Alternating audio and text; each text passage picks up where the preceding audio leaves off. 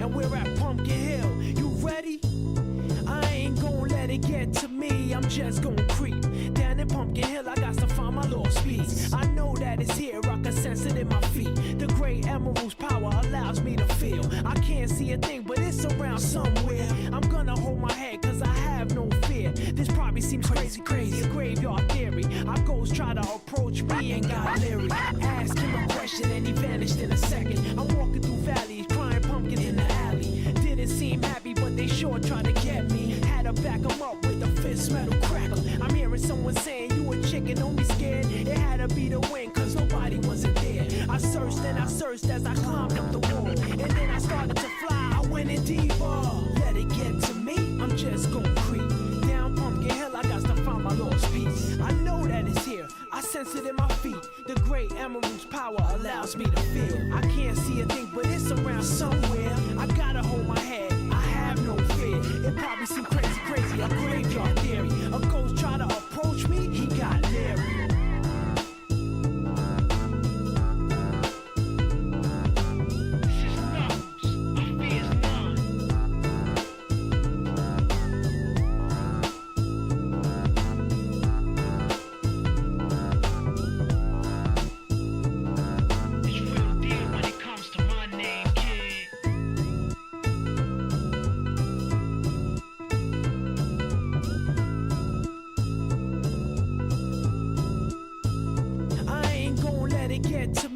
Just gon' creep down in Pumpkin Hill, I got to find my lost piece. I know that it's here, I can sense it in my feet. The great emerald's power allows me to feel. I can't see a thing, but it's around somewhere. I'm gonna hold my head, cause I have no fear. This probably seems crazy, a graveyard theory. Our ghosts try to approach me and got leery.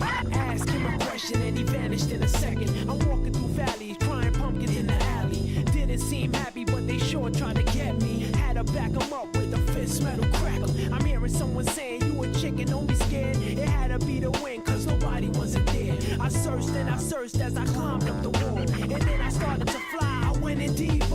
Let it get to me, I'm just gon' creep down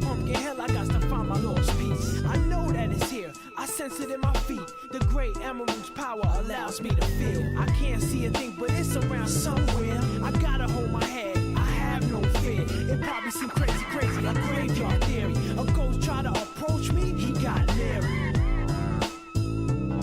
Spooky up in here, it's crazy in here. We still gon' keep it going, I'm Knuckles. Nobody scares me. Whoever want it, bring it. I don't care, we can do this.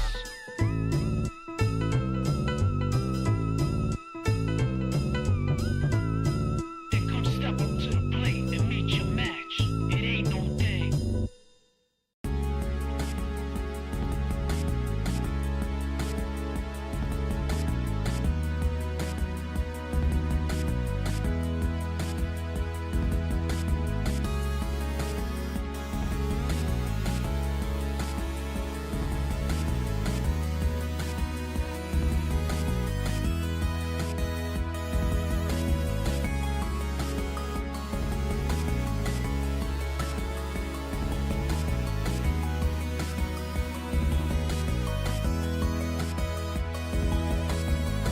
Alec Hunter is here to stay.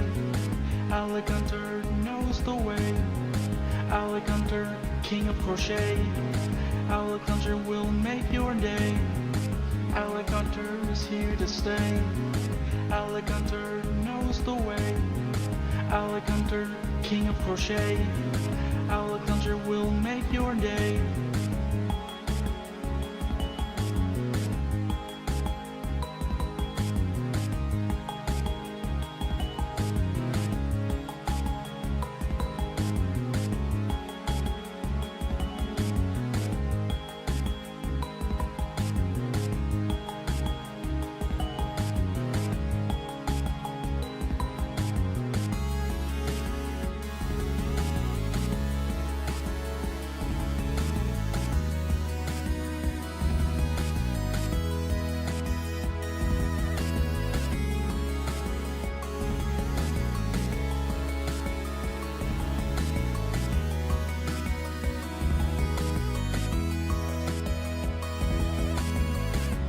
Rap about a man named Alec Hunter, tricking this girl and I straight up Alec stumped her. Holding crossbow like he's literally Alec Hunter. Passing a football, called this dude Alec Hunter. When he's doing bad, he is trash like Alec Dumpster. Wife is literally cheating, so Alec go confront her. Thinking about stuff he's doing and Alec wonder. Shooting lightning from his fingers like he's Alec Thunder. Alec Hunter is here to stay. Alec Hunter knows the way. Alec Hunter, king of crochet. Alec Hunter will make your day. Alec Hunter is here to stay. Alec Hunter knows the way. Alec Hunter, king of crochet. Alec Hunter will make your day.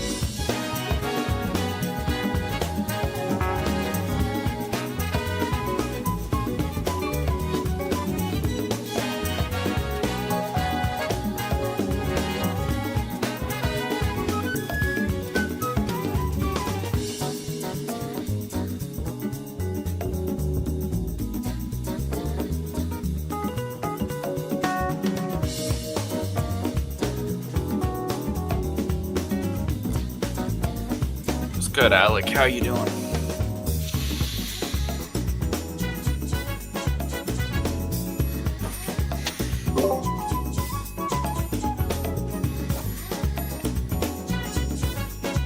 Oh, I'm just saying hi.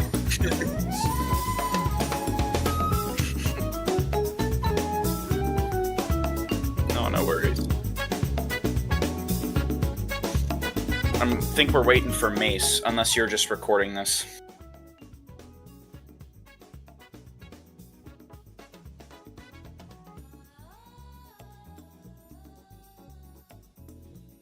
Oh, okay. So this is just like the pre-party. This is like the fun party part.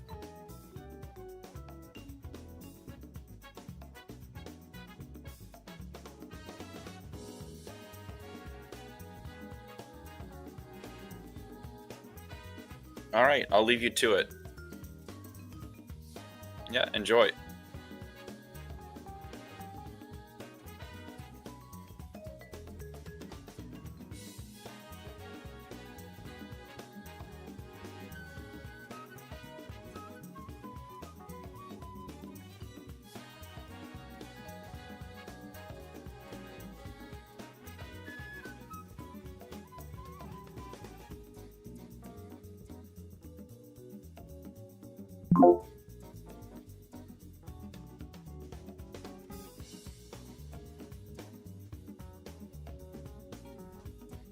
Oh, wait, they couldn't hear me because my mic was muted. My bad. Hello, hello, boys, girls, and MBs of all shapes, sizes, colors, and orientations. Welcome to the one and only Alec Gunter stream. My name is Alec Gunter. Why would you do this to me? Why would you do this to me? Please. Okay, OBS is freaking out on me yet again. So for people watching on the internets, I am going to close out of OBS real quick. You will experience a slight F. And then I'll be right back. Bear with me one moment.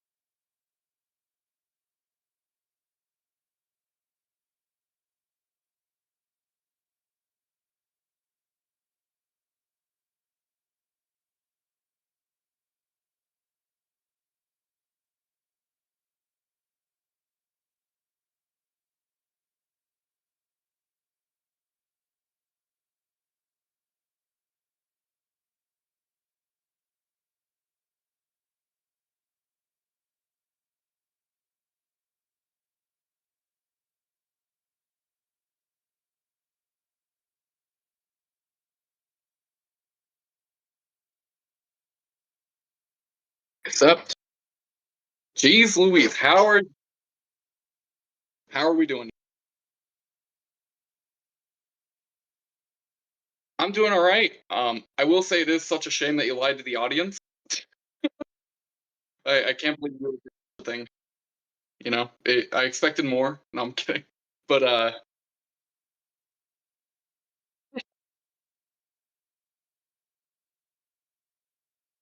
yeah. Yeah. Oh no! How dare? Would you prefer I put camera on here as well, or because I have two different cameras I can do? Sure. Hell yeah! All right, I got it set up here. I think. Hello. I am James Lisby. I am a member of one of the coolest organizations out there, Progressive Victory. We got midterms coming up, and we're really hoping we get some people in there to start doing some phone banks. If you've never done it before, we're hosting even a really cool event in which we will start training a large amount of people on how to phone bank. About a week, we're hoping, before the midterm. So,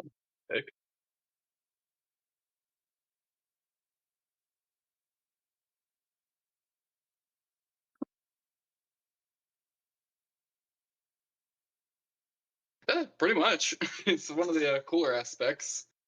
But I didn't want it all to be just straight business, so I did also want to ask, since you brought up ChatGPT with Lisa, did you hear about the Micron thing going on recently? Yeah, they make RAM, like their RAM company, and what they are doing right now is they said that they're exclusively selling to AI companies now. So prices have skyrocketed for RAM, like about 390%. It's insane. Yeah, no, the Switch 2 probably gonna be around 1,000 because of it.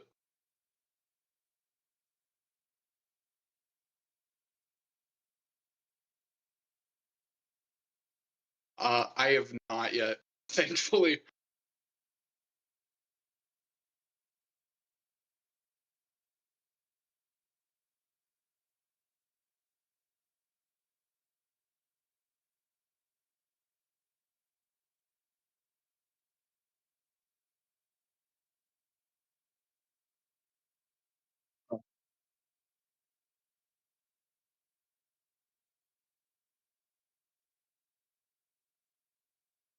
Yeah, they're the forbidden curses in Harry Potter. They're the forbidden curses in Harry Potter. Oh god, this thing is always awful. Uh, is it better now? Okay, I was saying it's like the forbidden curses, Harry Potter.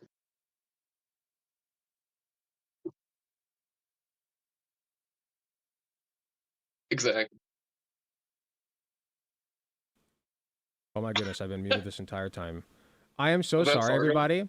Okay, we are going to have to restart the recording. Scuffed over here. Leftist stream. I am so. No, you're good. I was like incredibly nervous coming on. Just to be clear. So Zargroth, it's funny watching someone Zargroth else. is the MVP of the stream. Everybody say thank you, Zargroth. Yeah, I figured that was Argroth because he talks about how he didn't want to be in a PP anymore.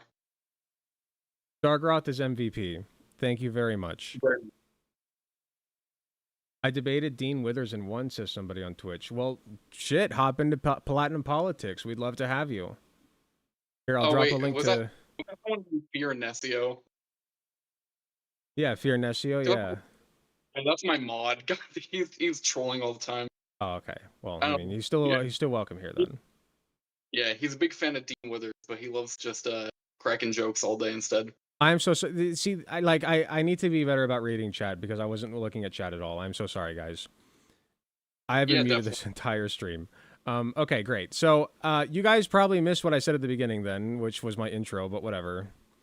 Oh well. It's whatever. Yeah, feel free to run it back if you need to. I will I'm. do that. But I anyway, got. we got to restart. So, James, how are you? I am great. Thank you for asking. Good. James, why are you here today? What am I interviewing you about?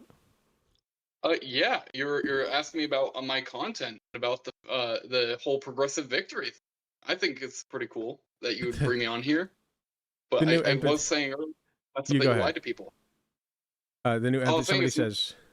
Sorry, I was reading the chat. Somebody says the new empathy arc is crazy. We can only listen to the guest. Brilliant tactic. real. Oh, So was funny. I yeah? Well, I didn't hear Well, no, I was muted that. the entire stream, and they could Oh, only hear you. oh, that's great. Yeah. Yes, nobody's hearing me. Yeah, Sorry, guys. that's great. Okay, we're full speed ahead now, though. So what are we doing yeah, here? You're from Flat Apologies. You're from Progressive yeah, Victory. I am. I actually just recently joined their mobilization, so we're all focused on the initiatives. It's gonna be a really fun midterm, I think. Like just recently, we got Afton Bain, uh, really close to winning in Tennessee District 7. It was a 22 point lead for Trump in 24, and we turned that into a +8 for the candidate who ran against Bain. So we're doing some crazy work out here, Very and I'm nice. really excited to happen in the midterm. You're still cutting But out just a teensy bit with your mic. geez Louise, I'll see if I can turn my microphone towards this thing.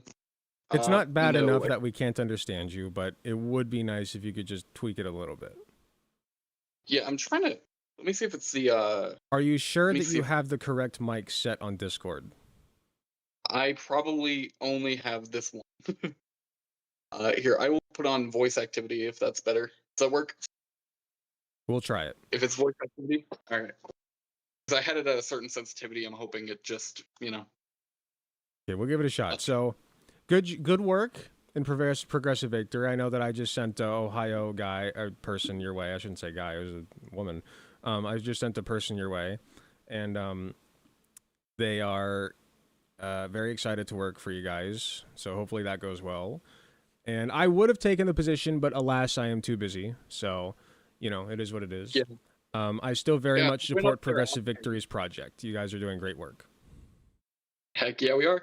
It's funny. I literally went to you not expecting you to do it. I was like, okay, he has to know somebody though. Like he is Mhm. Mr. Ohio. Indeed. Yes. Somebody who became a friend of mine recently. So, sometimes it just works out that way. Good stuff. And I do want to look at her masters. I remember reading that earlier. Yeah, she was working on some kind of politics master's degree, so she's been looking for ways to get involved, and I think that this was just kind of a perfect fit. She works really well, Good. especially like I said with midterms on the way. Yeah. Could not have worked out But better. And if you guys want to help out, you can go join the Progressive Victory server. Is there a link of some sort that I can put in the chats? I don't think I'll be putting it in the Platinum Politics chat, but yes, I believe it would be progressivevictory.win because you have to go directly to their website because you can't get all these trolls up in here. yeah. Like so you can't have groypers running around in a progressive server. Unfortunately, no. They can run around in a Platinum Politics server, but not a Progressive server. Yeah, for sure. All right, but yeah, okay, let's talk about James for a minute. What's going on with you? What are we playing here? oh, we're playing. Oh, I am playing some Hollow Knight on Twitch because idea I wanted to bring forward to you is a pretty much a stream dedicated to gaming, but making sure to keep politics very focused during these games. I don't want to be like Vosh, where I play one game a year and then yap about politics for 300 videos. In fact, I want to do the opposite. I want to be able to do my work for Progressive Victory. I want to be able to play my games, and I want people to be in chat for either. Sweet. Oh, yikes! So I know. Hollow Knight, can we expect mostly 2D platformers from you, James? No, but I do speedrun Celeste sometimes, and that's awesome. It's a very technical game. I've actually been trying to finish up Expedition 33 because Game of the Year. Holy cow, that thing earned so many rewards. I think they got 9 of the 12 they were nominated for. Really? Oh, yeah, it was crazy. That's awesome. I saw that Moist Critical made some kind of video about Gamer Awards situation. I guess there's one every year, but I don't know what this one Yeah. is. I keep hearing a lot about Arc Raiders. I was thinking of trying it out, but I also heard rumors that they might be using AI in their freaking NPC dialogue, so I'm like, no thanks. No, that's That's what I'm bad. saying. I know. I'm just like, I don't know. I don't want to do all that. No, Ugh. that's so shitty. Yeah, 'cause it's supposed to be like Tarkov. Yeah, I don't know if you like played. it's sorry, you cut out both times when you said the name of the game. Oh, I said it's like Tarkov. I didn't know if you Tarkov. played it. Got it. Yeah. Not gonna lie, the spike in computer part prices is what made me fully anti-AI. Well, there you go. That's fine. At least you're here now. Everybody's journey's different. Oh, for sure. We were talking when I It was is. muted about AI and how much I hate it, and I asked James, "Have you seen the AI Coke commercial yet?" And I am just tempted to not buy Coke anymore. Like I fucking despise AI. It is black magic. It is horrifically bad for the human brain. It is nothing more than an evil tool that seeks to imitate humanity, but actually deprives us of creativity and innovation. Which is based. Yeah, that's how I view it. Anyway, Not the theft of everything being based. The sentiment. no, you're good. So you are going to. So I assume you're going to be talking about politics on your stream, including stuff about AI and such, right? Oh, for sure. Yeah. Like, how can we not when us gamers are getting screwed over by the fact that our consoles are going to skyrocket in prices? Since, as I said earlier, Micron's selling only to AI companies. Horrific. Like I Okay. said earlier, the Switch 2 might even cost $1,000 here soon. Hmm. Like, So it's insane. so sell me on. So who's your audience? What kind of audience are you looking to build? Who are you for? I mostly wanted to pull over some normies because I know a lot of people are very disillusioned by, everything going on in the world. And some of them just want to chill out and watch some games.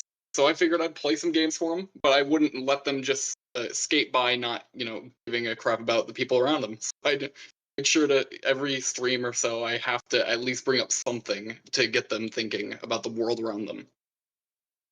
Gotcha. So mainly normies, mainly people who are like, you know, when I say Yeah, gamers, I mean like normies in the politics realm, gamers in the gamer realm, right? Like for sure. they're not gamer normies, they're politics normies. And you're trying to pull those people in and say, "Listen, I am a gamer who is also into politics, and I think that you should be into politics as well."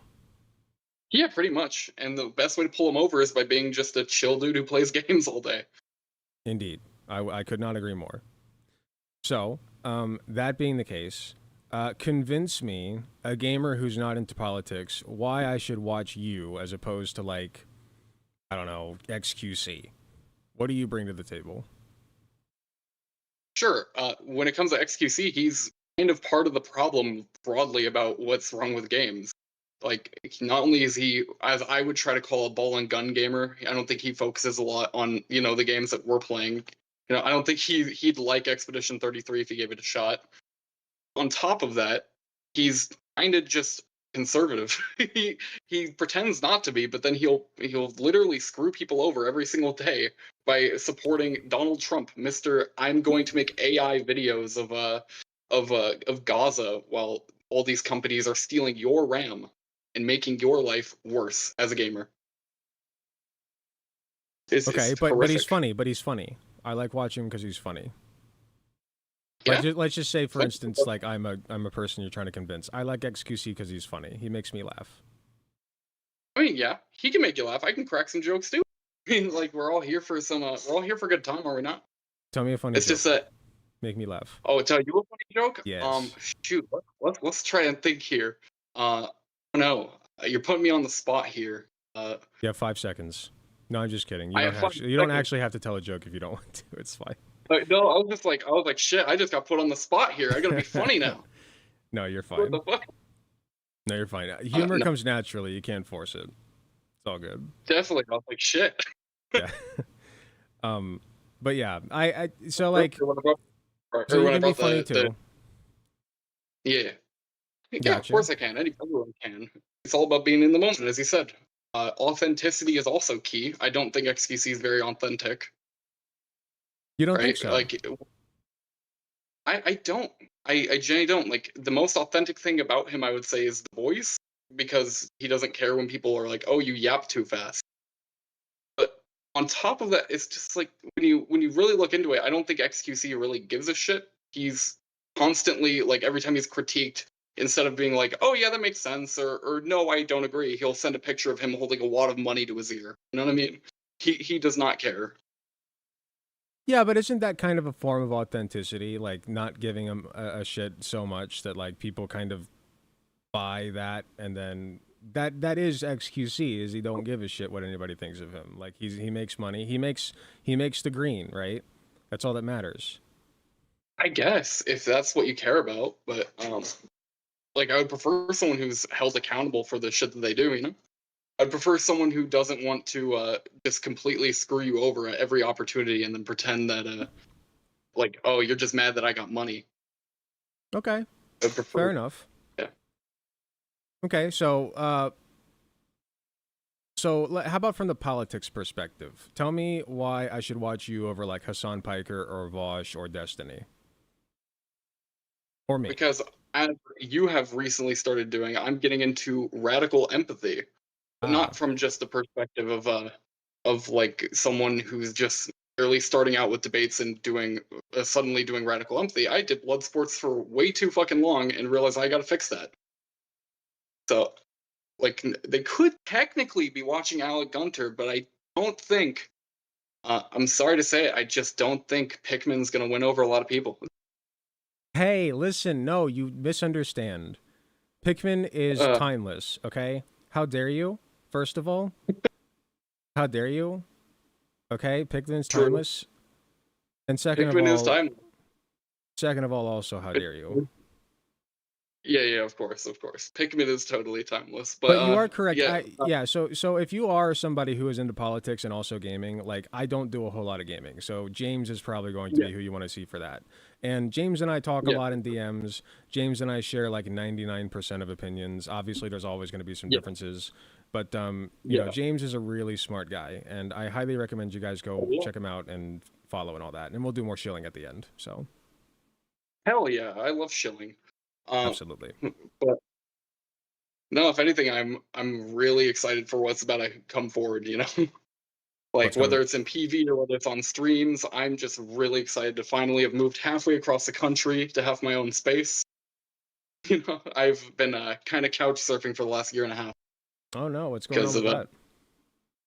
oh yeah, I was living with my dad for a bit. He had some girlfriend kick us out, so I was like, oh, she wants him back. I'm probably not going to do all that because I'm not doing the back and forth. And so I had to, do some couch surfing with my sister for like a year, and that was not bueno. Yeah. Well, I'm sorry to hear that. But That's all good. sounds like things are looking up for you. Oh hell yeah! Good. In fact, I'm going to some IRL Progressive Victory event here in let's say 2 hours. Ooh, very nice. Yeah. You'll be able to catch about an hour of the debate I got coming up here after you, if you Heck want. yeah. If you want. Remnant is a really cool guy. I think I've You think talked to him so? once. I do think so. I've talked to him maybe once, but he seems like a very personable individual. He's Cool. very, very cool. Yeah, I think honestly, I get it. Like, I wasn't looking before, since we're on the topic, but Yeah, Remnant is. I like we've talked about in DMs and on this interview, authenticity, yeah, right? Like he is an authentic yeah. guy. He knows what he is and how he comes off, and people respect that, and that draws people in. So there's something to the guy. There's a reason that he has a bigger following than I do, and I got to respect that. For So sure. It's why I want to be more authentically a nerd in the future. You know what I mean? yes, absolutely, and like it's a slow crawl, like especially on YouTube, but even on Twitch, like it's a slow crawl at first. You got to like convince Yeah. people that you're the guy to watch rather than me or Vosh or Destiny or on the gaming side XQC or Ludwig, I guess, or whoever else. Um, Oh, it's a tough sell. oh yeah. If I would have gone the train earlier, it would have been a lot easier. But, no, instead it was like a bunch of years of Dead by Daylight. One of the worst games, honestly. But I have a love-hate relationship. Oh no, I've never played that one. Why do you? What's your relationship with it? Yeah, it's essentially just a glorified game of Ring Around the Rosie, but they play it off as an asymmetrical horror game. It is oof, it's been out since like 2016, and I've been playing since 2017. So I'm just like, Wow. I need a break from these awful games. So let me start hopping on Celeste, and let me hop on Expedition 33. Let me try out the Persona franchise. Let me try out these games, and I'm slowly getting cultured. I think. Okay. Think. Yeah, I need to start trying out different games too. I'm gonna play pretty soon. Dubsy has been my editor Dubsy has been bugging the shit out of me to play. And I shouldn't say that. They've been politely asking me to play Deltarune because I played Chapter 1. It looks like a very good game, and I would love to play it. I played Undertale, just not Deltarune yet. So that's my next one. I don't know if I'm going to finish Pikmin first, but maybe not. Yeah, I think you'll really enjoy it. Honestly, You've especially when played you it. start getting into Spamton. Yeah, I think once you start getting to Spamton, he kind of reminds me of a certain character from the Amazing Digital Circus. So I Yeah. already know you'll have a good. Well, I know Spamton a little bit. There's a really good animation that I cannot play on stream because it has a iconic song in it from the Living Tombstone. But it's such a good animation. I just the style is crazy. Let me see if I can find it real quick. Oh Like, yeah, I can just play it without. he's what they call a big shot, you know. And he can make you a big shot. And all you have to do is give him your credit card information. I can just play the animation while we talk, but it's really good. Heck yeah. I'll link it in chat too. Let me mute it. Okay. Also, But I yeah. was asked to give you a very specific question by Okay. one of the very members in this call or in the audience. Have you seen Lisa's video that she told you about? No, but she did mention it in the side chat here on Discord. So I do have to check that out still. Yeah, she was sitting there like, I don't think Alec has watched it. Speaking of viewers, I was Yeah, like, well, I do need to watch it. I do want to. I just, I've been so busy with so many different things lately. There's like 5 different people that I haven't gotten back to about stuff that I feel bad oh, about, and like I gotta shift like things out for like I gotta crochet commissions that I gotta do, and my job and yeah, school, and and this. yeah, I gotta get that blue from you eventually. Like, Yes. I Well, when you say that, you sound like Breaking Bad. But what you mean I is gotta get that blue from you. you gotta get the blue. No, what you mean is blue from Foster's Home for Imaginary Friends, right? Yeah, yeah, for sure. I'll crochet you one. That one's easy. No, so that way the DEA isn't on to the fact that we are giving away the blue. um, but yeah, here I'll get rid of this. Yeah. Okay, If you so guys don't want to procrastinate everything, I'm right here. if you guys what? Like Alec. If you don't want a streamer to procrastinate everything, you can just get away from Alec. You know what I mean? Well, there you go. Yes, I do Yeah. procrastinate pretty badly. So James, tell me a little bit about you yourself. Like, tell me how you got here. Like what brought you to gaming and politics at the same time, wanting to Oh stream it. yeah. Well, I've been a gamer since I was 4 years old. When I had the Nintendo DS Lite, I was playing some like Disney movie ass fucking cartridges for the Game Boy Advance in the bottom of that DS Lite. I was ever since then I've fallen in love. Had an N64 to grind out some Majora's Mask, that kind of thing. But I kept trying to get into streaming and YouTube because of all these cool creators I thought were making a difference. And then I one day I was just chilling in my living room and I was like, man, I keep hearing these things about Hassan and I might as well check out my competition here. That guy has a tiny head too. So it's pretty it's gonna be pretty funny when I get to see this little like on a big ass body. And what ended up happening was I immediately got converted into a radical leftist. Found his debate with Tate actually. And when Vosh covered that, I immediately fell in love with debate and spent like Nice. 3 years trying to build up all that rhetoric. On the TikTok for a little bit, even if that was one of the worst decisions I made. Their debate formats are terrible. No. They are, but I'm telling you, like I've told you before, the TikTok Yeah, debates. just If you want like a masterclass lesson in patience, temperance, and shutting the fuck up when somebody else speaks, go to TikTok debates, because holy fuck, you will find like the most dumb, dense, low IQ motherfuckers that you have ever seen there, who just want to blab over and over and over, and they will not shut the fuck up, and you just have to sit there and listen. Like, I'm telling you, it's like finding your zen. Like, you want to talk about, this is my meditating under the waterfall, okay? Instead of like the rushing water, you hear the TikTok blabbers like, trans people suck, blah, blah, blah. This is why you're a piece of shit, but, and you just sit there and listen, and you take it. Do you even know the difference between a civil case and a criminal case? Yeah, exactly. Yeah. Yeah, that one's the greatest argument for E.G. and Carroll. Oh my god. I don't know anything about that.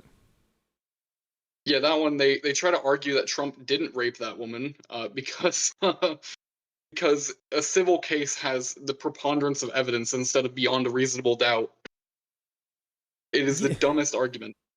Yeah, but like, you can still say he probably did it. Like, that is 1000% true. No, for sure. It's like, Didn't he plead guilty to probably doing it? no, the way that civil case worked is that he denied giving out any evidence when, or like he didn't give his DNA when they asked for it. And then they tried to turn it around, and the moment that the discovery period was over, he was like, "No, I'll give my DNA." Oh my Like, god. that's not how that works. No, wait. Uno reverse card. Oh, but you know, I just missed the deadline. I'm sorry. That's like telling your English teacher, like, no, I swear I was going to write the paper. But then, like, I was almost done with it, and it was 12:01, and I couldn't turn it in. So now I'm not going to give it at all, you know? Yeah. My dog ate it. My dog ate my evidence that I did not lay hands on that woman. Oh yeah. Sorry, my mother was saying to make sure my phone was charged. That's okay. Always listen She was to very your mother. lucky. Of course. There you go. Of course. We love See, a Twitch. and unlike these dirty liberals, I actually have family values. You hear that? There you go. I have family values. We love a Twitch gamer who lives with their mother. Okay, you guys have no idea. Oh god, you realize that? That does not sound good. I swear it's not a basement. Well, at least it's not the basement. See, It guys. is not. You all thought it was the basement, didn't you? How dare you? I'm just try to kidding. stereotype us. Right. This is so not cash money. But you're not going to be living with her for long, I understand. Is that correct? Yeah, like maybe a year max, so I can just make money. I'm actually working on a union apprenticeship too. Nice. Okay. You got some good stuff going for you. And you're still pretty young. You're like, what, 22? 22. Yeah, like you got plenty of time to figure your shit out. There's nothing wrong with living at home at 22. In fact, I think I still did until I was like 24 or 5. So. Not only that, it's just in this economy, what the fuck are we talking about? Yeah, nothing wrong with that at all. I'm not a tanky. God damn it, chat. Okay, anyway. My chat always says tanky because they think the word is funny. Oh, I see it. It's like in the Twitch thing. Yeah, I see it. Yeah. Okay, so you watched Hassan. It radicalized you all the way toward the left. Do you now? Yeah. Here's a question. What do you think about Hassan supposedly shocking his dog? What do you think of that? That's all the rage. He probably did it. I'm gonna be like, he probably did. Okay. I've yet to see like anyone really argue against that fact. I just don't care. There are more important issues than whether or not he did something that most dog owners do. Well, I'm not sure about most, but certainly most, very many. Yeah, one, it's not illegal, right? It's not considered lawfully to be animal abuse. Now, it is quite literally animal abuse. Let's not get it twisted. Yeah. But I think the bottom line is it's a normalized practice, much like circumcision, right? which, you know, you're not going to get on parents for genital mutilation for a normalized practice. Like, you know, I'm circumcised. I don't blame my parents. It just is what it is. But I think the issue that a lot of people have, none of that came through. Oh, I can't believe they transed me.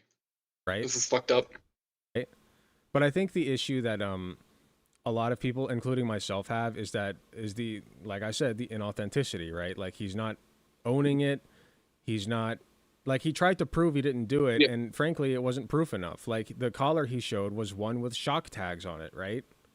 Or shock tongs. So, like, you showed the collar. Yeah, you showed the collar, but you gave us the evidence that we needed. Like, what are you doing? Even his friend, I think Cutie Cinderella, right, went to visit, and she was like, yeah, he shocks his dog, yes. Yeah, no. I think she tried to deny it at first, which was funny. I equate it to, like, spanking a child. You know, like, Yeah, should you do it? No. Am I going to say that parents who do it should be in jail or have their children taken from them? Also, no. I do not think that Hassan hates his dog. I do not think that he is an animal abuser, capital A, right? I don't think he takes pleasure in the AA in... meeting. Huh?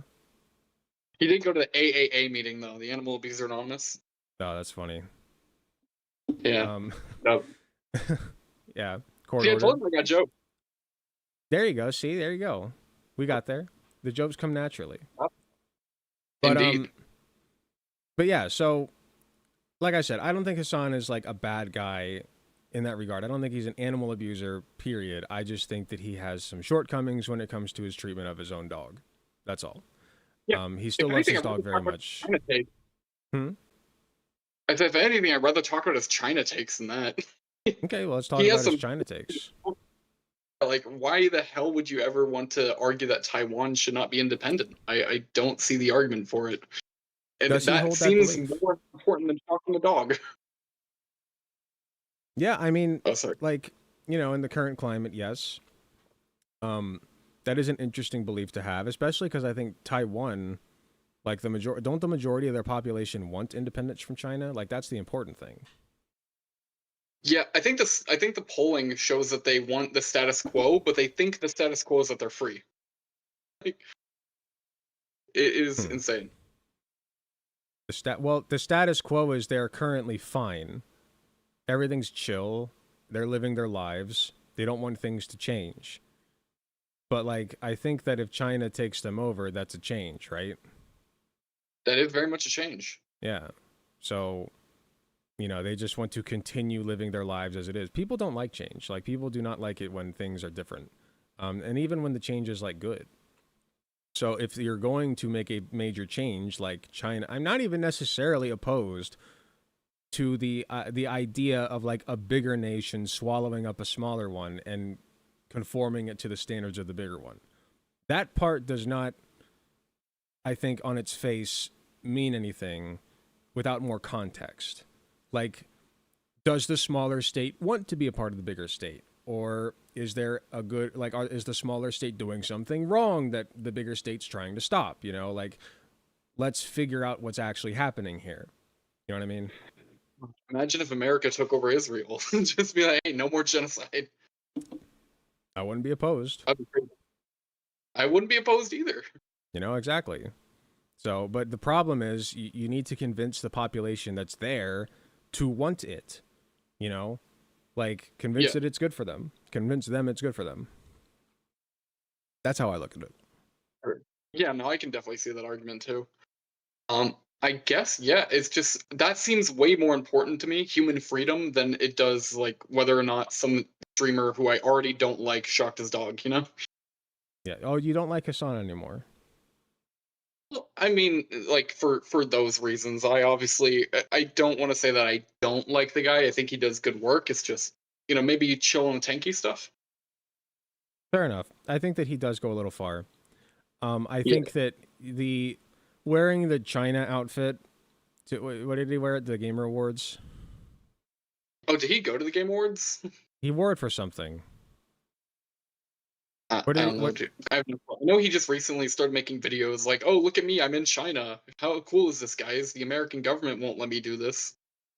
Yeah, like he knows what he's doing. I think Yeah. that he just likes attention. He likes being a Sure. contrarian, and I think that he puts that first sometimes, Yeah. without meaning to, but he does. So that's like my main No. contention. Yeah, that and also he's a pretty emotional guy, so he kind of lets loose on that a bit too heavy. Like one chatterer will like try to give some like critique of like, hey, maybe China is actually not as good as as you think it is, and he's like, you fucking American simp! Yeah, I swear to God, Or does, immediately. or does the smaller state have a oil? True. It's another good reason. Um, Oh yeah, dude, true. y'all are I heard they got intelligent. I oil. think That's so. just mine. You heard I think what? so too. Yeah, I think I heard that. I heard y'all got oil. That's just mine. True. Okay. We got a little bit more Hmm? time. Is there anything that you'd like to say that you haven't said yet, or wrap around back to PV, or what do you want to do?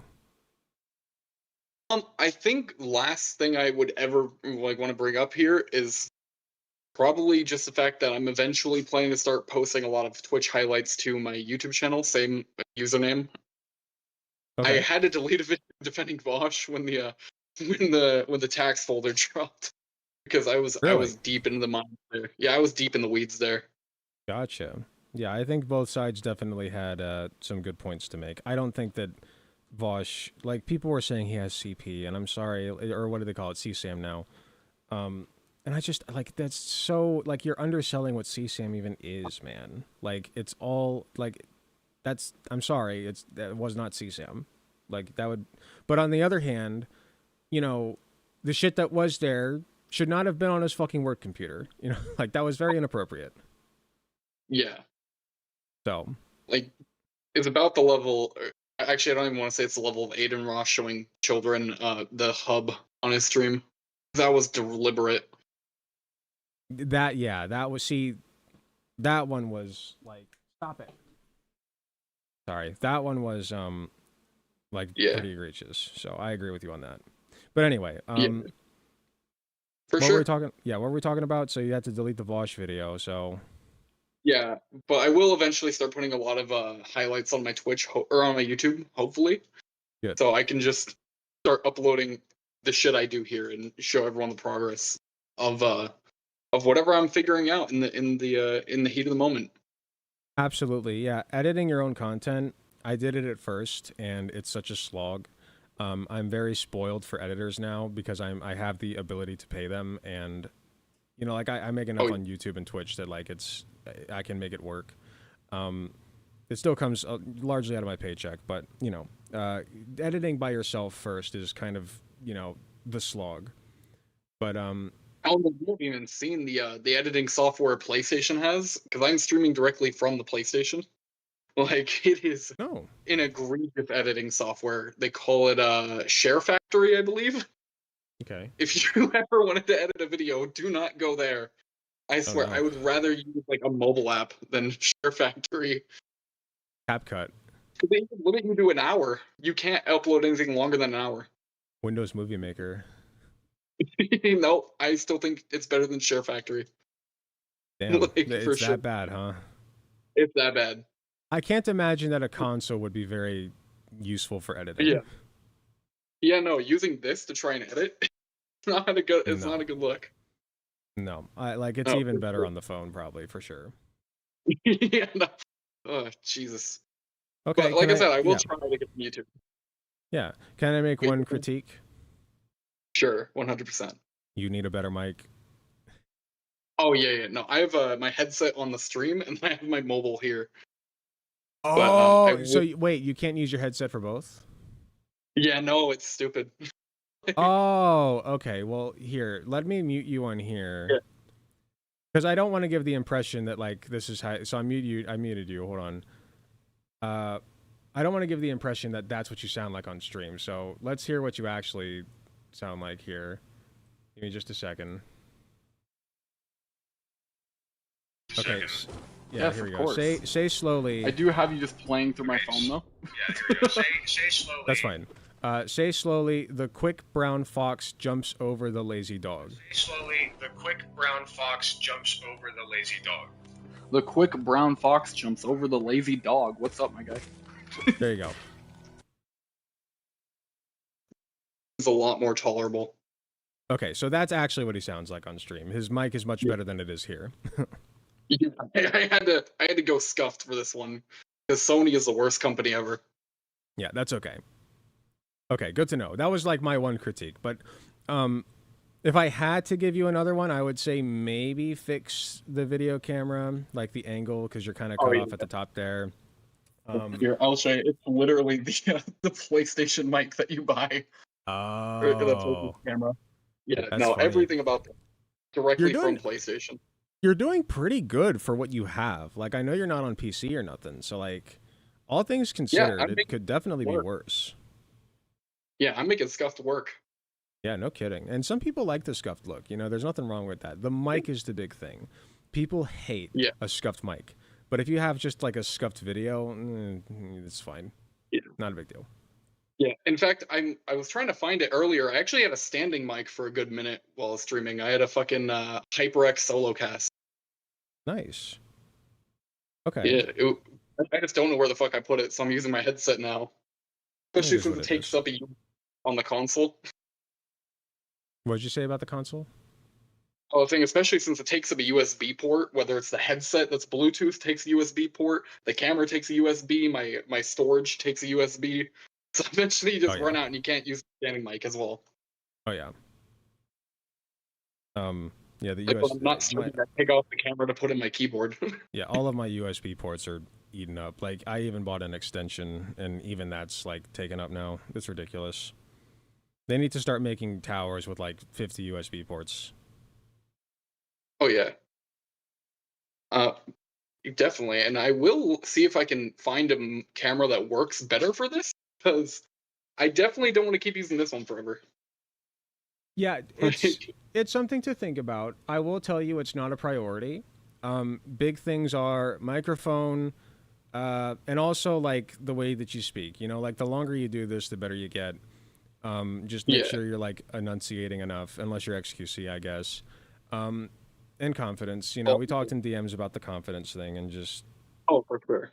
You know, don't be scared of the numbers, because 100%. it's just a number. It cannot hurt you. It won't pop off the screen and strangle you. I will say very few things are just a number, but that one is definitely just a number. I don't even have it on my OBS anymore. Like, I sometimes, like, my eyes creep over to the YouTube view count. Like, we got 15 now. But for the most part, like, I try not to look. It doesn't matter. Yeah, no, for sure. It is. It's actually a setting I can turn off if I want to. It's just I haven't yet. Like for this console, it literally will show every time I gain a viewer or lose one. I need to turn that shit off. Okay. Because that'll. Yeah. Anything else you'd like to add before I let you go? Oh, heck not. I just wish you the best in that debate with Remnant. And I also really hope that Lisa's next video turns out well, because I may or may not be guest starring in it. Very nice. That's awesome. Okay. I know. Yeah. I flip on gender. Great. And like I said, you know, I'm more than happy to promote you. Don't be afraid to reach out for a collab, or, you know, if there's... I'll try to pull you in if we ever have like another fundraiser or anything, which I do want to do. I meant to do one before the year was out, but just too much stuff came up. I had a peek into the void and had a spiritual awakening, so that kind of got in the way. But you know, I do want to do another fundraiser at some point, so I'll be sure to invite you, and you can collaborate with all those lovely larger streamers and boost your numbers. Oh, for sure. And you still have your woke fund, I'm pretty sure, in my chat. If they put an exclamation point charity, I'm pretty sure woke fund's still available on here. Does not hurt to give to the Trevor Project. Does not. In fact, I tried giving to them when I played Hogwarts for the first time. That I probably made like $10 off of that. Hey, you know, that's $10 more that they have that they didn't have before. So For sure. It was a pleasure to talk. And Absolutely. like I said, I wish you the best with Remnant. Take it Yeah, easy. thank you. I appreciate it. Take care, man. All right, beautiful. Well, that's James with a Z, everybody. You can see him on the screen still here. I dropped the link. I dropped the link to his Twitch in all the chats, so definitely go check him out. He's a neat dude. He's one of my moderators. I talk to him a lot in DMs, so he's quickly becoming, a pretty close friend of mine. He was there for me, okay? He was definitely one of the main people there for me during my manic episode. So I do owe him for that. Absolutely. He took it like a champ. He just sat there and listened to me ramble very politely. So he's a real chill dude. Definitely go check him out. Give him a follow. Drop some likes, what have you. And go join PP as well. Not PP, Progressive Victory. Go join Progressive Victory. ProgressiveVictory.win.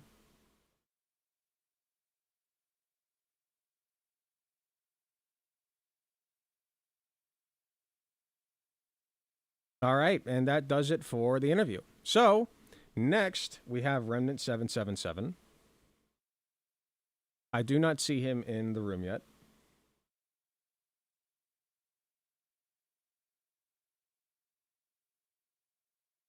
We need more leftist anarchists. Hello, that's me. Leftism is a poison on the earth. I disagree. Respectfully disagree. What's up, Yolamab? How you doing?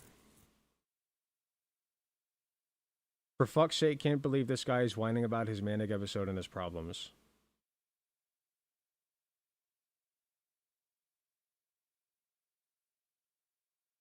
Okay, bro.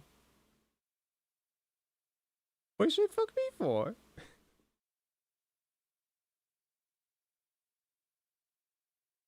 We all got problems, man. Chill. Sorry for trauma dumping. I didn't mean to trauma dump on you.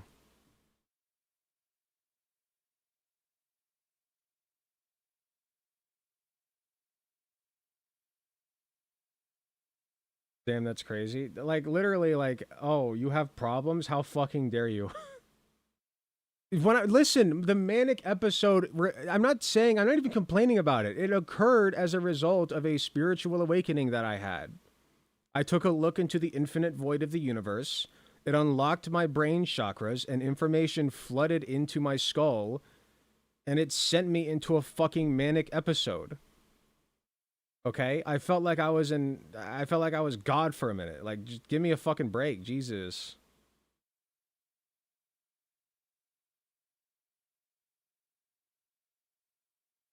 Satoru Gojo fucking used infinite void on me.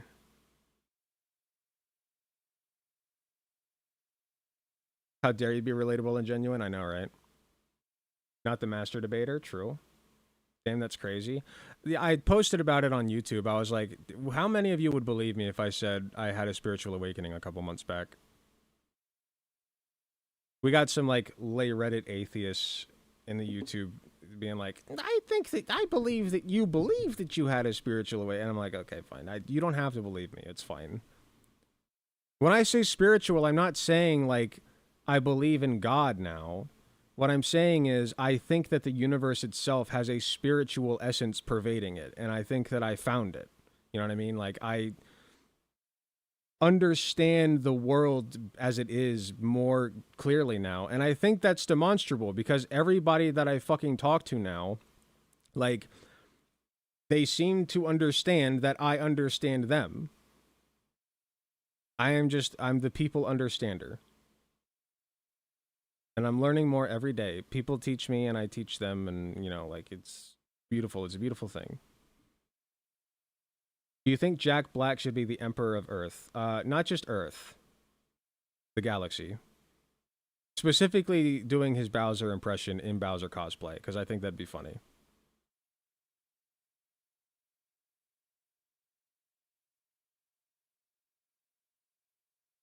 What a faultist of our times.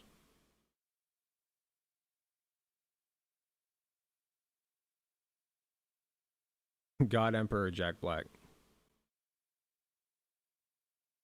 I mean, it's... Oh, is it fine to have problems now, B? Okay, thank you. I appreciate you giving me permission to have issues. I'm just saying you shouldn't be treating yourself as someone to be needing other people to chill you out when you get those problems. Dog, we all need other people for things sometimes. What are you on about? You need other people for things. I need other people for things. And sometimes those things are manic episodes.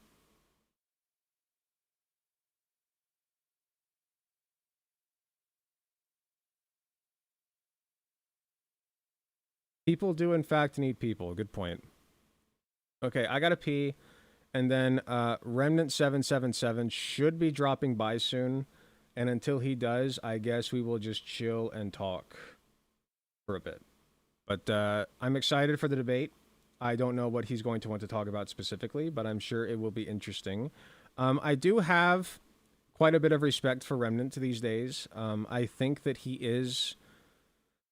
I don't know about a smart guy, but no, I'm kidding. I think that he is intelligent. I think that he is an intelligent... Oh, there he is. I think Remnant 77 is an intelligent person, and I think that... I just think that he has some interesting ideas that I don't always agree with, is all. But since he's here listening to me now, hello, Remnant, I'm going to take a pee break real quick, and then I will pull you up. So we will have a lovely conversation. Hopefully we'll reach a point where we agree on something. Yeah, the urination station is calling. I'll be right back.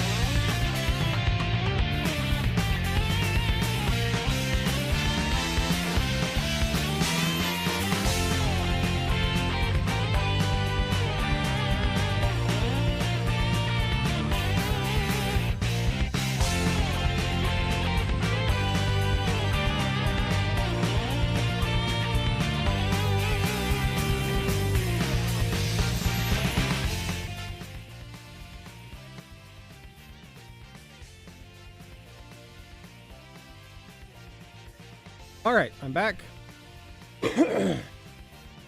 Oh, I have not hit unmute on here. Okay, now I'm back. Okay, So, first order of business, I am going to pause the music, and then I'm going to press record. Give a brief shout. Is that fucking AI art? No, I don't think that's AI art. Okay.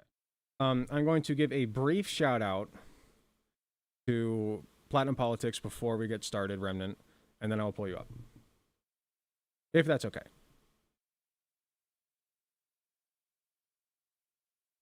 I don't see why it wouldn't be, but, you know.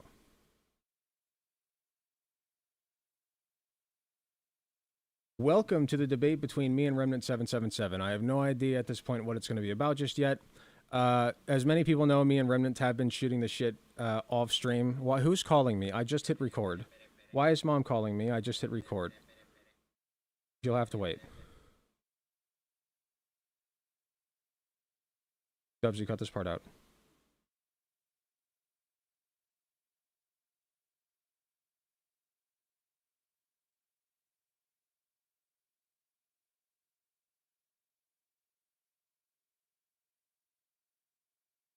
Okay. So me and Remnant have been in the Platinum Politics Discord server talking back and forth, just chilling and shooting the shit. I went after Remnant initially a while back, long while back, and we had kind of a debate, sort of, where we both, well, I'll speak for myself. I tried to just get one over on Remnant, and just pull up receipts and whatever, and just show him to be like a racist piece of shit, whatever. I also called him a Zionist, which I don't know where I got that from because he's not one. But I just wanted to give a real quick shout out to Platinum Politics because that is where me and Remnant spend a lot of time. So I will leave a link in the description. I will also put a QR code on the screen, or Dubsy will. And you can join Platinum Politics if you would like, and you can set up a debate with me. You can debate with anybody here that you'd like. It's a server for all political persuasions of all kinds, just not any super extremist ones, like Nazis. No Nazis allowed. Anyway, all that being said, let's pull Remnant up, and we will get started.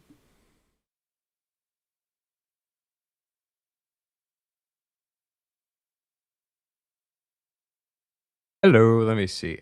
Bruh, I just realized if no Nazis are allowed in the server and I'm in the server, doesn't that prove kind of like checkmate liberal that I'm not a Nazi? GG, you can get out now. You win. Thank you. How have you hello. been? I've been pretty What's up, good. bro? I've been pretty good. How you been? That's good. I see you got the festive spirit with the Santa sweater and all the rest. But one thing I did hear, it just stuck out to me. I did kind of like, just to run this by and everything, kind of run by like a couple of debate ideas and everything because I didn't want to like it to be like any sneaky underhanded stuff, like throw like a curveball and everything. But in the DMs, like I was thinking we could kind of run back what we were originally talking about before and kind of have like a good, genuine, honest back and forth and everything. I was thinking that'd be a lot of fun. That's fine. A debate is nothing if not a type of conversation. So Real. if that's what you want to do, that's totally fine. Yeah, I think it'd be fun and everything because like before, and especially right now, I've been like just I'm probably sure you're really aware of like even the stuff with Nick Fuentes. Like I think it's really interesting to talk about right now, especially with how like everybody is just getting labeled a fascist and a Nazi, and people are really sorry, bumped into my mic. People are really resorting to that instead of having good, honest, genuine conversations, and they're using it as a reason not to talk to people. And I was thinking we could just revisit that topic. Well, just to push back a little bit, I do think that the right is also implicated here because, you know, we get called pedophiles and child abusers and the like just for our political beliefs. So I do think that there's a lot that gets tossed around. You know, fascist is one of those words, and I will fully admit, like, I have tossed fascist around quite a bit in my time. And what I mean when I say fascist is person who politically disagrees with me to such an extent that I think they are causing harm. That's basically what I mean. I think that's what most people mean when they say it, just to put it very simply. Like, you can get into, like, who is it? I forget the guy's name. He's got, like, tenets of fascism. Umberto Eco, right? That's the only thing I know him for is his tenets of fascism. But, whatever. Oh, hey, Tipster, how you doing? But I was thinking, no, yeah. So I think that's really good and everything because I think the point of this discussion should really be like we're honest and respectful, and we do hear each other out and try to actually address what we say. But like, we do have to be blunt with each other and like say, hey, no, I do disagree with this thing, and like, no hate, but I'm gonna have to call you out on this. I think that's a healthy mentality to have with all of it. But no, I'd totally be willing to address and like talk about those things. I'm not I'm not going to be like, "Hey, the right is totally innocent in all of this and we have never done that to you." But I'm not going to make claims like that. Obviously not. It's totally not true if I were to ever say that. But as for fascist, I think that's like a good interesting starting point because we have talked about this a little bit in private even, and I think I would still have to like disagree and push back against that because even if you have, and this is my opinion, and you can tell me what you think about it, even if you have your own opinion on what fascism means, it doesn't change the fact that it still invokes an image, and people try and connect to a real life. Uh, they try and make a real connection between whatever thing they think fascist is with the Nazis, with actual fascists, and I think that's very dangerous. Um, and that's where I would really push back with it on because you're still trying to connect like, hey, I dislike you and I disagree with you. And I'm connecting you with literal people like Hitler who killed millions of people and are murderers, which I think that's dangerous because you can make the definition pretty much whatever you want and make that connection. sure. So people call you a fascist, and Mhm. then what you hear from that is you are as bad as Hitler, right? Yeah. Okay. Mhm. So what distinguishes you from Hitler?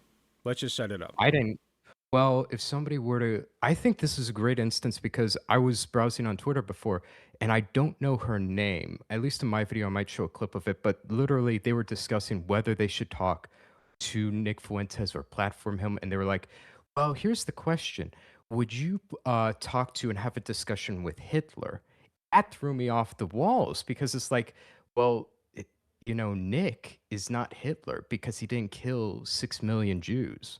That's like I think that's a fair starting point on why like we're not Nazis and all that stuff, or why people shouldn't be called Hitler or compared to literally Hitler. I wouldn't compare you to Stalin. Sure. I think that the issue becomes,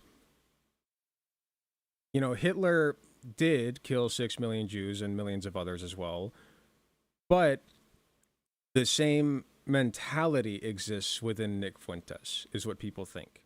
Like, given the opportunity, he might do that, and I think that there's something to be said for that because, frankly, like, hasn't he come out as a Nazi? Like, he is one, Um, right?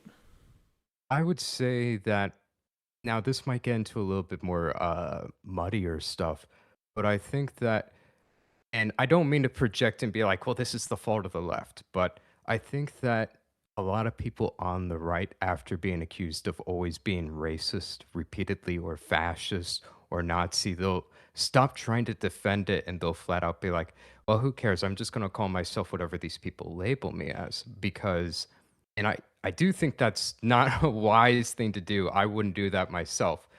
But at least like with things like racist, in the Piers Morgan interview, he flat out said, I am racist. But what he means by that, the problem is what people mean by racist. And he flat out has gone on record to say things like, no, I don't unironically hate people for their skin color or want anything against them for that. And it kind of, you'd have to get into the weeds of that. I think that's the main thing. So he's taking the piss. He's owning the label because that's what people call him anyway. And it seems to him as though nothing he says matters. They're still going to call him that. So he just decides to own the label, right? I think so, yeah. Sure. I think I'm 100% sure that he is, or at least 99% sure, that he is a espouser of at least the Great Replacement Theory, if you know what that is. Mhm. Are you familiar with that? Mhm. Okay. Do you find the Great Replacement Theory to be a racist one? Well, I guess it would first be, what do you mean by exactly with racism? Because there's so many different things with that. Like we would say the KKK were racist because they lynched people. They lynched black people for their skin color. That's pretty racist. But they also say that being scared of a black person and thinking that they might rob you is also racist. So it's like they're both technically racist, but they're very different. So it would have to mean, like, what do you exactly mean by that when you say that? Sure, racism is on a spectrum. I can recognize that. Like me, you know, saying the phrase "the blacks" as like a group, like that's kind of low level racism. It is still racism in my opinion, as opposed to like being a full fledged KKK hood wearing member going to meetings and shit. Like that's obviously worse. You know, like Mhm. people like my dad will say things like "the blacks" or whatever, and he's, I don't think he's racist in his heart of hearts, and he would never go to a Klan rally.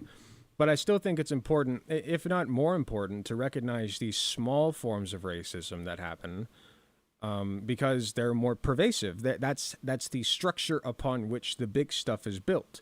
You know, like the way that the KKK gets to rally members is by saying, well, they're calling you racist just for saying the blacks. They're calling you racist just for saying that black people commit more crime. You know, like, which is true. They're calling you racist for spitting facts. So come join us. You know, like, so you have to recognize the structure that's being built here. Like, you start at the low level racism, but then you tumble your way into the high level racism, if that makes sense. And I think that great replacement theory, frankly, is kind of high up there. You know, like, I would at least put it at mid tier. I understand what you mean by that. I would argue I would be more reluctant to actually say it is as racist because it depends on like exactly what you mean with that. When I think of racist and what I would constitute as racist is more like explicit hatred. You know, like you hate a person for their race. You want violence upon them for their race. You're explicitly going to like go after them, target them, or, you know, discriminate against them because you're racist and simply because of their skin color. However, I would say that a lot of people, and it's just always been a thing, even on a smaller level, not even a national level, people have always had this feeling of, oh, you know, my culture, the people I like to be around, because we do like, you can call this racist if you want, but people like to be with other people that they are closer to and everything. And like even you, I would even say you, and I could even demonstrate that if after this, if you wish, they want to be with people like themselves. And when they see that fading away and people are literally counting down the days that, hey, whites are going to be a minority and everything, it's hard to say it's racist because people on the left literally saying it's true and they're celebrating it. Well, my thing is like, the problem is that people care Mhm. about skin color to begin with, right? Like, as the great MLK said, it's not about the color of your skin, it's the content of your character. So, like, it would be a hard sell for me to convince me that like great replacement theory and the idea of the white population dwindling is like caring about that, like that is racist to me. And it would be a hard sell for me to not believe that, because that is inherently believing or caring too much about whether you're white or black or otherwise. Mhm. I would say that, well, here's the problem. And I would say if you compare it to other races and everything, I would flat out say that there's nothing intrinsically different about it compared to what other races are allowed to do today in America. Like there are so many different organizations right now dedicated to helping out other ethnic groups. Like, hey, we have I mean, even at universities, I've seen them firsthand myself. Like, we have a women's group, we have a black community, we have a Hispanic community, we have communities for Native Americans. Everybody's allowed to have their own safe space, their own group or area. But if you were to do that for white people, everybody would be getting angry and say that's racist. I would, to steel man this though, I would very much reckon that you would say, and other people on the left would say, white people are not oppressed. That's the main difference. And you're not allowed to really do that when you're in a more majority position, when you're in the good spot everybody wants to be in, which is the majority. it's more defensive for them. They have to do this, you would say, for other races. But we are getting to a point where more and more white people are starting to fear that for themselves. And they don't want to live as a minority, especially right now when explicitly a lot of people are allowed to be openly hateful towards white people. Nothing's worse for any group, any race, to be a hated minority in any country. I understand that, and there could come a time, if things, I'm not saying it's impossible if things go along this trajectory that white people or having white skin becomes uh, a negative thing in the eyes of the larger community and we get discriminated against. That could happen in 100 years. I don't know. But because we are slowly becoming a minority, anybody that's considered white who has the skin color that I do, or lighter, or maybe slightly darker, it's dwindling, you know. But I think the the important thing to recognize is right now, like the structures that are in place, like the way that they are, benefits white people more than it benefits people of other colors. Do you agree or disagree with that? So the structures we have in place right now benefit white people more than other groups. Well, okay, what I would have to see exactly what you're talking about with that because I think right now, more than anything, and the left acknowledges that this is true. They call it positive discrimination. It's affirmative action.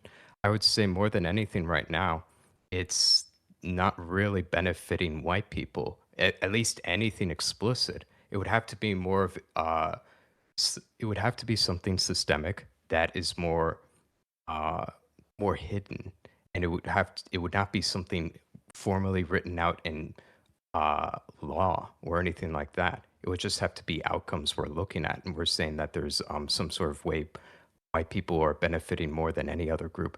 I do not personally see that. I think more than anything else, that at least if you go around the world, white privilege exists more than anywhere else outside of America, especially like in poorer countries. You got a lot of white privilege, but also you got the white tax as well.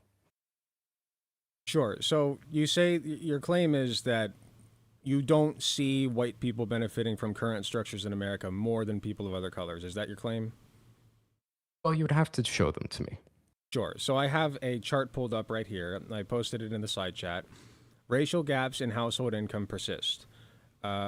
Whites and Asians have $77,900 average. Well, for Asians it's slightly higher, but for between whites and Asians it's approximately like between $70,000 and $80,000 a year. That's the average in 2014, I believe. I don't think it's changed much since then. It certainly hasn't closed. And then for black people and Hispanics, it's $43,300 per year. Now that is a huge. I mean, that's almost double the income that white and Asian people make, right? So, or sorry, like almost half is what I meant. How do you respond to that? Like, what causes that? Well, that would again be kind of going back to what I was saying, which was you would have to look at something like outcomes and infer that's a product of uh, discrimination or systemic racism. I don't personally see enough evidence to suggest that based off of simply outcomes alone, because a lot of people, especially on the left, they will say, well, how else do you explain it? Are you saying that simply like black people and white people are different and that causes these outcomes? I personally think it's more of a complex matter and everything. And I would say that, how do I put it into words?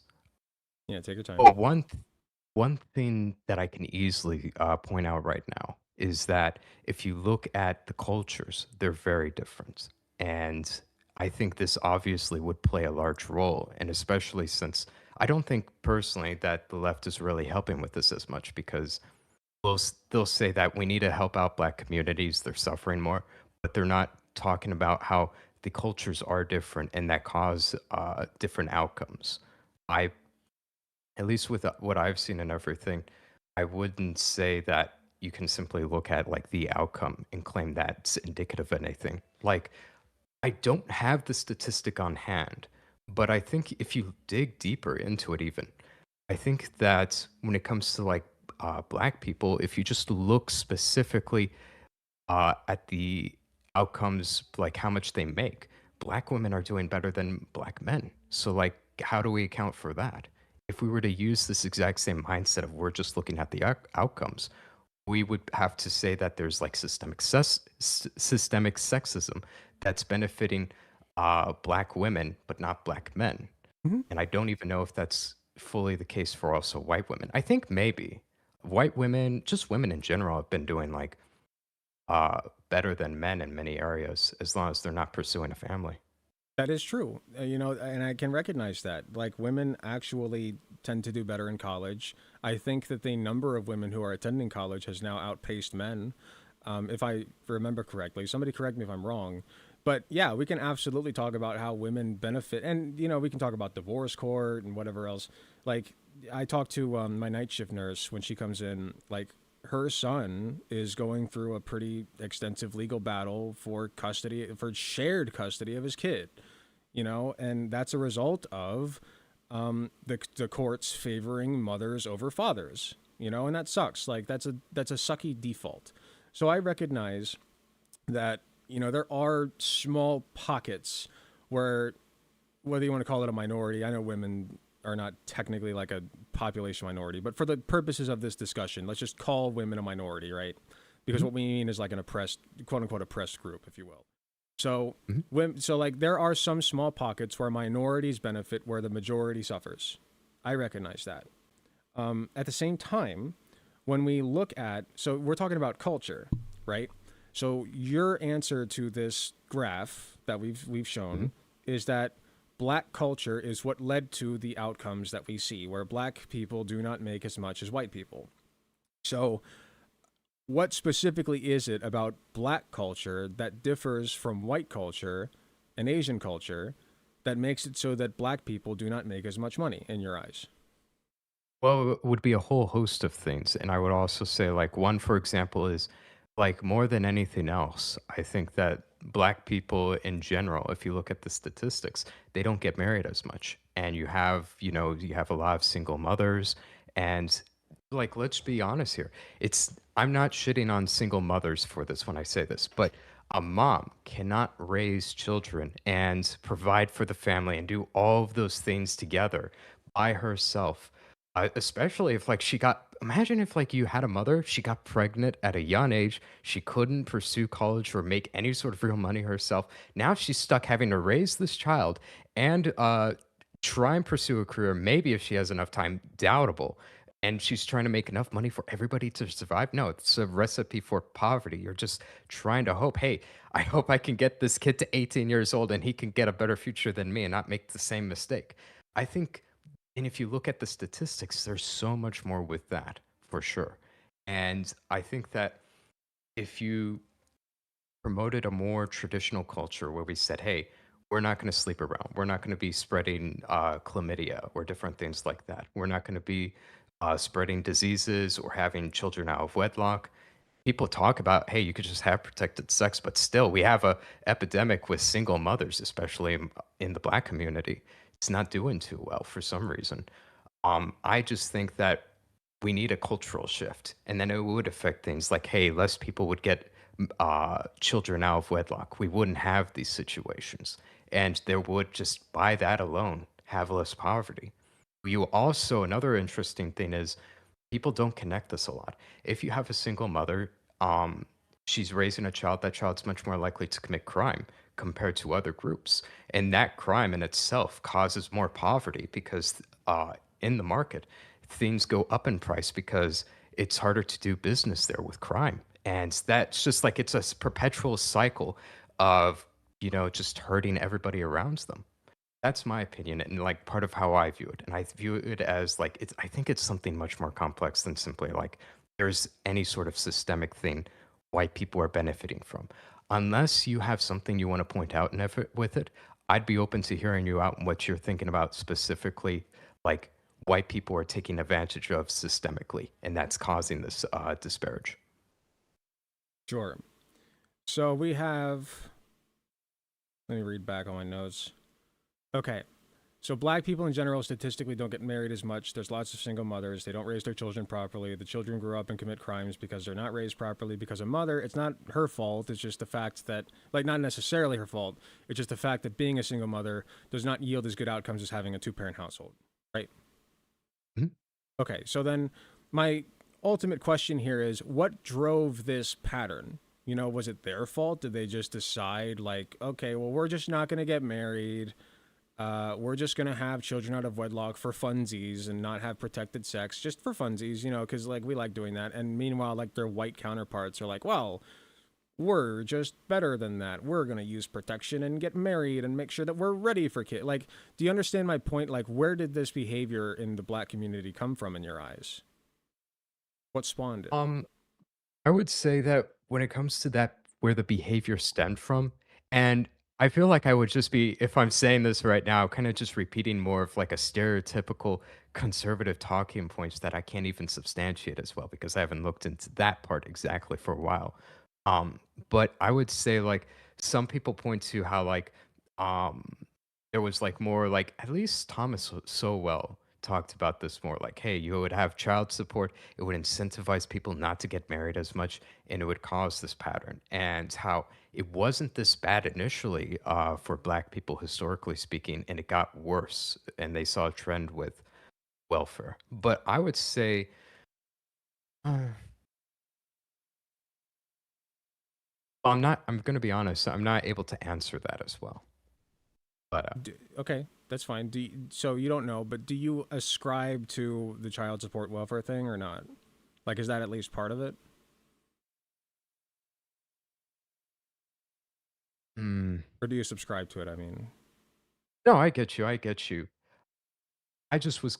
I personally haven't looked into this part exactly as well. So like, I would say I'm not as able to give really good rebuttals to this part exactly, or give a detailed explanation. I that's do fine. think, for the most part, it is more cultural, What and would you, there was yeah, something along the line earlier that caused it to go down this path. But actually, for specific details, I'm gonna be like pretty dry with that if I'm being honest with you. that's fine. Would you like my opinion on it? And we'll Yeah, see if sure. we can find some ground in the middle. Because my Yeah. opinion is black people, I believe, and this is a conservative talking point as well, is like the black community in like the 1920s and 30s were, I think the 20s, maybe the 30s, were doing relatively well for themselves. You know, like they were building communities, they were going, you know, they had good jobs or making good income, whatever. They weren't always doing as well as white people per se, but they were doing, you know, like they were doing well in some areas, right? And so Mhm. what the argument from the conservative side usually is, well, then the welfare state came in and they convinced all these black people to get on welfare. And it's like, well, if they were doing so well, then why would they have to be convinced to get on welfare? And the way that the welfare system works is that if you get married, it actually decreases the amount of welfare you can collect. So a lot of these people don't get married so that they can collect more welfare because that's how you work the system, right?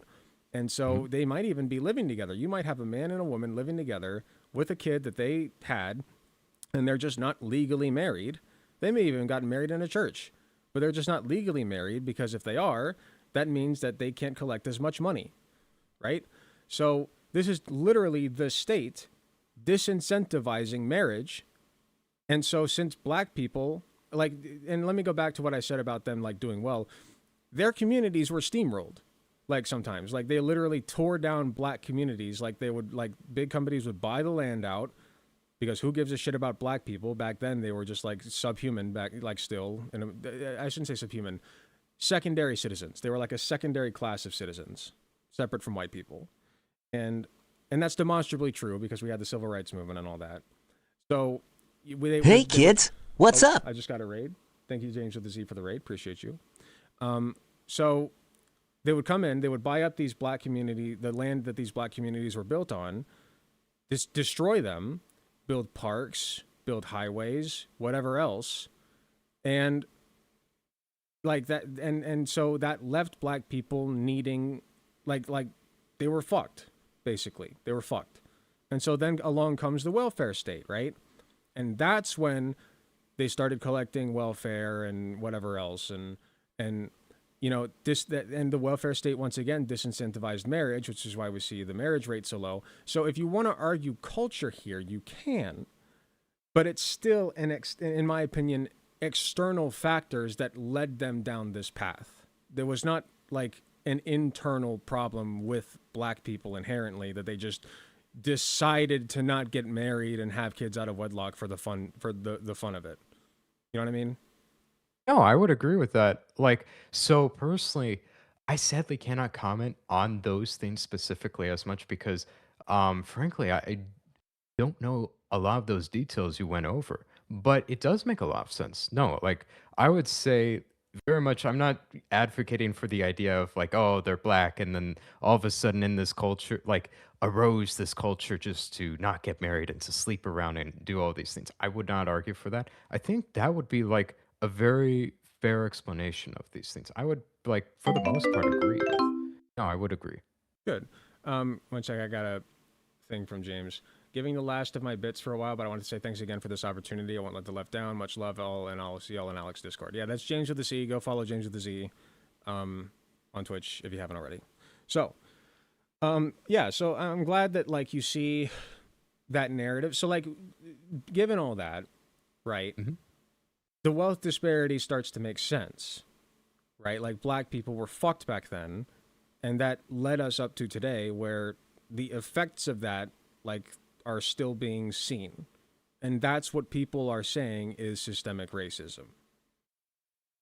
No, I could agree with. So, if systemic racism was much more that way, I would agree with. Though I would say a lot of people, especially when they hear, systemic racism be used and talk, they don't even really view it as much that way. A lot of people. So, I would actually agree with that.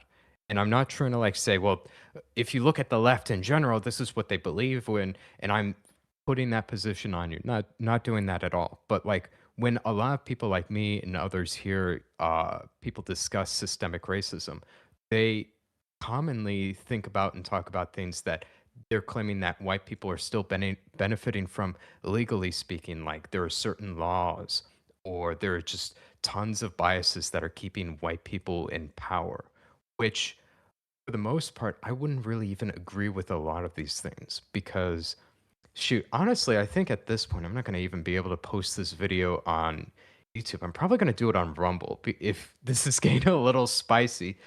But I would say I wouldn't trust a lot of that stuff because if you just look at the statistics, because we like to look at the disparages between different groups of people. We brought it up earlier with like the disparages between the whites, the Asians, Hispanics, and blacks.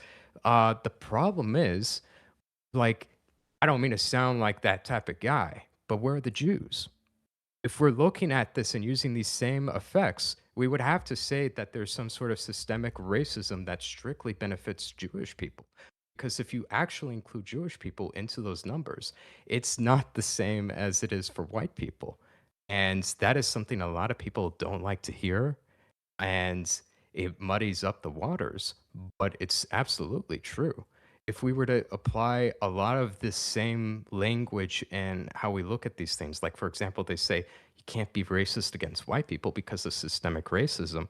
I mean, not systemic racism, I'm sorry, power plus prejudice and all the rest, you know, if you apply those same standards, you would be forced to say, well, you can't be racist against Jewish people. And I don't think a lot of people would be advocating for that position. And I think that's like where a lot of distrust for these things and disagreement comes from, especially since a lot of people like to place blame on white people because conveniently it's like, well, which type of white people are we talking about here if you want to go into the details? Sure. So there is, I don't know the exact history. I say all the time, I'm not a history buff. But there is a reason that Jews in America are doing well. It does directly have to do with discrimination, and it just so happens that like the specific brand of discrimination that Jews in America experienced, I believe, and somebody correct me if I'm wrong, I believe it drove them like to Los Angeles to create communities there, and they got into the film industry somehow, and it just kind of took off. And that's largely, you know, there is a larger proportion of Jews, I believe, running that kind of media, just by historical happenstance.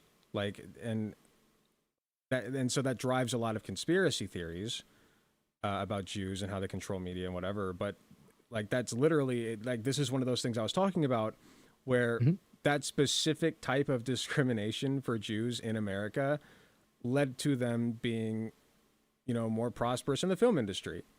Like it just kind of a historical happenstance. Now I have to do more studying on that. I have the Wikipedia page pulled up, so forgive me if I got any of that wrong.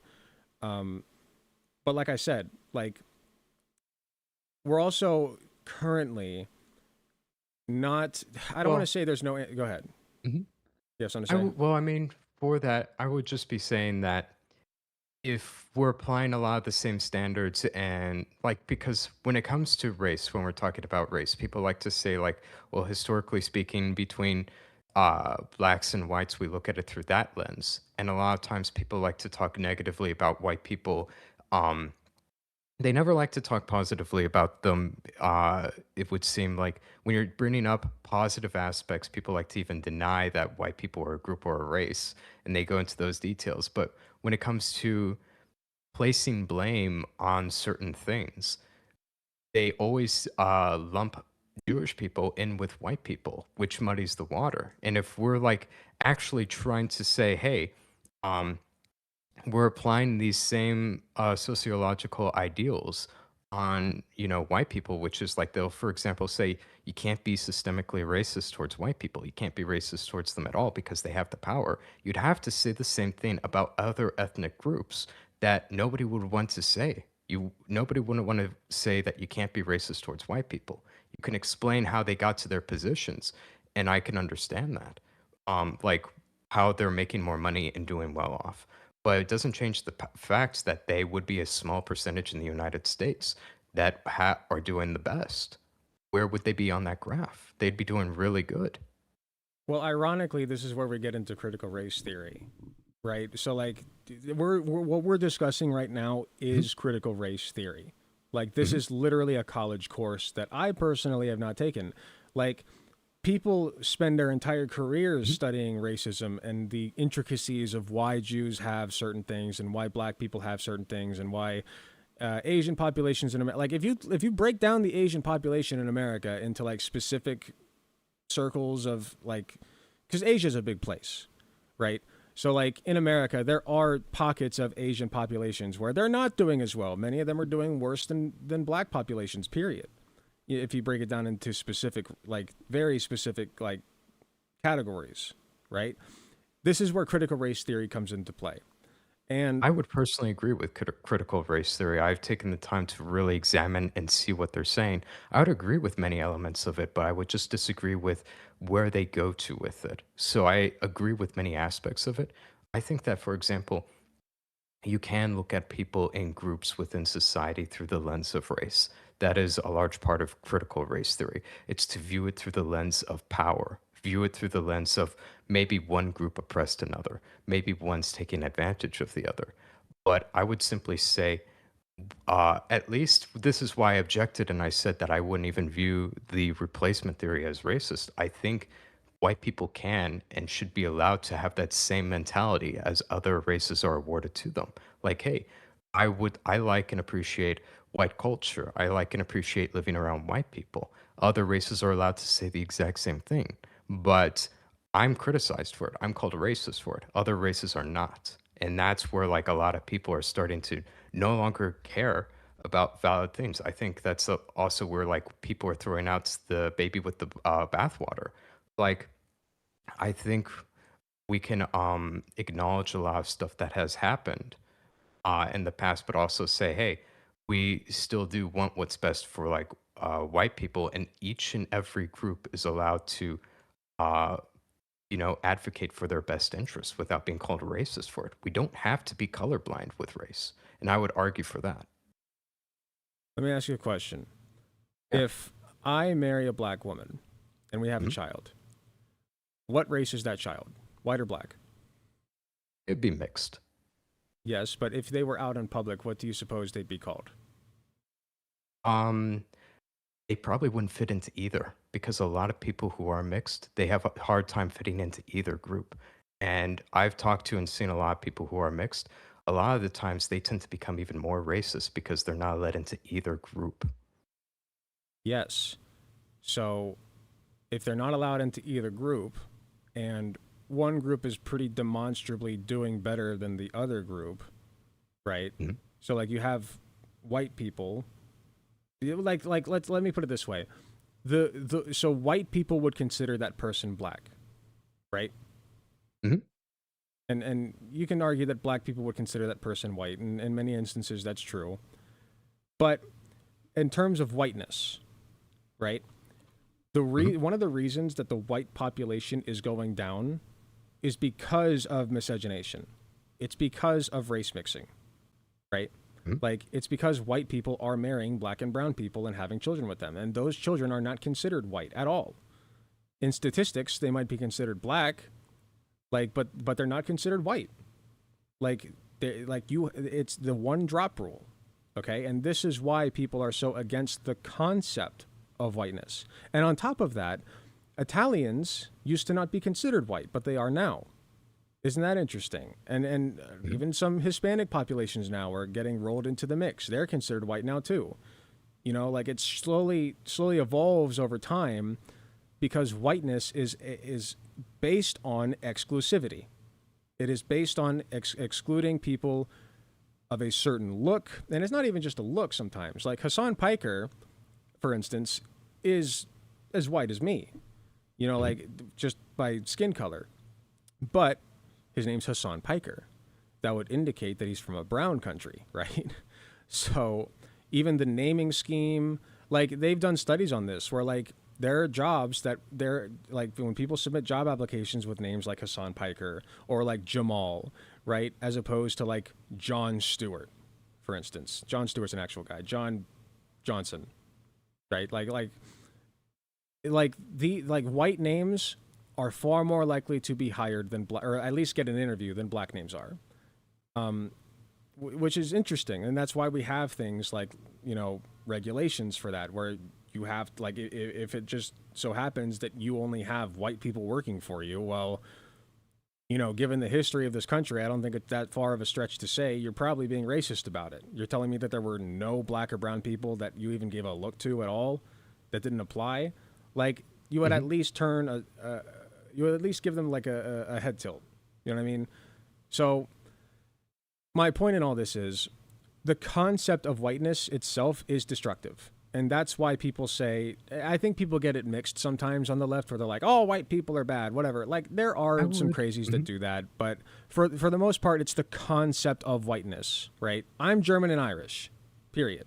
Like, Mhm. that's my heritage. My heritage is not white, if that makes sense.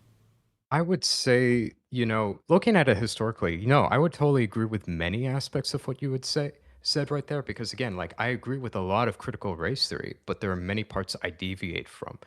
And one would be, yeah, absolutely. Race, the definition of race has changed throughout history for quite a while because, by definition, from a sociological perspective, it is a social construct. No, I totally understand and agree with a lot of that. But I am also very open to defining certain groups and people as white. Like, I would say the Italians are white. I like them and everything. I would say that they're very much white. I would say the Germans are white. Historically speaking, the Irish weren't seen as white. No, I totally understand and agree with that. But that is a very interesting thing about race. It does change quite a bit over time, but a lot of the people who only refer to this social group, this social construct, whites, they generally do it only in a negative way, which is like right now, you're acknowledging that, there was a social group as white people, whiteness, but you refer to it in a negative sense. You're saying it's mainly based off of discriminating against people and saying you're not part of the white people.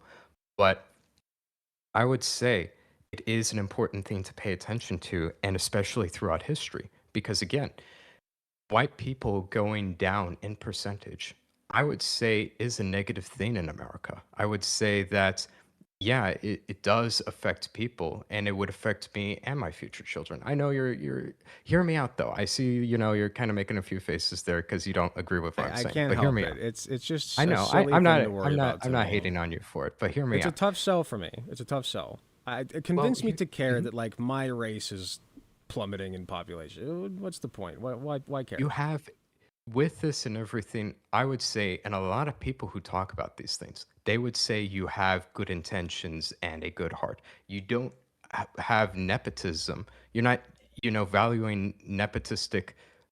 I'm struggling over my words. You're not nepotistic for white people, and you're trying to be good with that. You're trying to give everybody a fair and equal advantage with that.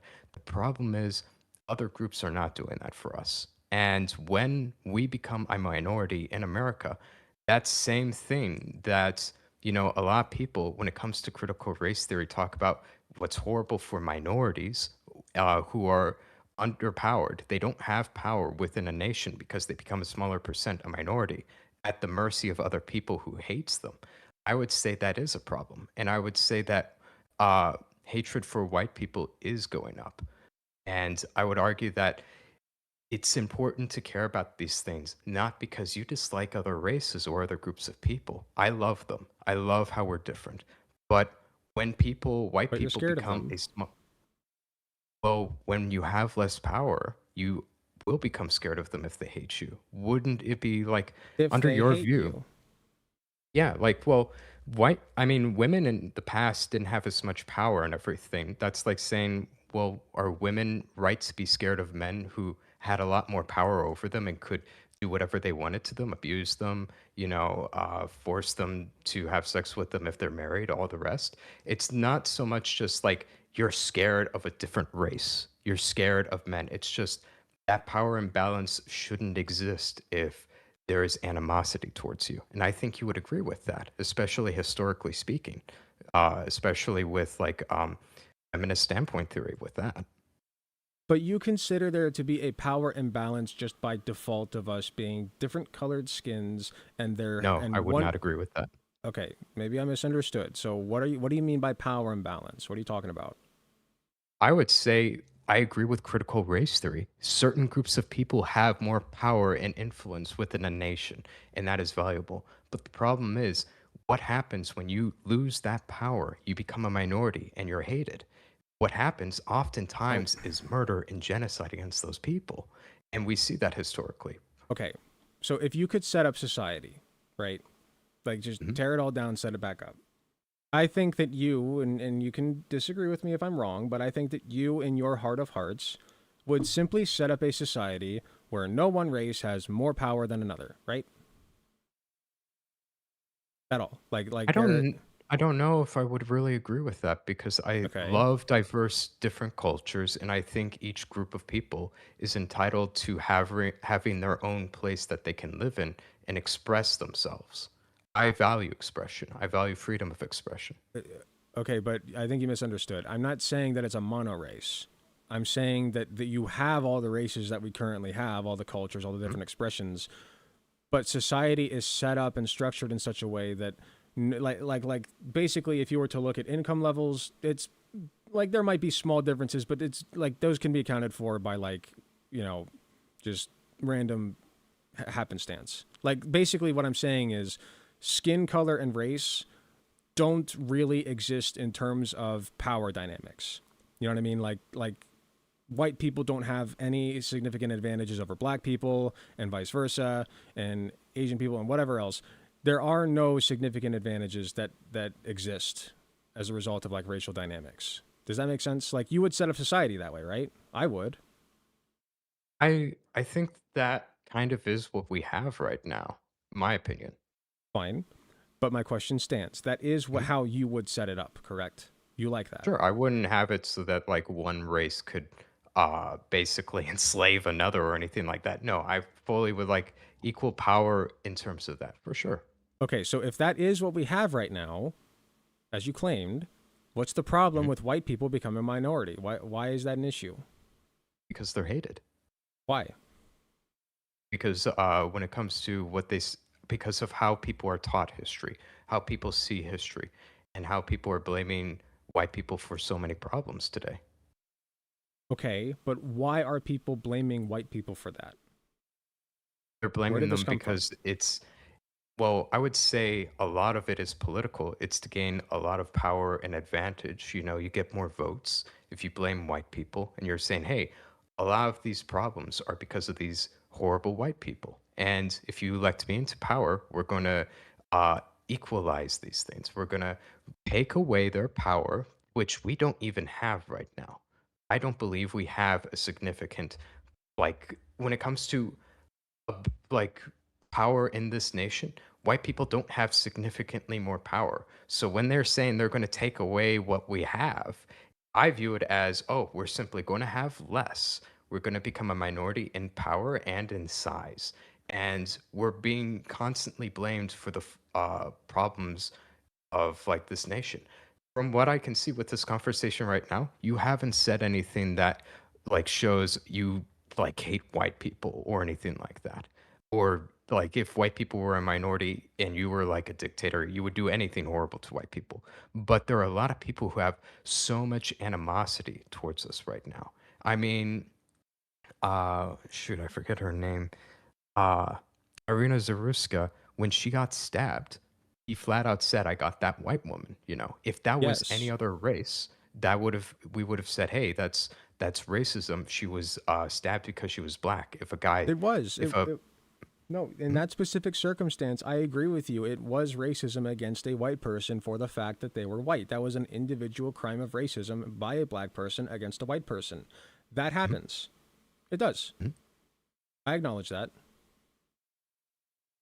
But there's Okay. a reason. There's a reason for that. Like the that comes from like if you go back to the roots of it, that Mhm, comes from systemic racism that is put out against black people. This is the cycle of violence, right?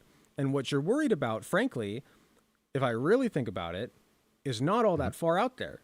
Because if white people become a minority and black people are going around stabbing white people as a minority, it's not so far fetched to say, in a vacuum, maybe if black people take the power, they'll just take the whipping stick and start whipping the white people, right? Mhm. They Maybe even have. enslave us. So, what you're describing is the cycle of violence, right? Mhm, Okay. So this attitude of black people hating white people comes from somewhere, right? And I'm not convinced that it is just politicians who stumbled upon this narrative once and it worked, and like now black people are just blaming whitey for all their problems. Like especially mhm. considering the history of this nation. You know what I mean? Like I gotta mute some pings real quick. Give oh, me you're one good. second. Like Um, I think that's a I silly would say conclusion. no. It's very historical. Like, hey, slavery, hot take here, slavery's wrong and bad. And white people Huh. enslaved black people, and Shocking. now they're bitter towards it and Remnant everything. '777 with a bold statement. I know, right? But we look at history. There was a lot of rivalry, but well, not rivalry. Why am I saying rivalry? There were a lot of problems that happened between black people and white people, and black people are angry with it. Okay, but I understand. Say what? you do. I'm sorry to interrupt, but you do admit that like it has largely been the white population, like coming down on the black population in America at the very least, right? Like since our inception. I would say, yeah, for the most part. Okay. So then Mhm. if I were to ascribe blame to one group or another for the current racial dynamics between white and black people in this country, I would say white people, not you, not me, Mhm. not anybody who necessarily exists at the moment. White people as a group historically were the perpetuators of the racial dynamics that exist today in this country. Is that or is I that not understand true? what you're saying with that. The problem is, like, let's say white people caused all of these problems. The reason why, like, let's say, for example, for fun and everything, the reason why white people make more is because of systemic racism. Things that happen throughout history. White people enslaved black people. That's why they're currently poor. And that's why they're Mm. currently hateful towards us. The problem is, though, and as you said, I know you said this and everything. I didn't do it, but that's precisely the problem. I didn't enslave anybody, and my children didn't. Yet we're still going to face the consequences of that if we become a minority. You So, think you how will. do I navigate this You exactly think you with will. You are scared of the consequences of becoming a minority, correct? Oh yeah. Like I think that so with this and everything, you can place blame on, quote unquote white people for what happens and for these outcomes. The problem is still there are going to be tons and tons of white people if what I'm saying is true happens. We're going to become minority, a hated one, and we're going to have life's going to be very difficult and hard for us because of something that we never did. We're going to face the consequences Okay. for something we never did. And that's the problem. Okay. But the thing is, there are still inequalities that exist between white people and black people. There are like, and frankly, like, there are plenty of groups of white people too who like are just not living that well, right? So Mhm. like, when I look at, so like when we talk about reparations, that's a big thing that comes up, right? Reparations for who? Like, how do we like do we pull out the Family Guy, Peter Griffin, like white to black meter, and if you're below a certain level, you get money? Like, no. What I personally mean when I say reparations is just level the fucking playing field, right? Right I now, would disagree with that though. And okay. it's not because like, hey, I'm not like in favor of helping black people. It's just flat out one, if we do reparations through the government, all of a sudden there are going to be tons of people like me, unless you're willing to dig into like the diaries or the ancestry of everybody, who are I never my parents, my ancestors never had slaves, but I would Me still neither. end up paying taxes because of something that we never did. Me, because of virtue of being white, am going to be taxed for it. And there are going to be black people who, virtue of being black, who were never enslaved, are going to be receiving from that. I find that to be a problem. Okay, but And Mhm. go on. You finish. I should not be punished and forced to pay or fix things that I am not responsible for.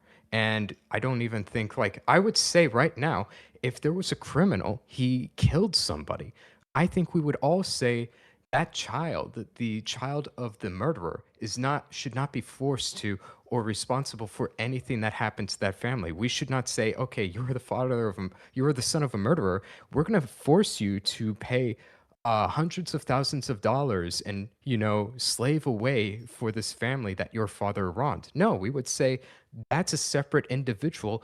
They're not going to do any They should not be forced to pay or give anything for that. That is strictly between the father and that family that he wronged. Same with the ancestors. And I would say going to if we cannot punish people who are the descendants of, like, say, a murderer, somebody who did something wrong, I cannot punish you by virtue of you being the son or descendant of that person. People should not be allotted to being helped or given positive things for being the victim of somebody like that. I personally don't see that as fair to anybody who lives here today. That's not what I'm saying to do. You Mhm. misunderstand. Okay, maybe I Again, understood. it's okay. Like I said, there are plenty of white people who are doing worse than black people. I don't think Mhm, Oprah Winfrey needs reparations. Okay? I don't mhm. think Barack Obama needs reparations, and so on. Okay? There are plenty of black people who don't need it. And guess what? Their tax money, those black people who are very well off, are also going to be used to help pay for reparations for black people who are not as well off. And for white people who are not as well off. Because my version of reparations, at least, is you do it based on income. Because if you do it based on income, you're going to disproportionately benefit black people.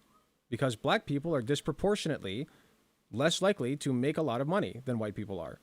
So if you just do based on income, this is how we help you based on your level of income. We're, if you make like $20,000 a year, you get, we'll make sure that you at least get this amount, right? Or like that's how I would do it personally, because you can't, like you I said, you see. can't really do it based on bloodline. You can't do it based like the Peter Griffin No, I understand color that. thing. I would still just, I would still disagree with that because, like, I think that comes from, and like, feel free to correct me if I'm wrong.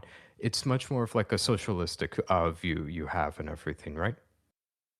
Yeah, exactly. Like this is my view. Like I said, just level the playing field. Just give everybody equal opportunity. I think we can both agree on that. Well, here's the thing. I know that sounds like, oh, how could you question that? You sound like a horrible person. I think that you have to separate the intentions from the outcomes. So when it comes to economics and government, I'm not actually that, how do I put it, well versed with these types of things. I don't even really talk about those things as much. I would fundamentally still disagree with it more because I think that if I think there, when it comes to helping out Americans, I think fundamentally it can be a bit of protectionism, and I think it can be a lot of the free market. If we have both elements, how do I put it? It's hard to explain exactly. I think there are some elements from both that we should adopt. I'm mainly in favor of the free market, but it's not because I'm like, it's just, how do I put it? These billionaires, they deserve all of the money that they get. No, I honestly hate these billionaires. I honestly hate, verbatim, hate a lot of the companies in America because they are screwing over the workers. They are screwing over the people that they sell to. They're basically stealing from everybody right now. I genuinely believe that, but I view that from a free market perspective.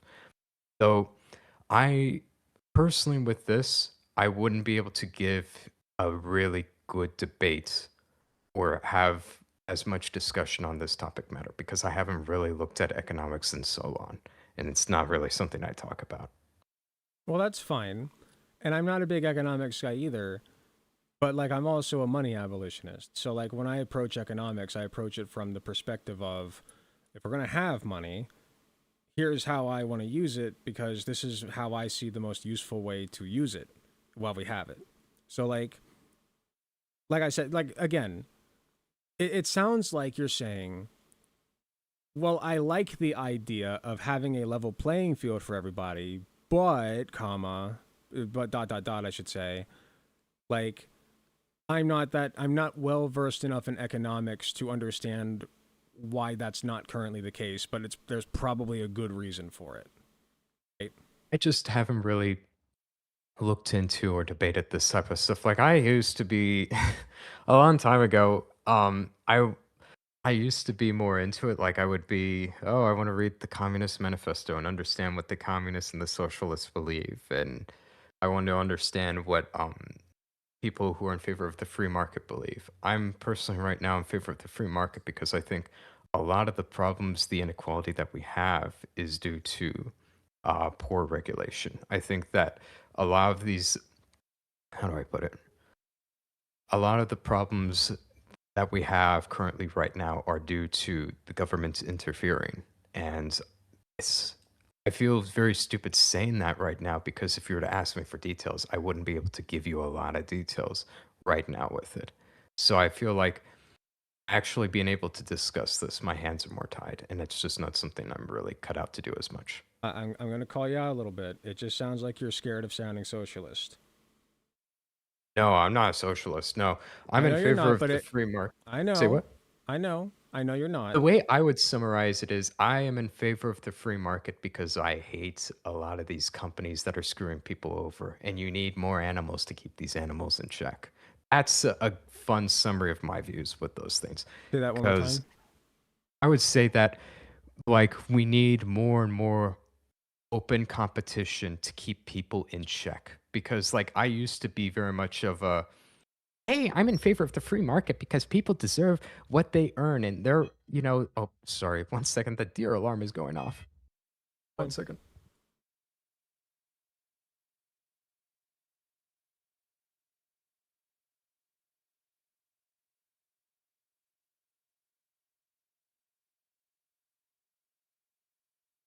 Sorry, I'm back. So You're basically, good. I used to be just much more naive with that stuff. I used to be, how do I put it? I love businesses. I love these entrepreneurs and all the rest. Genuinely, I've become bitter because I think the people who do end up rising in this environment tend to become very exploitive. That's a very socialistic term. The socialists, the communists love to use it. I think it's appropriate. I'm fully in favor of adopting You need to be left-wing very terms, careful. left-wing views if it's true and beneficial. And I'm not afraid of just accepting a lot of those things, that way of looking at these things. But Okay, I view it as the free market is the solution to keep these animals in check because I hate them. but why do these like you can start a business from the ground up, with your own two hands, pull yourself out of the bootstraps, like the Walden family did, or at least their ancestors did, right?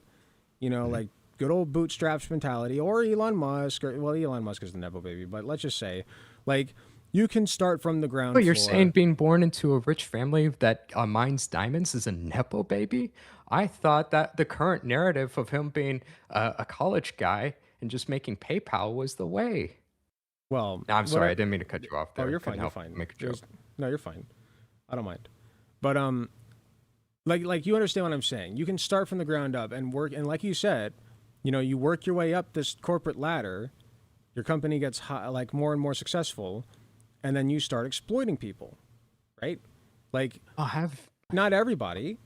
it's not that simple anymore. Like I used to read people like Thomas Sowell more, and I had more of a view of like it's so easy to start a business, and these people should be very rewarded. They should be rewarded well for it.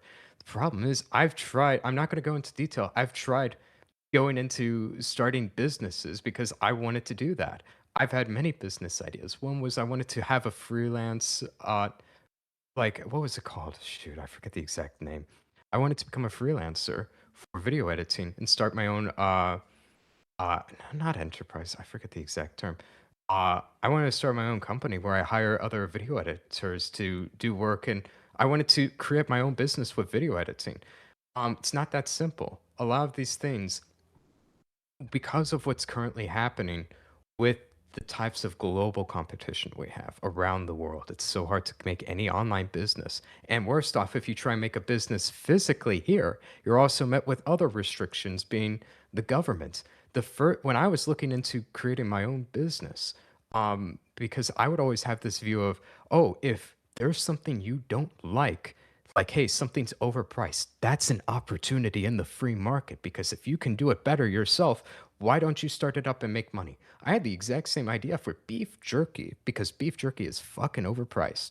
There is. Problem is, there are so many different restrictions on any sort of business you ever want to start. The first thing Sure. I would have to do if I ever start a business is the countless fees and things I have to pay and go through in order to Well, even start it because of the government. you say the government, but guess who lobbies for those restrictions, man? The billionaires, yeah.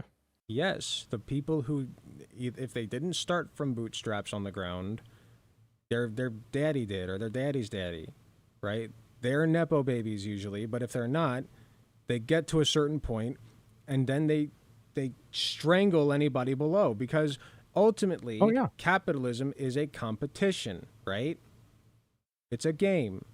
So the Mhm. best strategy to win this game is to choke off competition before it can spawn. I would agree. But Okay. isn't that a critique of more like government regulation in itself? Because you're saying, hey, they're using government regulation to keep people from competing and making anything at all. No, because there are government regulations that are very good. And you agree with this too. Well, I would I guarantee say, it. well, I mean, yeah, certain government regulations, sure. Yeah. But I think a lot of the ones that they lobby for, it it is in fact what you're saying to strangle out the smaller companies and to keep themselves on top. I mean, especially we saw this with COVID. We had COVID was the best thing that happened for these billion-dollar companies. They killed A off lot of all them, the yeah. small competition. You know, they no doubt used that to their advantage.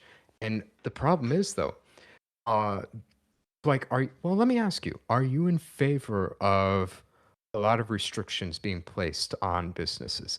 And, or at least, would you be in favor? Let me try and strawman you here. Would you be in favor more of like putting restrictions on bigger businesses, but being very laissez-faire and free for the smaller people? Like let them do what they want? Would you at I, least be in favor of that? it would depend on the restriction, but I understand the spirit of the question. And yes, my answer is yes. I would say being more lenient on smaller businesses is fine than I larger would agree with it. businesses. Yeah. Yes. I think that larger bit, like as long as we have capitalism, I'm an anti-capitalist, I'm a communist, Mhm. but as long as we have businesses and we just have to deal with that as our part of our reality, there need to be heavy restrictions in place specifically for the biggest ones because they're the ones that are doing the most exploitation. They're the ones that are lobbying the most for restrictions against the little guy. And as long as capitalism continues, frankly, they're going to keep doing that because, again, capitalism's a game. And the idea is to get your profit margin higher and higher and higher and higher every single year. I mean, I worked at a company called Envision Cinemas Bar and Grill. It was a small little company in Cincinnati, and it was a nice dine-in movie theater. I loved going there. Okay, I don't, in my society, my ideal society, that movie theater would still exist, and you could still go there with your family, have a nice dine-in movie theater experience. I think that it was neat. Okay, at the same time, we were told during a company meeting, our goal this year is to make more money than last year. Okay? And next year, our goal will be to make more money than this year because no self respecting businessman ever says, you know what, guys, we made enough money this year, pack it up. Whatever we did this year, just do the exact same thing. We don't need to make any more than we made last year. This is fine. Right? It's an infinite growth model, and that is not sustainable. And every single company does this under capitalism, and it is not I sustainable. think if you were to, I don't think there's anything wrong with that as spirit, as long as it's not like I don't think there's even anything inherently wrong with a natural monopoly. Like, if you, for example, do the best, you outcompete everybody and you're supplying the most value. And that would be possible in a free market as long as we didn't allow like the government to be lobbied off and to place these restrictions on, the smaller people.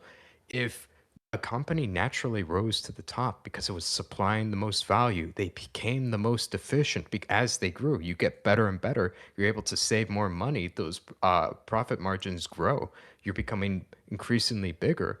That's how these things work. I don't see anything inherently wrong with that. As long as they don't do it through, hey, we're going to kill competition by saying you only can hire people with we basically lobby in effect minimum wage, which is something that these companies love. It's something that, a lot of people who are more socialist are in favor of, but it's literally what kills businesses and competition. And as a result, everything goes up in price. Yes, you're right. Okay. It's an inherent problem of capitalism because the more that you help out the little guy, the more the big guy has to respond in kind in order to keep their profit margins up. Because again, the goal is to never dip in your profit margins, and that's not a sustainable model ever. So that's why we have a boom bust cycle. I don't understand that much about economics, but I understand the boom bust cycle, and I can tell you any self respecting economist is going to tell you it exists, one, and two, you can't fix it. It is simply a reality of capitalism is you will have booms and you will have busts after the booms. And this is my problem. I would disagree though, because like if you look at like places who are very, how do I put it? They have very open free markets. Like Singapore, for example. Singapore, sorry, my throat's getting dry from talking. Singapore, they're a very interesting nation because they're extremely different from the West. One of the things they have is, like an extremely open free market. That's what attributed them being such a small little place for growing into such a powerful nation. And the people there are incredibly happy. And it's the people there make quite a bit of money. They're well off. And it's very open in terms of competition, the market. What about that? Singapore? So, Singapore. okay. So are you saying that they break the boom bust cycle or that they don't like try to infinitely increase their You profit don't have a margins problem or of somehow like the infinitely increasing profit margins there are fine? Like what are you saying? you don't have a lot of like the government leeching into everything and making things very expensive because like if in my opinion, like for example, I Mentis Wave gives a very great analogy for this on how things that shouldn't cost much money at all can go up in price exponentially.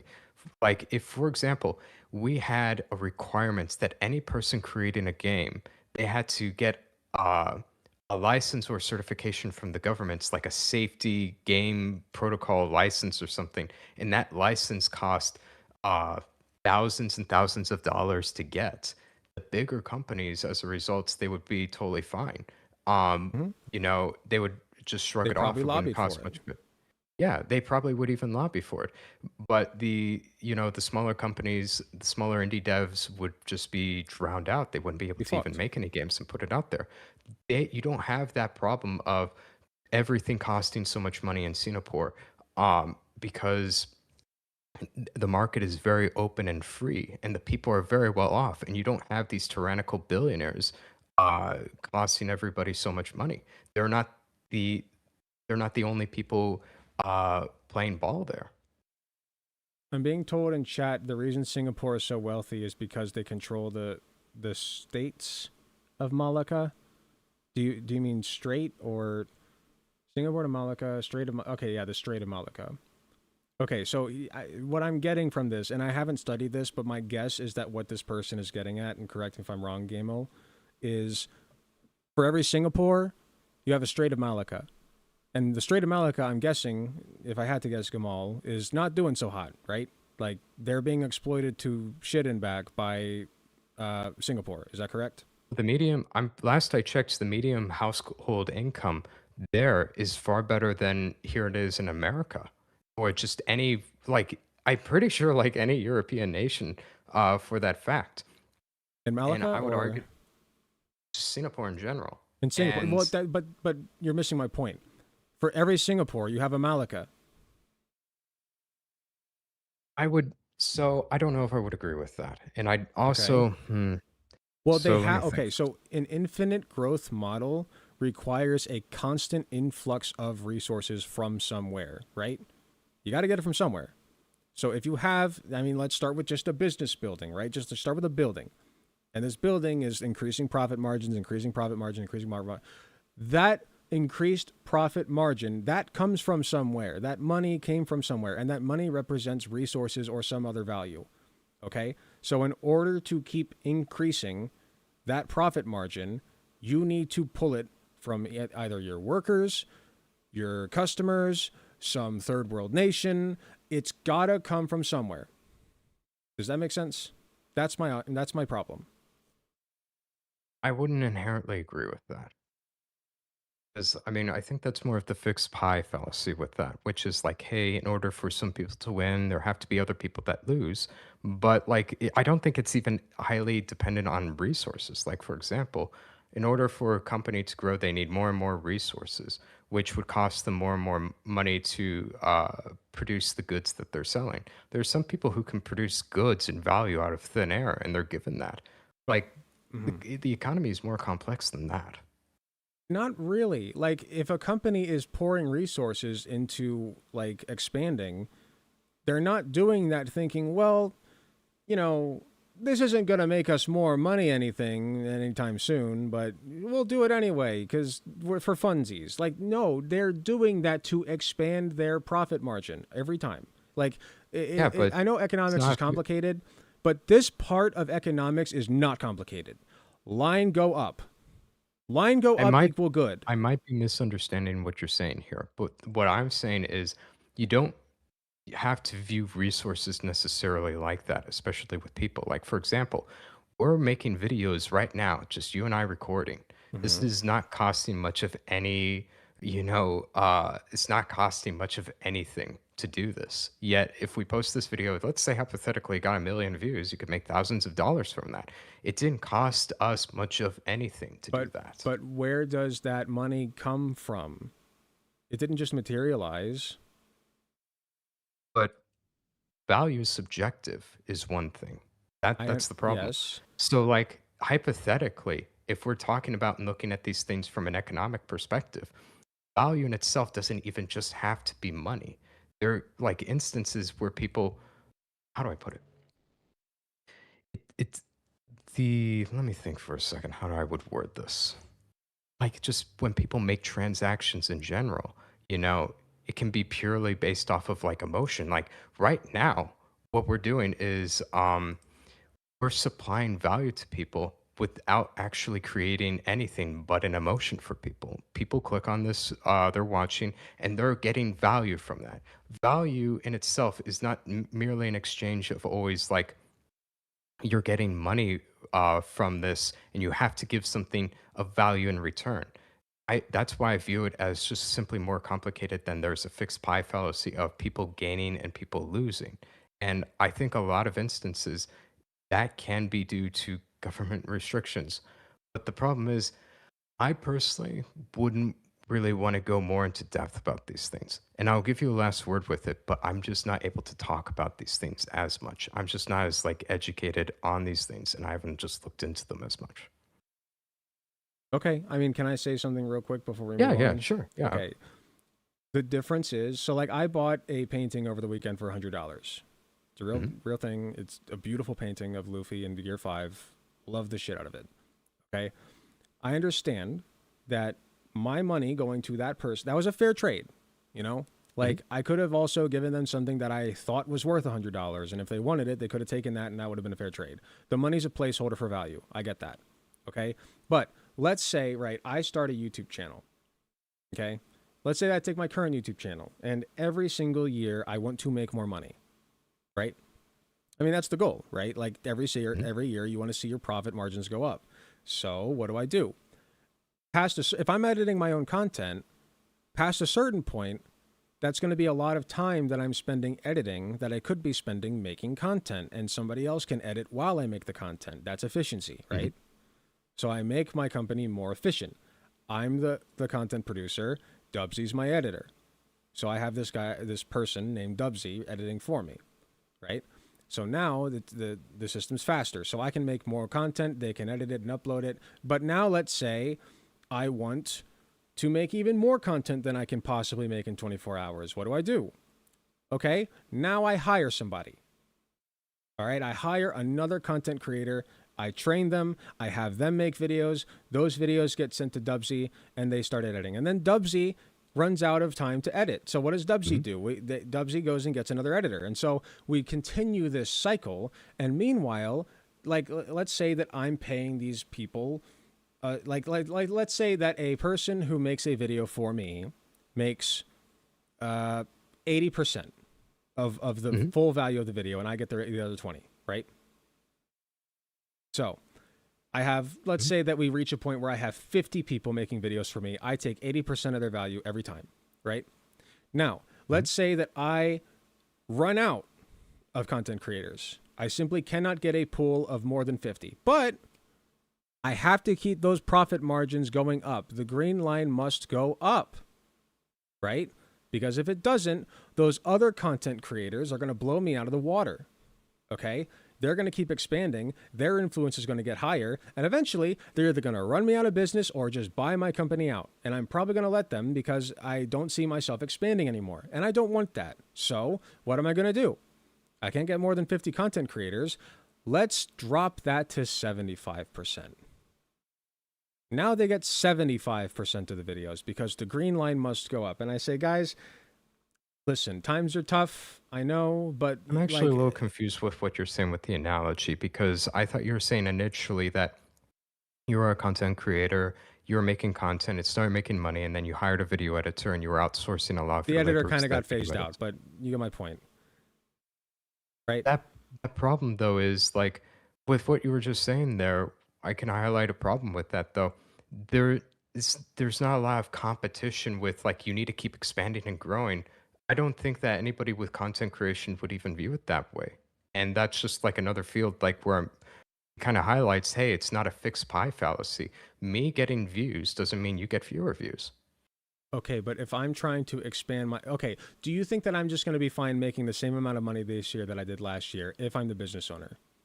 That's fine? Depends on how much. That's not how the As game being is a played. That's well, not how well, Go ahead. if you become a YouTuber and then you start hiring people, you're by definition a businessman. That is like you becoming a businessman, hiring a person doesn't instantly mean that you're going to become very greedy and exploitive and that you have to make more and more money each year. You're going to be like you, Alec Gunter, wouldn't you be happy and fine, content with making like I don't know, $200,000 a year. You're not going to be butthurt or upset if you don't make 3,000 the next, right? Fine, sure. Let's say that that's the case. Let's say that I have 50 people making videos for me. They each get 80% of what I make. Green line goes flat. It's fine, right? Okay. So now, but here's the thing. Time is limited, right? Like Mhm. the amount of time that we have to live is limited, right?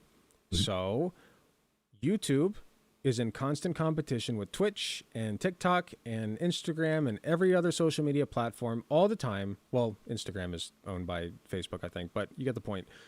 Like they're all in competition with each other to get your eyes on their content, right? Mhm. And they can do that better if they have more money to spend on more resources to do studies, to upload more videos, to hire more content creators. Like they are constantly vying for your time because that is the most valuable resource that they have, right? That's how they make their money, is your time. And so they're going to do that with more money. And if they decide that let's say that I start my own like social media platform, I'm the content creator, I have 50 people working for me, right? And I own like alecgunter.com, right, which I do. But let's say Mhm. alecgunter.com becomes like a viable competition for YouTube, right? I'm an up and comer. So Mhm. that means that that people are going to come over from YouTube and watch my content on Mhm. alecgunter.com, right? And YouTube's going to lose money, right? Mhm. They don't want to lose money, right? Mhm. So they have a couple options. One, they can try to partner with me, right? And then we merge. Mhm. It's a merger, right? And we're having a merger right now, I think, between Sony and somebody else. So there's a merger. Two, they can buy me out and just, roll Alec Gunter under the YouTube Mhm. banner. And then that way, any revenue that goes through Alec Gunter just goes back to YouTube anyway, which is now Google, by the way. So this already Mhm. happened with Google and YouTube. Or three, they can bully me out. So now what they're going to do is they're going to spend all their money. Let's say no more ads. Ad free, guys. YouTube is officially ad free for the next year. If you get on, and I run ads because that's more money for me, and I can't stop running ads because I can't afford to stop running ads. Right? So, Mhm. ad free, YouTube says, for the next year, and they take a dip for a year in their profit margins and run me out of business. And then what do? They put the ads right back. Well, they Right? can't do that. Here's the problem. You're not taking into account the free market. There are a billion other Alec Gunters out there, and they can't do that plan long term. And here's a They couple sure of can. things. Well, here's a couple. No, there's a couple of problems with that analogy because Okay. I think that it's called shark prices. I forget the exact name. Shark something, but there's a couple of problems with that. One, you framed being sold out as a bad thing. Anybody who's thought about looking into buying a business knows that being bought off by a $1 billion company is a great thing. Like the owner of Twitch, the founder of Twitch, he's living a comfortable life right now and has nothing to worry about. He sold Twitch. And he doesn't have Understood. anything to worry about now. It's not a bad thing to be bought out. People are praying and hoping to be bought out. Anybody can do that.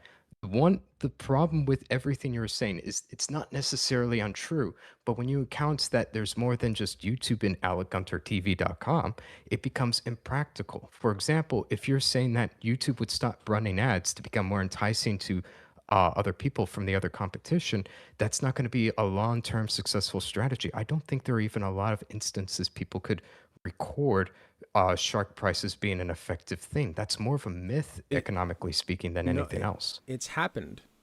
Okay, Uber did it to the taxi industry. Did you know that? And what if somebody else just starts up another taxi industry and it's They'll just do as it effective? again. They'll do it again. They have the means to do And that. okay, then why don't people do that? Like, let me ask you real quick. Do you think it would be wrong of me to hire a video editor and I say, hey, you can make the video editing just as good as me? Okay, I make $1,000 per video I post, let's say hypothetically. And I said, you're going to get $20 because you're an Indian. I'm hiring an Indian to do my video editing. Is that wrong of me? Do you make $1,000 and you pay how much to the Indian person to do? $20 to the $20 Indian. to the Indian person to edit a video that's what? How long? I don't know if that matters. They spend like, I don't know, like I I don't think the are as important because when you're looking Sure. at these things from a business perspective, it's just a matter of like how much am I making that's counted as profit from a Marxist perspective at their expense. That's Okay. what they focus on. So what you're saying then, right, is ideally this Indian person's $20, right? The Mhm. $20 you pay them is the worth of their editing, right? That's what you're saying. Because of competition. Yep. The Okay. competition drove it down. That's the standard rate for a video editor, $20. That's not, and let's make it even worse for them. They can't survive off of $20. This income, it's full-time position. They cannot survive off of it. Is that wrong of me to pay them that much money? It's not that it's wrong of you specifically. This is why it's called a systemic problem. This is why I'm against capitalism as a system, because it's composed of people. Okay, we're going to go back to radical empathy, where I say nobody thinks they're the bad guy in their own story, right? I don't think that demons run the market. I don't think Well, that no, Jeff I think here's Bezos the is, thing. in I his heart think of you hearts, a can. bad guy. I'm almost done. What I am saying is that the system encourages exploitation. Well, the problem with that is I love the word exploitation because a lot of instances it is correct and valid to use it. In others, it is not. I would say it depends on the details with this, whether me paying an Indian an unlivable wage of $20 per video is exploitation. Because here's the thing. Why if what what I'm providing at the end of the day is value. For example, I am like if I get to the point that I can make $1,000 per video and I can hire a video editor, I'm my own small little business supplying value to people. I'm remnant and I can supply value to other people. His work is objectively not worth that much money because he cannot just if logically speaking I'm exploiting him, I'm taking more than I should. Why doesn't he just go and start his own YouTube channel and make $1,000 and make all of that money, that profit that I'm taking away from him? Marxists view that me making profit at his expense, he gets paid $20 an hour, I get paid 1,000. That's exploitative, according to Marxists. Why, if that's the case, why doesn't he just start his own YouTube channel and make $1,000 per video? Okay, so let's say that I upload a raw, unedited video, and this video makes me $200 instead of 1,000. Mhm. Is that fair? Sure. That Indian person is doing $800 fucking dollars worth of work for $20. Mhm. Yeah. The problem is, though, he cannot get that. It's useless to him unless I decide to even pay him because he can't just decide to go upload a 5 hour long video or whatever or do any of that. He can't He has no choice, right? because he's incapable of doing it. It's He's not incapable. simply. What do you mean? No, no, no. S- But okay, but there you go. He's incapable of that kind of entertainment, right? Yes. Therefore, you exploit him. No, it's not exploiting. What do you mean Yeah, by but- exploiting? Because he's doing $800 worth of work for you, and you are paying him 20. You are essentially the stealing $780 from him. How is that stealing, and what's the definition of exploiting? Exactly that. You take somebody who's No, I'm incapable. asking for a concrete, literal definition. Okay, I'll need to think about this. I guess when I say the word exploiting, in this sense, in the economic sense, what I mean is you are taking work from somebody and paying them less than what the work is actually worth. I would Because you define it can. as taking Because they're at a advantage of- disadvantage. I would say, at least from my own definition of it, is you have a system that's broken and flawed, and you're taking advantage of that at the expense of other people, almost like a game exploit. You have this ability that makes you invulnerable that was not intended, and you're abusing that over other people. That's how I would use exploiting. I would say, though, that in this instance, given the fact that, like, let's say, because we didn't go into detail about the economy or different things with that system, I wouldn't be quick to call that even exploitation because I'm supplying a key crucial part of the business that he cannot do without me. Otherwise, he would go and do it. The problem is, I don't believe you should be entitled to complain about how little you're getting paid about something you Okay. cannot supply value. Like you can't supply the missing link, the value with it. Let me ask You're you this. editing. Okay. Let me ask you this. I take care of a trach vent patient who's quadriplegic and nonverbal. He lays in bed all day. And this is true. I do this. Okay. Think of like the least amount of power you can possibly have and just put it all into one person. That's the person that I take care of 3 times a week or 4 times a week. Okay. He is quadriplegic, trach vent, can't even breathe on his own. Right? Now, I go into work. I decide, well, I make the same amount whether or not I give him a bath today. And I know that he smells bad, but like, you're not going to fire me.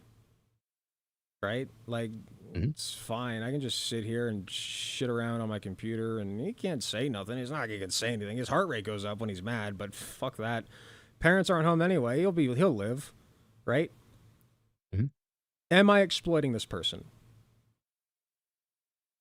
I wouldn't say that fits the definition of exploiting. I would say However, that not remnant. What do you mean? because so here's the problem and the difference I think between me and you with how we use words. You use the term exploitive in a negative way, and you think that you can use that in general with all these things. But I'm the using it for okay. a very specific definition. Like here's the difference. Let me go into a little detail with this because I think this is a fundamental problem.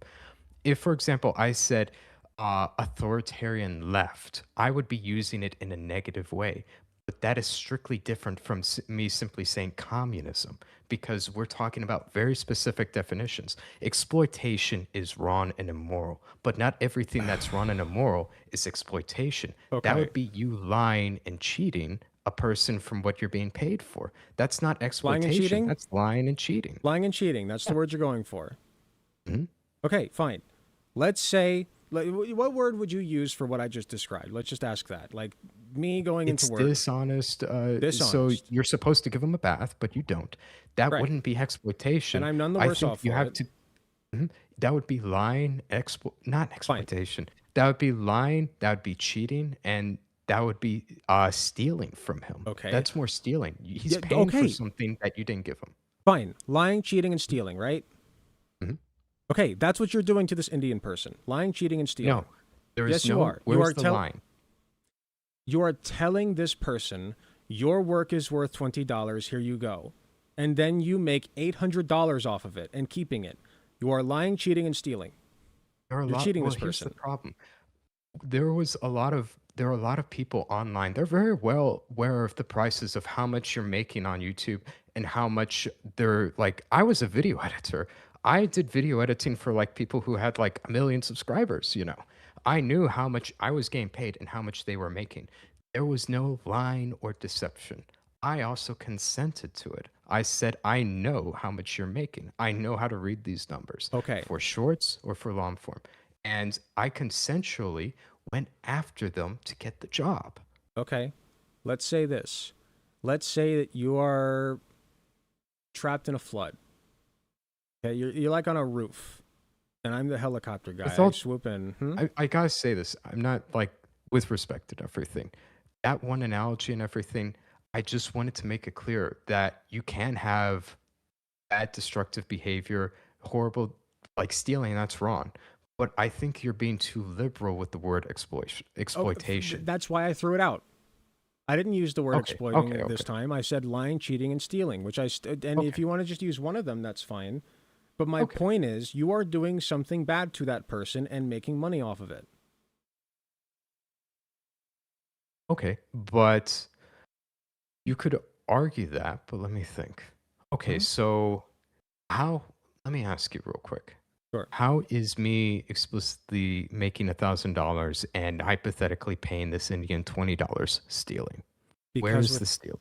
because without his work, you are only making 200. I- You're short changing him. You're saying your work is worth $20. Meanwhile, you make 800 more than you would have otherwise. or 780 more because you're paying them $20. At least, hey, here you go. My work. It's wage slavery is what it is. Like at a certain point, like, let me ask you this. At what, so let's say that I hire a worker and I pay them 1 penny an hour. Is that slavery? Did they consent to it? If their alternative is making 0 pennies an hour, I guess sure. Well, what type of economy are you in exactly that forces them to be in that situation? This would be a slave economy where if you try to escape the plantation, you get killed. So it's either you take what I give you, your pittance, or you off and get killed. I'm sorry. Wait, I think we got to dive into a little bit more detail with that. Or you die of starvation. At least I'm feeding him, right? Like, at least, like, let's say that I give him just enough to eat. 3 square meals a day. I'm sorry. I'm sorry. I'm not being rude or mocking or anything. It just was a little bit of a curveball there to say, well, it's a slave plantation. I think with this, but here's what I want. What I was trying to get to with that. I'm not in favor of saying, like, I'm not being Ben Shapiro here and saying, well, if you can't afford to do it or anything, go. That's just that's how it is. Like he said some slimy shit earlier, which was like, if you can't afford to live here in your own home, you should just move. No, I'm not a Ben Shapiro with this saying like it's just that a person is making 1 penny an hour. But at the same time, I think we would both agree and look at, hey, there's something going wrong with that economy.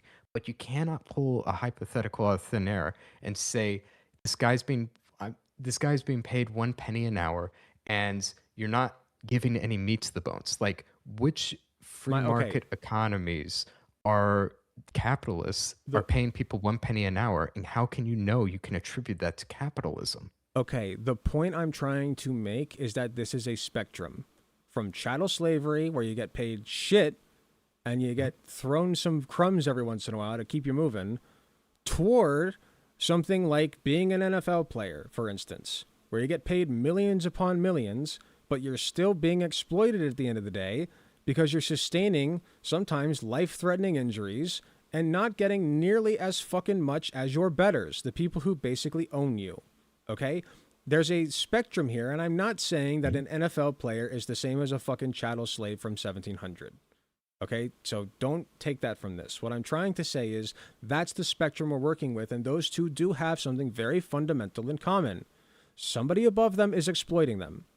Okay, and they're milking them. Okay, NFL players wouldn't get paid the amount they do if the people above them weren't milking them. Like, capitalism is milking the workers and milking, like, it's milking anything you can to squeeze labor out of it and take it for yourself without giving anything back or as little back as you can in return. That's what capitalism is. You accumulate capital over time. I would more and more and more. I would fully 100% agree with you that like being paid exploitative wages like that, and I would say usually it is exploitative because there is something fundamentally wrong and evil about the system and economy that allows that to exist, where you have one class of people that's basically paying the other class nothing and they're making all the profit. I fully agree. But like what I would usually think of and look at is places like China. China is a living hellhole. I think to myself, golly, I'm thankful I didn't get born in China when I hear stories about people working 80 hours a week and getting 1 day off a year in sweatshops. That's hell. And I think both of us would agree that is wrong, immoral. Please, God, save that man. Yes, but I think we would disagree fundamentally on what causes that. And I think it's more complex than simply one person is using and making money off of another. I can think of instances where people in self-proclaimed communistic nations did just that. And that relationship is not simply mutual to capitalism. Okay, but the point is you said self-proclaimed communist. Okay, take the word communism out of it. People get all their balls shrivel when I say the word communism. Just forget the word. Okay? The society, and I'm trying to do this more if you haven't noticed, because we disagreed on exploitation. People get so caught up in the lingo, man. I'm not interested in the word that you use and disagreeing with the word.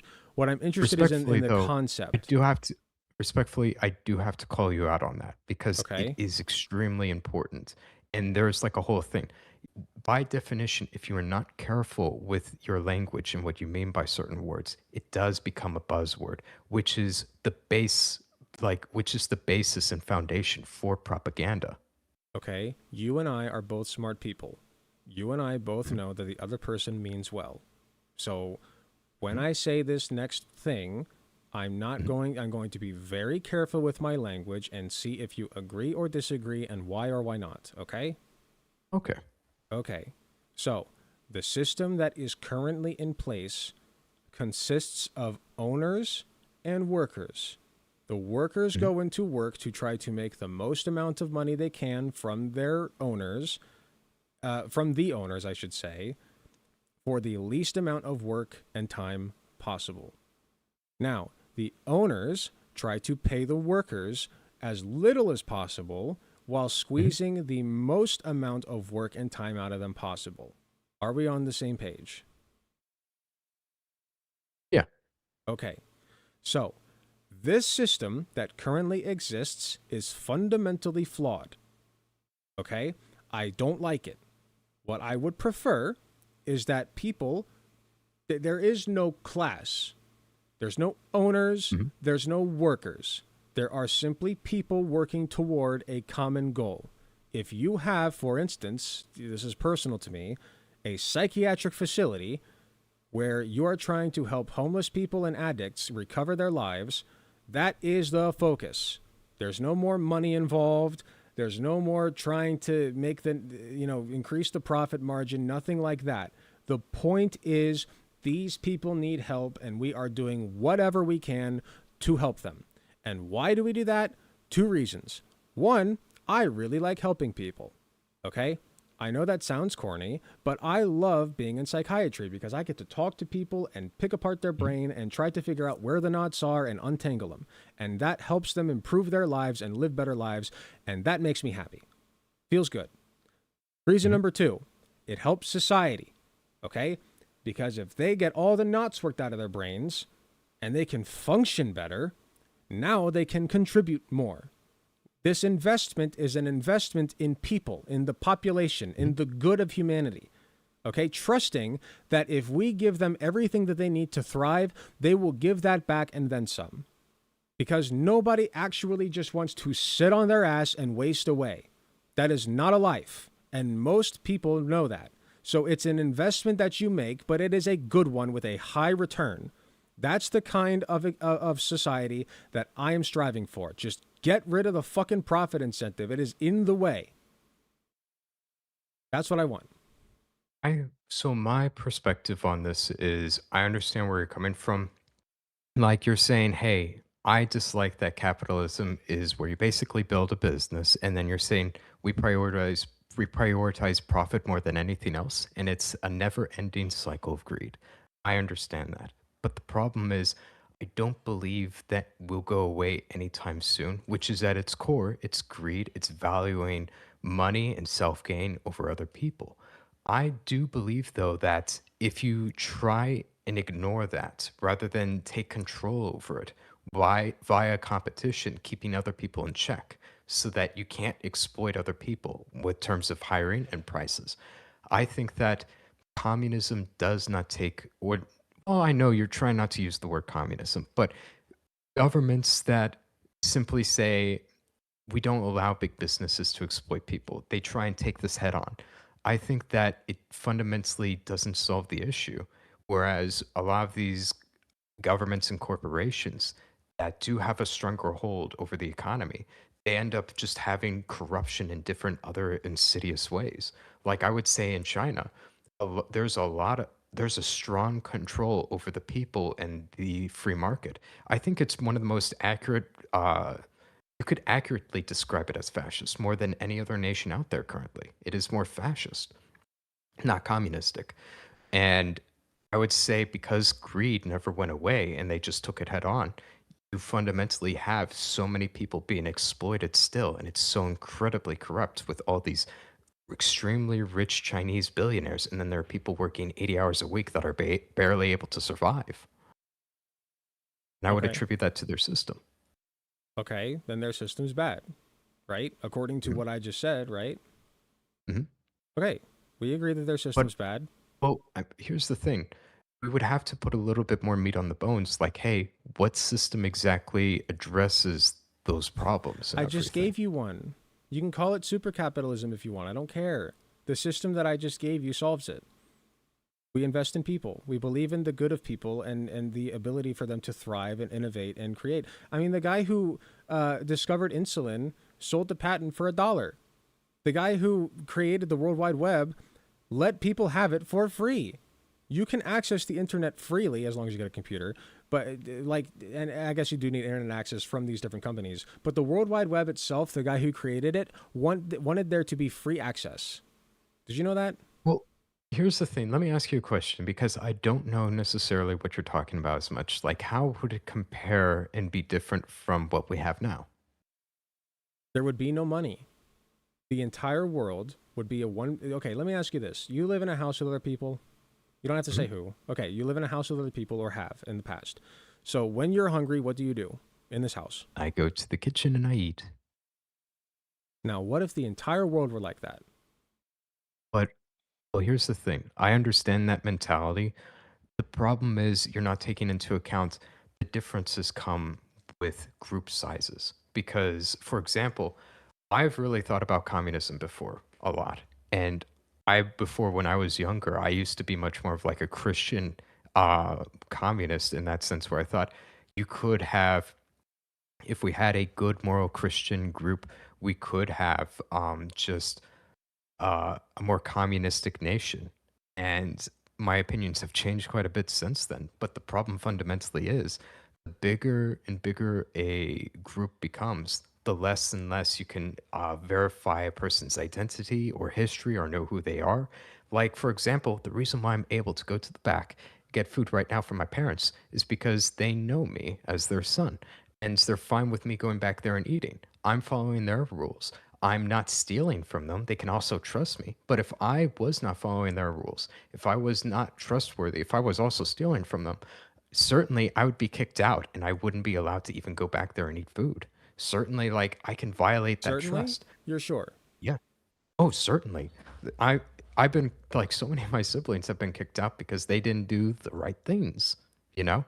I know at any time if I'm not living in accordance with what my family values and likes, I could be kicked out and I don't have access to that pantry. I don't have access to the food. And the problem is that doesn't work on a larger scale because my mom and dad can't verify the identity or interests or whether people deserve the food in the pantry in the back with billions of other people or millions or thousands, only for a handful, maybe 10 at most. It's not possible to put that on such a large scale. You need to have, like, that's why we have the free market right now, which is, hey, we don't trust people because I don't know you. My parents only trust me because they know me. But if they didn't, I certainly wouldn't have access to the pantry. If you came to your parents crawling and emaciated on the floor, Mhm. and you asked for food, what would they do? They give me food. What if, so is there any exception to this? No. Well, maybe if I try to kill them. If you say, if you give me food, I will try to kill you. That's the exception, right? No, if I did before. If you've tried to kill them before. Okay, so if you have tried to kill them before and you crawl to them emaciated needing food, they wouldn't feed you. No, like if I before no, there are definitely lines you can cross with, I you know, understand. my parents. I know. Yeah. There are lines you can cross with everybody, okay? Mhm. But let's say it's been a few years. Let's say you've done your time, right? Tried to kill them, 50 years go by. You're like, that's a long time. Let's say 20, 25, 30 years. You're like 40, they're like 70-year-old man. Yeah, you're like 40, they're like 70. You tried to kill them in your 20s. You're like 40, they're 70. You crawl up to them emaciated. Yeah, you crawl up to them emaciated. No, you're fine. It's funny. You're emaciated, starving, whatever. You've done your time. Technically, by legal standards, you're rehabilitated, right? They have no reason to think that you'll try to kill them again, right? Like, you're not giving them one. It's been, like, you're probably a whole different person now. Right? Well, I'm sorry. I'm just having. I mean, I'm just What I'm curious, trying to like get where at, this man, goes. Mhm. yeah. what I'm trying to get at is unconditional love for one another. Okay, that is what I am trying to practice and preach from now on. Is I have, and that doesn't mean that I'm a pushover.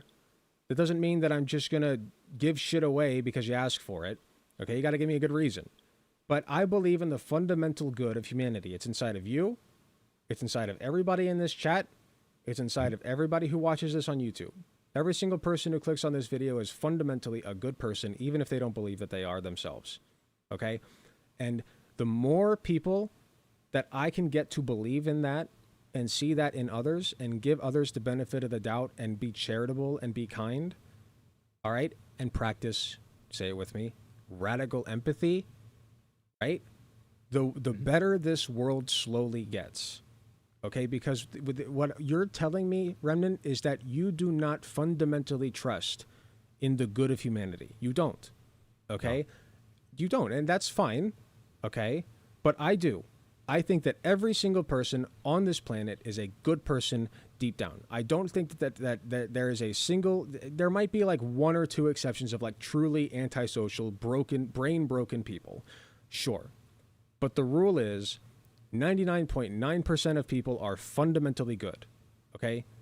Like they have some kind of moral compass guiding them.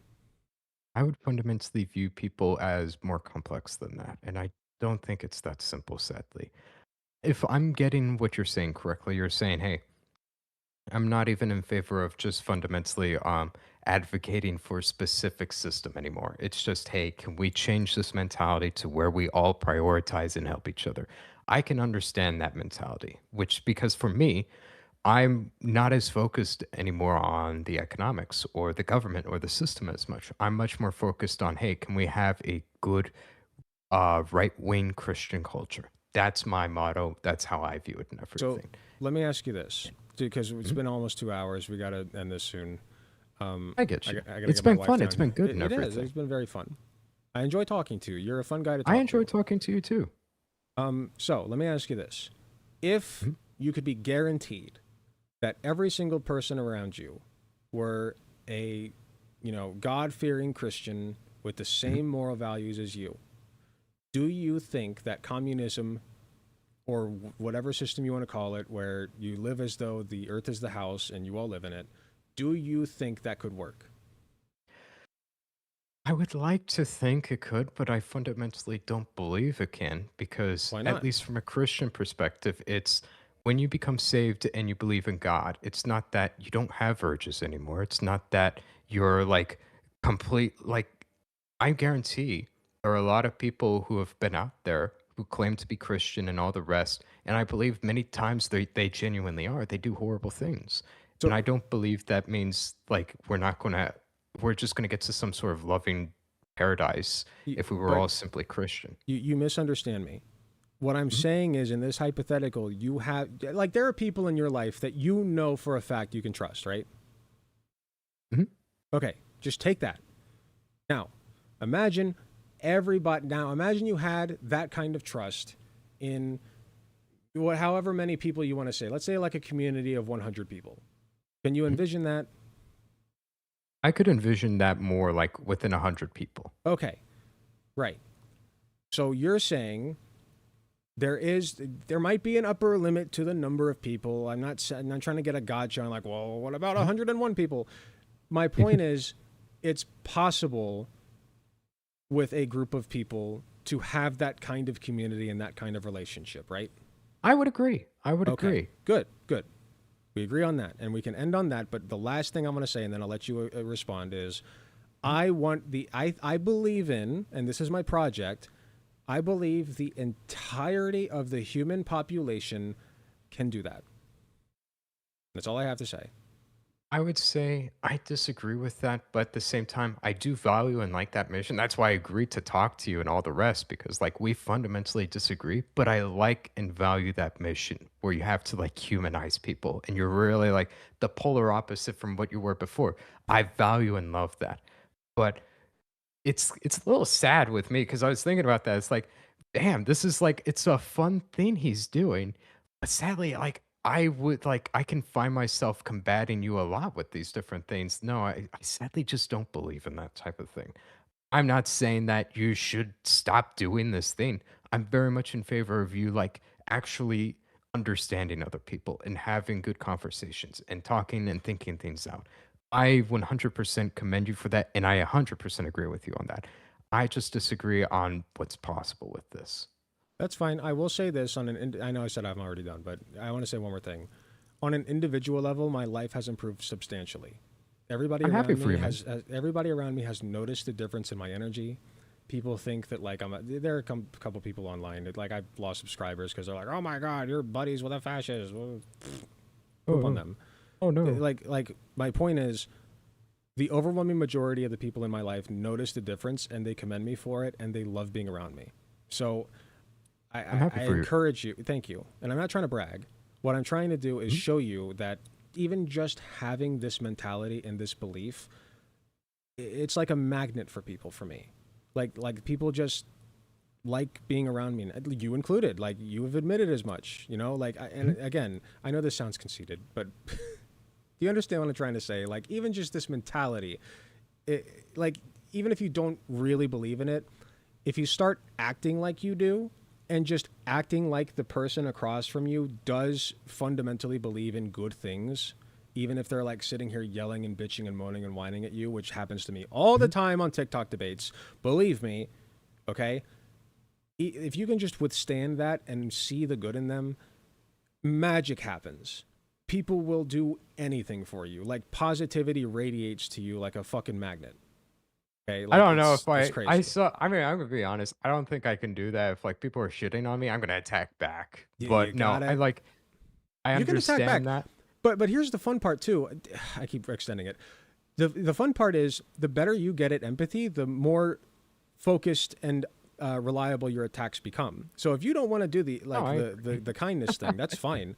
You become better at hurting people too. Like you know, like I'm very good at exploiting people's insecurities now because I understand them. I don't do it very often, but I can. So you know, No, I get just that. I saying. get that. I understand what you mean with that, and I agree with you for the most part with those things. Like Sure. there's some disagreements, but no, I get you. I think this is a fun note to end things on. Honestly, I think so I too. doubt that I can post at least the beginning part. I'd be terrified to post some of the things I said at the beginning part, but I hope to. I don't know what I'm gonna do with this recording. I hope to uh at least have a lot of it on the channel and everything. I think people will love to see like how you change and all the rest. People, I guarantee, are gonna be like, "What the fuck? Why are you talking to this guy with all the videos you made before?" But they're gonna be happy with you. Genuinely, I believe that that's gonna be the case. One day I would love to make a video, maybe soon, about like my spiritual awakening, you could call it. I saw No, into the I get void. you. So, No, I get um, that. you know. But yeah, this I was a think fun this. time, man. Go Yeah. ahead. I was about to say, I think this is a good way to end it and tie the boat on top and everything. And we got a nice Merry Christmas present. Absolutely. And listen, I love you, man. I really do. I think you're a fun guy. Mhm. I can see why you've built up the audience you have. I I congratulate you appreciate for you. that. It was really genuinely fun and everything. Talking to you as well. And I'm gonna be honest. Like earlier, like there were parts where it's like, shoot, I actually am a little cornered here, and I don't know how to respond to some of that. Ah, shoot. Hey, you know, But it was fun it and takes a genuine, big and I hope people enjoy this. Like that's the main goal. I think people are gonna love this conversation. it takes a big pair of balls to admit that, man. You know, and I admit when I'm wrong too. Like I'm not perfect. I'm learning. I learned from you in this conversation. I learned from everybody. I You found know, it fun. we're all just doing our I best. found it very fun. Good. I'm glad. Well, until next time, Remnant, and there will be a next Until time. Okay? next time, man. Be seeing y'all. It was a good discussion. I wish you the best, man. All right. Take care. Bye.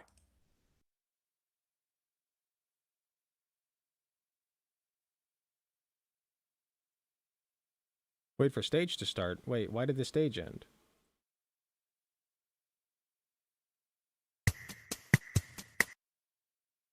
Hello? Are we still here?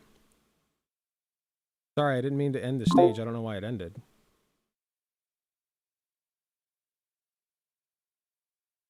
Okay, well, if you're still here in the Discord,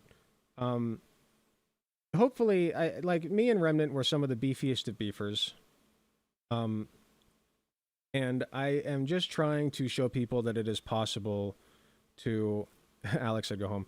I'm just trying to show people that it is possible to reach out across the aisle and come to at least a couple of agreements with the other side and understand that the other person across from you, like I said, is not fundamentally a bad person.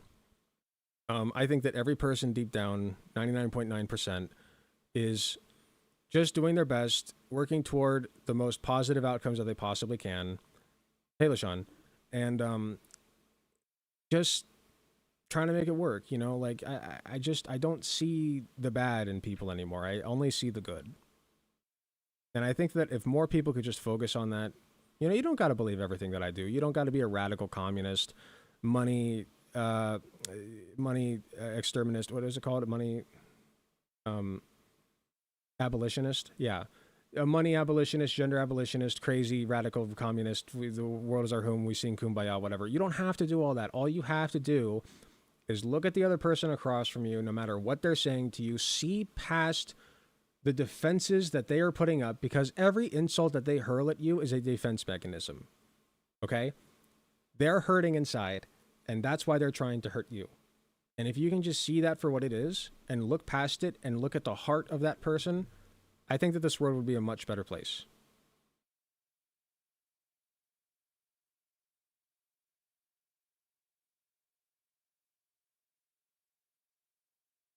Okay, I will not be taking any speakers right now. LaShawn, I know that you reached out to me about something. I forget what. I'm not the best at responding just because I have so many people that I'm trying to get to. But I'm going to end this space. If, you know, like I said all the time, if you would like to reach out and talk to me one-on-one, set up a conversation, I'm going to try to do more flash debates. We haven't done a flash debate session in a while. I think we're due for a flash debate session number 3. So very soon I will try to set that up. Until then, if you would like to set up a one-on-one with me, you can, about whatever you'd like. If you just want to have a cordial conversation, that's fine. If you want to talk about, like, debate on me on something specific, that's fine. You know, just DM me, we'll set it up. So thank you all very much for tuning in. If you are on Discord, I will be ending the space. If you are on my chat, here, I'll link it. Okay, so you can come to outlookgunter.com/live. Keep watching me. We're going to react to The Amazing Digital Circus Episode 7. It has dropped officially. The entire thing's out, and I need to watch it badly.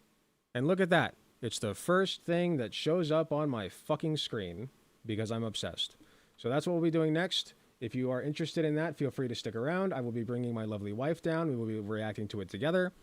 And it'll be a fun little upload for Dubsy to edit. I'm not sure if it'll go on the main channel or the secondary channel, which I do have a secondary channel and I want to upload more to it. But I'm rambling now, so I'm going to end the space. Take care. Join us for the Amazing Digital Circus React, and if you don't, you're a loser. Goodbye.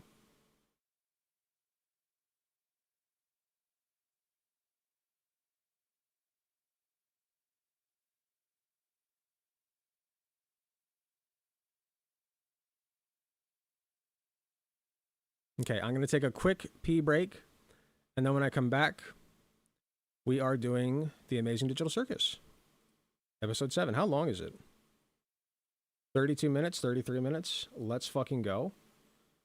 Let's fucking go. Oh, I'm so excited. 4.2 million views in 2 hours. 4.2 fucking million views in 2 hours. That is crazy numbers. Crazy numbers. Holy shit. I'm so excited, guys. You have no idea. I think before we get started, we're going to do predictions and shit. So stick around for that. And also, me and Katie need to order food. So we're going to do that as well. Okay. Pee break. Grab Katie. Order food. We come back. We react. Stick around.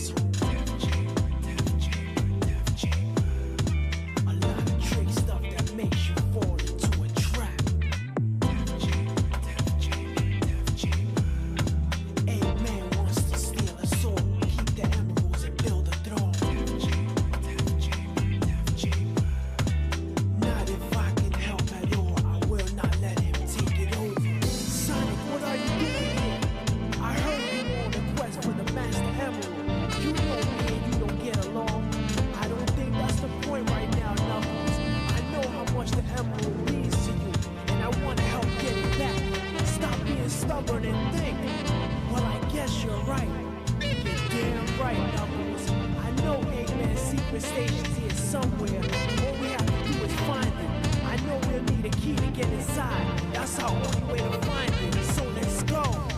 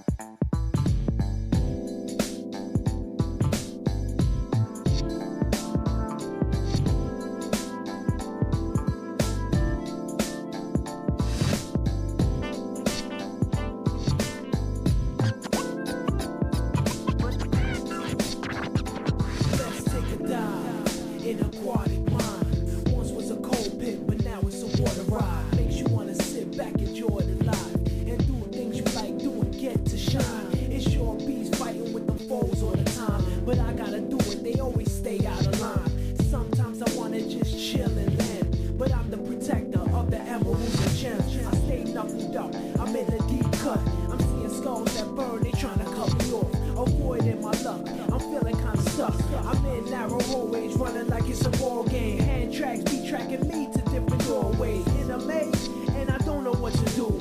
Guaranteed though, I'ma find the emeralds. Don't call me Knuckles for nothing, I get loose. Sure beats fighting with them foes all the time, but I gotta do it, they always stay out of line. Sometimes I wanna just chill and land, but I'm the protector of the emeralds and gems. Stay knuckled up in a deep cut. I'm seeing skulls that burn, they tryna throw me off. Avoiding my luck, I'm feeling kinda stuck.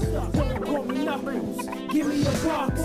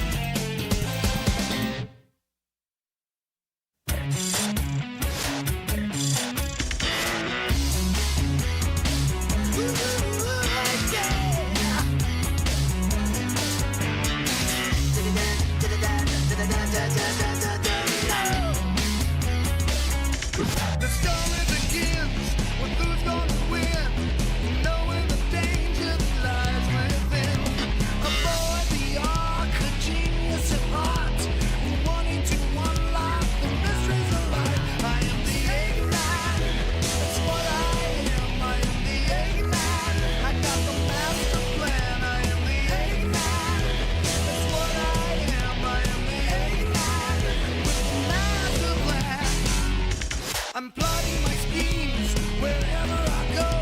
They're perfect in every way. I love to destroy the blue one, you know. He's an obstacle that always gets in my way. I must play this game by my rules. I will conquer the world with my tools. All my machines are made for destruction. I will build my empire. I will succeed, and you will see. With my machines, there is no retreat.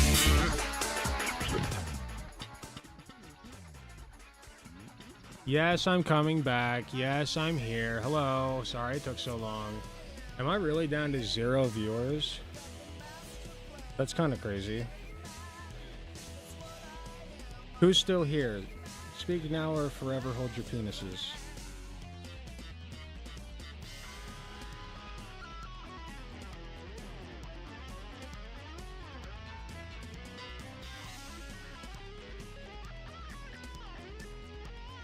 Am I alone? Hey, I'll react to it alone. I don't fucking care. I'm having a good time. Here, let's change the title on Twitch. Looks like we at least got one person watching on Twitch. That's fine.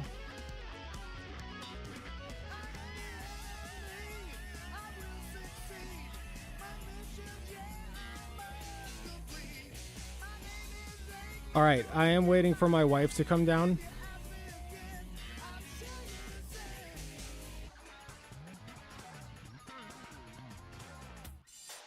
So as soon as she's down, we will get started.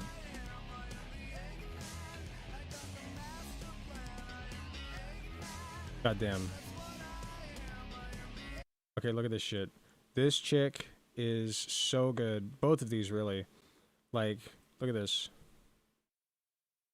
It's incredible. Taking an extra 4 inches off of the pieces of 2x4 that I cut to 12 Look at how inches. big that and sucker guys, is. It's so hard to cut these perfectly straight with a jigsaw. So now I'm thinking Please I should play get a Deltarune. I will. circular saw, but if anyone has any other recommendations, please let me know. Even without these being cut perfectly straight, it's still very stable. She might look a little off, but I promise it's fine. Especially because these are not supposed to be functional statues. I do not make these to be sat on, but yes, I do sit on them. Mainly because I just want to prove that they're sturdy. At least to support the weight of someone who's 5 foot 120. Anyways, I finally got started on my favorite part. Building up the body is so calming to me, but I did end up with a little indent in between the 2 front legs that I wanted to avoid. So I made a chain in between the 2 legs just so that the body will start further out. And I know that looks a little crazy, but just bear with me, I promise. And do not worry about the hole. It will don't be worry, I patched trust up. I her. don't usually increase or decrease the first 4 I or don't 5 like the hook she uses though. She uses a fucking plastic hook.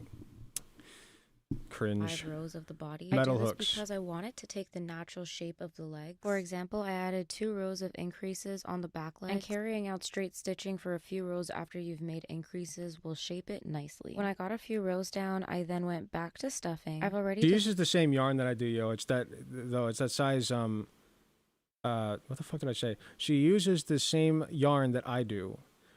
She uses that size 7's it's the smallest jumbo size you can get, chenille, from either Loops and Threads, which is what's it called? I almost said Southern Comfort. That's a drink. Cozy Cuddles or something. I forget what it's called. Loops and Threads, Cozy Cuddles or whatever. And then there's Parfait XL. It could be either one of those. Probably Parfait XL. decided that stuffing is That one for sure is Parfait XL. I recognize the color. gonna make or break this statue. So you're gonna see me keep checking and making sure that everything is sitting the way that it's supposed to. I then measured the top of my frame so that I could mark my plywood where So it good. needed to be cut. And instead of using my notebook as a flat edge, I realized that I have a level. Signed my work, of course. And this is what it's looking like so far. Day 7 of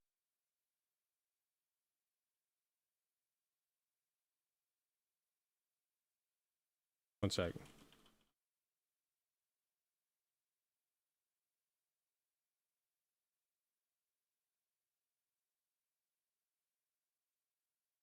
Okay. Sorry, just responding to Remnant.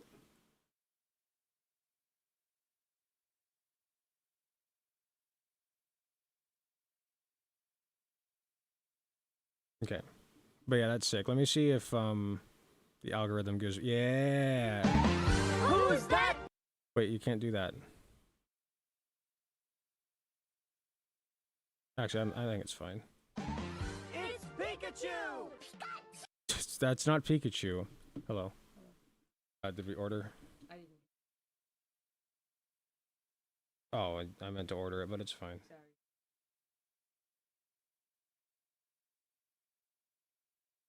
We're getting Culvers.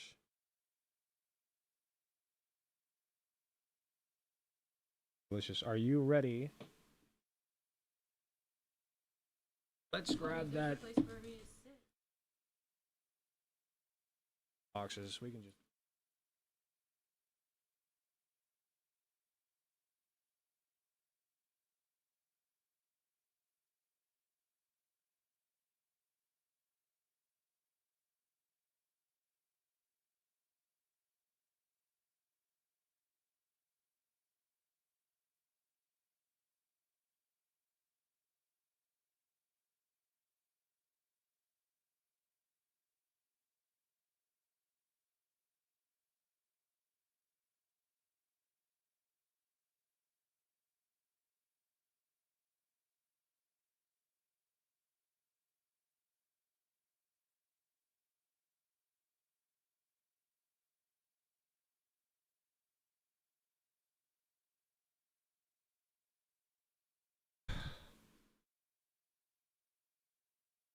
Right or left? Actually, you take left because that way I can control. Oh yeah, and I need to. All right. Let me turn down the sensitivity. Or turn up.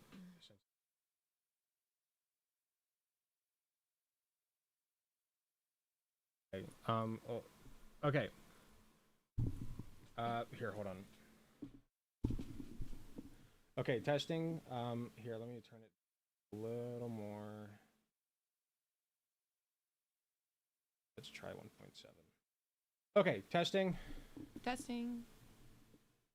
All right, I think everybody can hear us okay. I think.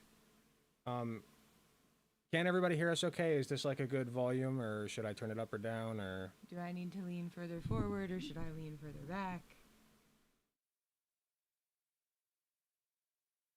Can you actually scooch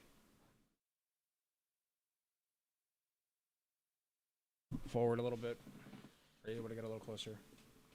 I can go like right there. Is that comfortable for you? Yeah. Okay, let me. I want to do this. Let me get this up so we can start pulling people in.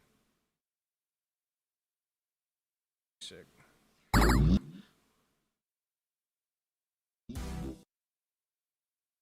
Turn this down and this up. Or no, that's the wrong one. This down. Why do I have two of those? That's fine. Here now. Okay, the problem we're gonna have is that the sensitivity is lower on the mic, so we'll be more likely to pick this up. Okay. So we'll have to pull the mic like as far out as we can. And then let me just do this.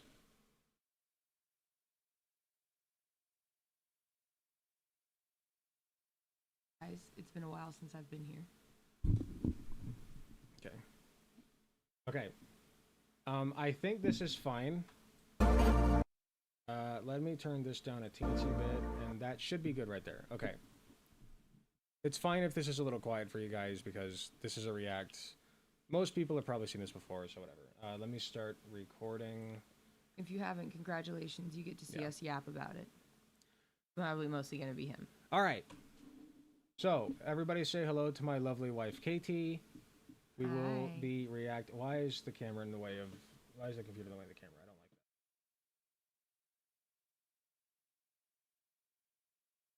that. Okay. Fix So, it. yes. So this is my lovely wife, Katie. We will be reacting to the Amazing Digital Circus episode 7 together, which is right here. I'm very excited for this. I remember episode 6. Look at this, 5 million views in 2 hours. Crazy numbers. I'm kind of interested in the chat replay, but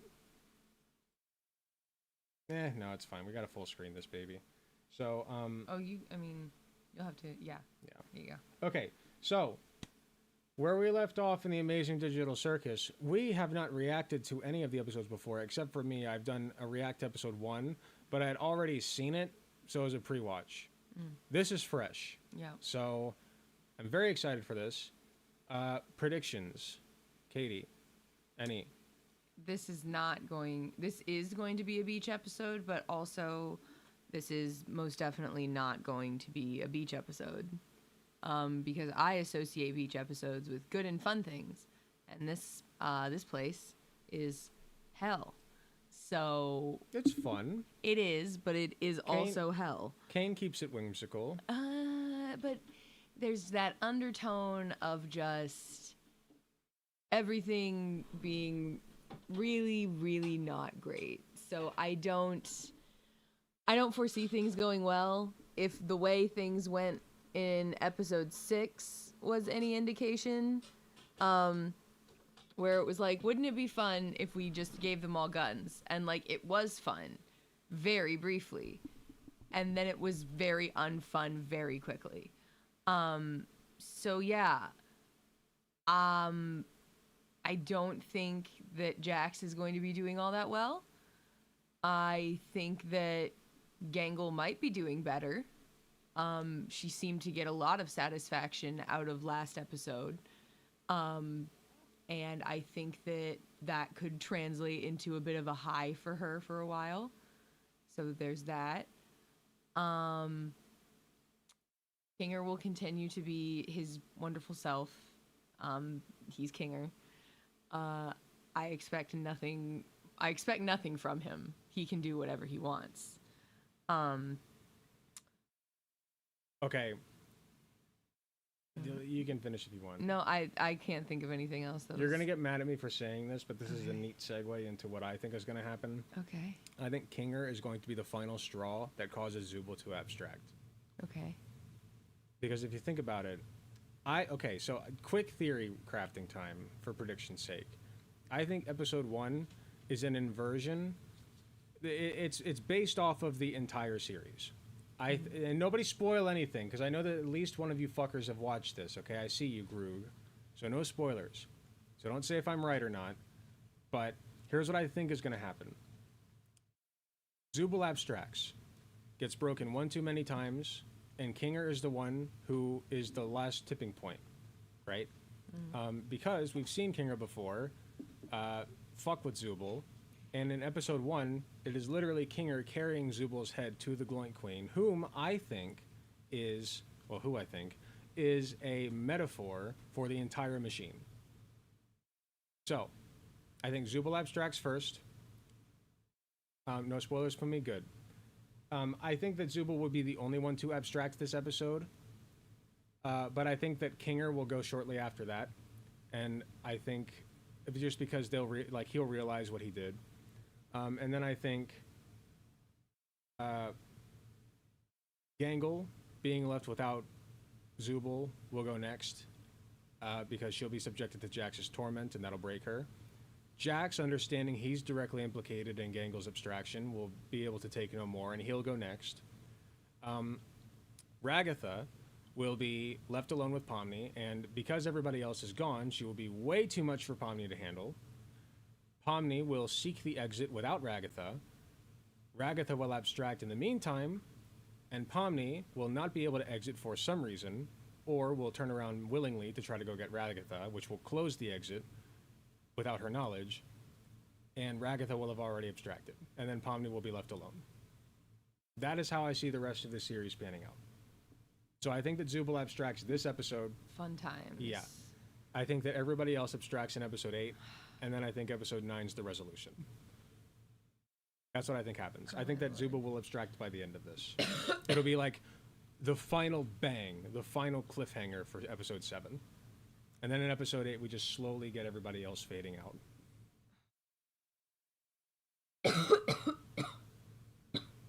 We'll see if I'm right.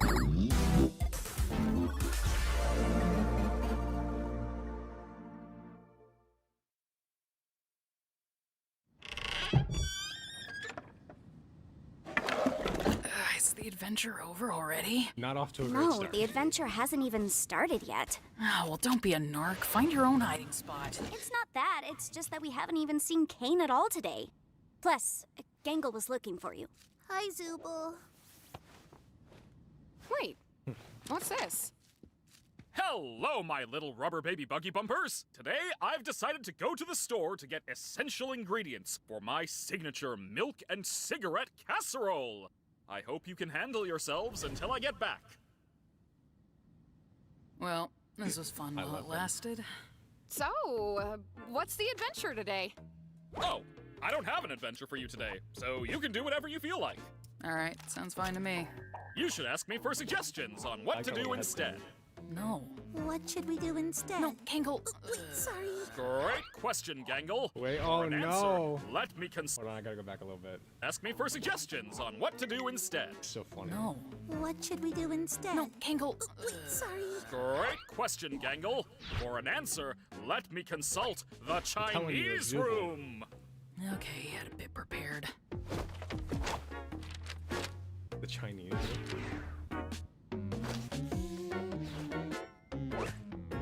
Okay, why Chinese? so Does this funny. actually mean anything? It's a mystery what's behind that door, but I believe it's a fluent Chinese speaker who will give me advice.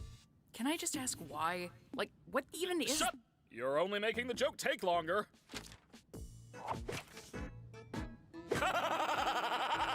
What does it say? I don't know. I don't He's understand breaking. Chinese. Hilarious. I don't know. Why don't you guys hang out at the Digital Lake? These locations have just kinda been there this whole time. Not sure why you never visit True. them. You should throw a freaking beach party. Good boy. Oh, that could be fun. Plus, there are some fun NPCs out there that none of you have even interacted with yet. I'm guessing they're not intelligent ones. They most certainly are not. Now, go have fun! I love it. Wow, what a good day! This is perfect so far. We could stop All watching right, it, be 10 so out who of wants 10. to try Kane's magical changing booth first? I guess I'll give it a go.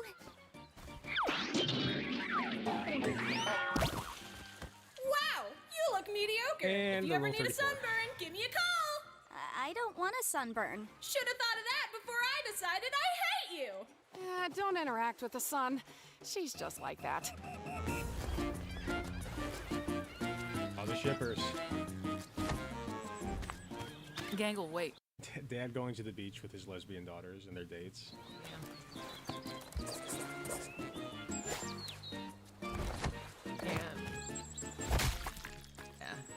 Jack's not even in a swimsuit.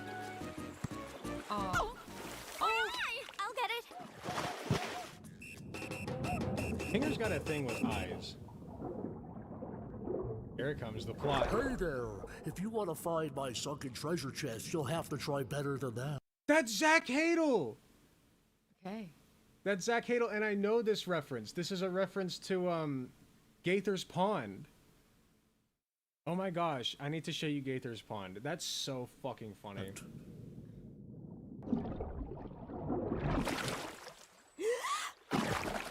Girl, remember, you don't need to breathe. So, I was just talking with my brother here, and yeah, you are definitely not getting our sunken treasure chest. Definitely not. Do I even want your treasure chest? It's not like there's anything to spend money on. I'm the one that tells lies! Dude, you ruined it. Is that your treasure? Dude, no! They took everything! That was my entire life savings, dude! Oh my god. Oh god. I love this. Oh my They really god, let I'm just gonna Zach be go sick. off. I'm gonna be sick. That was everything. Oh my god! I Did you can't find believe it? Zach Hadel's Nah, in this. somebody plundered it before I could. What? What? Where's your eye? Oh, wait, you're right. Oh, you are here. ADHD. What was that for? Oh, let me think. texture.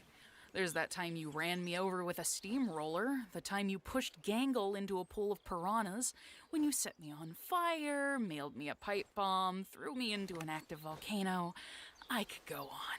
Aren't you supposed to be miserable Petty, about your petty. ability to choose your own body or something? Aren't you supposed to be causing trouble for everyone?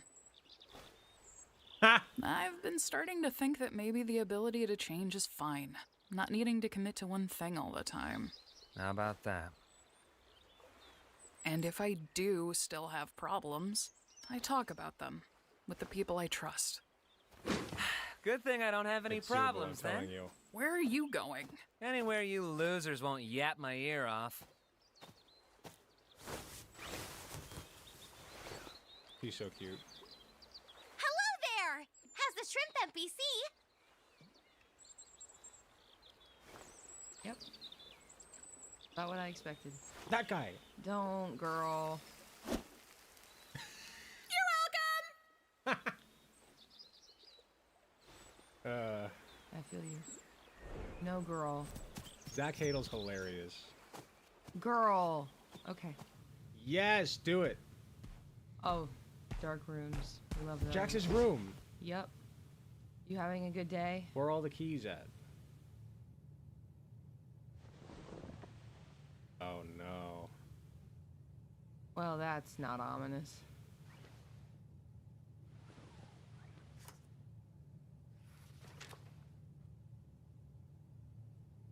Uh-oh.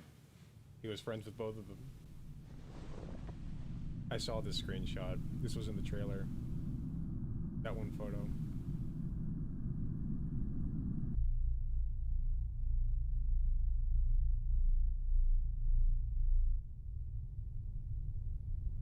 Okay. Heavy breathing intensifies. No, oh, no, thank you. A little creature of sorts. He's fun. No. Wait. Wait. Whoa. It's an NPC. Don't.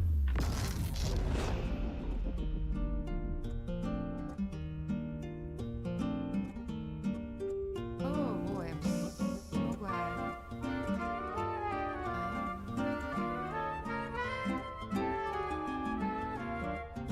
He dragged an NPC back to his fucking room because it could do this. I'm telling you.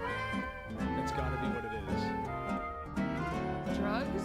The virtual LSD trip sequence. He's naked now. He is. I noticed. But does he still have the tail? I wasn't thinking about it. I don't know.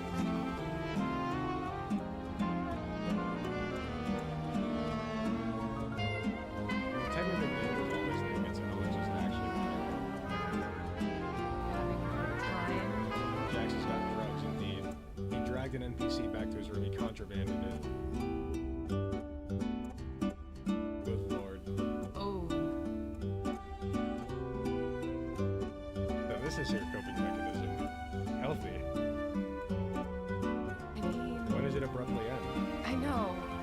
That's the thing. It's like these aren't the good drugs. These are bad drugs. Oh, there's stairs. That leads to something good, I'm sure. These are bad drugs. Now that No. these are the good types of drugs. No. He's I have. smiling. Yeah, that's because This he's music's mentally great, ill. by the way. It is good music. Good job. Oh, it's gonna slow down, so. There it is. Oh no. Good morning. Wait, I wanna go back. No, wait, no, it looked different in there. I don't know why the quality keeps dropping, but whatever. It's different. This is a different room. There's a rainbow behind him now. He looks different. There's something different. Wait, Zubal's room, right? Or not No. Zubal, Gangel's room. It's gotta be Gangel's room. Yeah. Because we've seen Pomni's. Oh, this could be Ragatha's room. Yeah. It's either Ragatha or I'm betting it's gotta be Ragatha because Did he like jump between dimensions to get in here? wait, yeah, What is because going wait, on? because the photos are still there. Yeah. What is it going? Oh, play it. Just play it. I can't sit here and. I want a theory craft. I know, but we have This to is act- Jax's room? No, that is just Way Jax's to room. interrupt my Oh. nap. Oh. It's girly. Can we talk? So much more. Oh no. Wait, we didn't see the rest of it. So this is just his room. Huh. Interesting. It's very whimsical. Hmm. Is he? Way to interrupt my anything. nap. Can we talk? Oh no. Your what? Yeah. He's not actually an NPC. He's a human, No, he's not. like us. Don't believe it Yes, at all. I know. Getting stuck with a blank mannequin body of all things. Kane completely overlooked me. He's lying But straight to your face. because of this, I was able to, well, I think I found the way to leave. Nope. The way to leave. Yes. Don't trust Way it for to 1 leave the second. circus and get back to the real world. You waited till Yes, just now. but please, keep it discreet. If Kane catches on, I doubt he'll ever let us get this far again. That's why we came to you. We thought you might have a key to the Chinese room. The Chinese room? Yes, we're gonna need a place to talk without Kane listening in on us. I have a working theory that Kane will commit to a bit no matter what. And if the bit is to not know what's in the Chinese room, he'll stick to it. I guess I'll check. That's fair. These are all the keys I have where I don't know what they go to. Wow. Wait, don't you want to come with us? This could be our one chance to finally leave all this behind. Sure, why not? Your life sucks. Where even is Kane? He might be suspicious of us even being here. He's probably in his office, planning adventures. How do we even know we can trust this guy? Good question. Has he done anything to prove he's human? I've been here longer than any of you. I, helped create this place. Oh. I'll explain more when we're in the room, but for now, Why does he kind of please just sound like trust me. Kinger? You will not regret it. He does. He's got the same cadence. I don't know if I like that. Am I doing this wrong? None of these even fit. Wait, what if Kinger partially abstracted and that part of his consciousness went into a fucking mannequin? Maybe. And that would explain why he can't remember anything before his wife abstracted. Maybe. I bet that's it. The keyhole. But he's Has anybody even tried just? just... Oh, thank God. Okay, well, it's open. Let's just get inside before Kane sees us. Wait, that face is great. It's funny. Okay, well, it's open. Let's just get I love inside her. before Kane sees us. I'll go get Kinger. We can fill him in later. I don't really know if I'm, ready to face him again after what happened. It is Kinger. You were dead We've on. both done things we're not proud of. I don't know if I like that I'm right. All right. Convince me. I'm one of the original programmers of the digital circus. Go. I was part of a team of experts employed by C&A to bring this place Just to life. dumping it. Kinger was one of my co-workers, you know, back when he was still... You really think Kinger worked with him? Oh, by the way, I also think Queenie, was the mastermind behind the circus. Oh, whoops, sorry. I can see it. Well, as production went on, the higher-ups at C&A started getting untrustworthy. They began forcibly hooking my fellow co-workers up to the computer. Oh yeah, Lisa in the chat speaks Chinese, so she. In special stasis pods that would keep them alive and analyze their brains. Just awful stuff. I'm gonna shoot you Okay, down. no, And... that sorry. Now they will enter the Chinese room. That is definitely an indication that this is not right. That there's something wrong. Something is wrong. I can't believe we have a certified Chinese reader in here. That is so cool. And you're perfect for this. You are. For this fucking. Because I are like that tells me something is definitely wrong. This is not right. This is scripted. Yes. Untrustworthy. They began forcibly hooking my fellow co-workers up to the computer in special stasis pods that would keep them alive and analyze their brains. Just awful stuff. I'm gonna shoot you down and say none of us are CNA employees. How would we have gotten hooked up to this big machine just by putting on a headset? That's what I wondered as well. But then I remembered that C&A was planning on expanding development. Last I remember, I was asking too many questions, and then poof, I was here. They're probably doing the same to anyone that stumbles into that office. Kane is an AI. Yeah, I think we all got that. An AI specifically created to keep your minds active. But he's just as much of a prisoner as you are.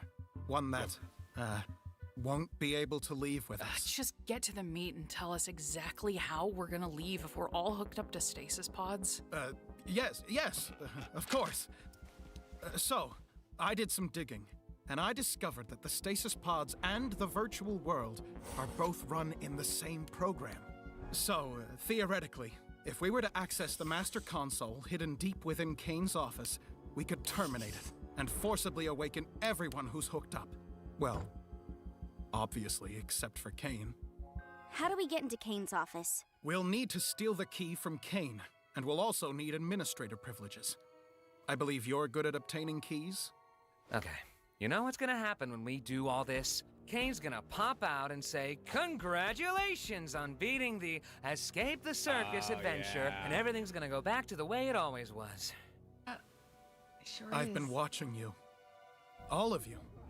Every trial, every moment of joy, every abstraction. I wish I could have come to you sooner, but I didn't want to potentially ruin our only chance at escape by telling you before I knew exactly how we were gonna do it. I'm not a creation of Kane. I've suffered just as much as the rest of you. I know this all sounds crazy, but if you follow me, you will see freedom. Wait, Jax is 1000% right. He has to be. I don't like this. And this is going to cause Zooble to abstract, I think. Maybe. I don't know. We'll see. I'll also draw a face on myself, so you can tell me apart from any other blank NPCs. We can't trust him, that's for sure. Oh, Ditto. what should we call you? Do you have a name? I do. My name is Abel. Well, Like, is that the name you picked? Or... Yeah, I thought it would be cool. But anyway, first things first. We need to get that key.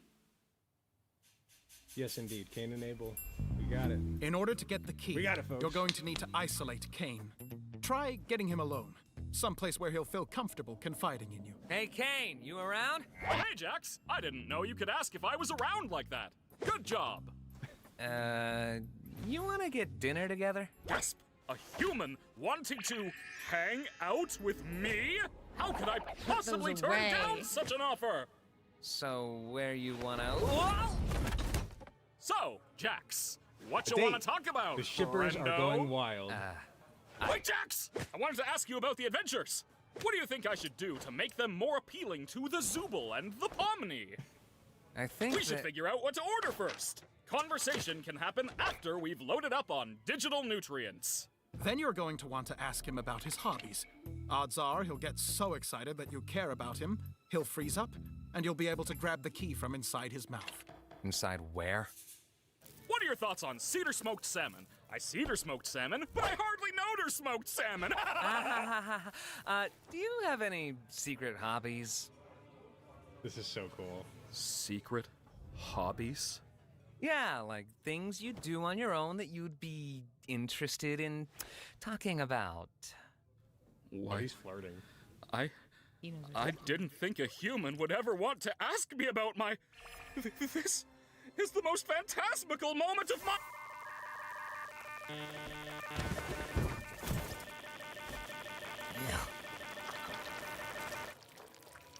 What you doing there, Jax? Have I ever told you how it's my dream to get eaten by you? Oh no! That's a weird thing to say and want. Okay. Why would that be? I mean, I get why that would be what you go with, but He's violating this person so hard. I know that this guy is like the antagonist and everything, but holy shit, the violation is crazy. it took 2 seconds. What you doing there? What you doing there, Jax? Vor. Hold on, I think our food might be here. Let me check. Oh my lord. Okay. This is so good. This is ridiculous. I love it. This is redonkulous. I'm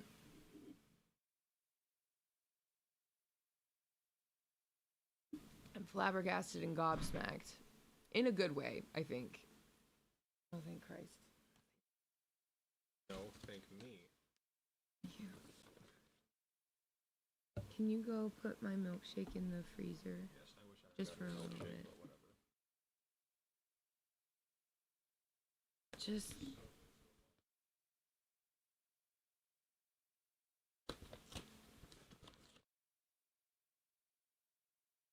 What?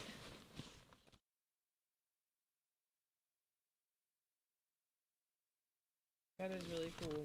What you doing there, Jax? That's a weird thing to say. Saying what? Like, he was literally like, The one time I'm like, you know what? Vor. The one time I'm like, you know what? You got a point, man. You have a great point. That is a weird thing to say and want. You want to play? Yes, please.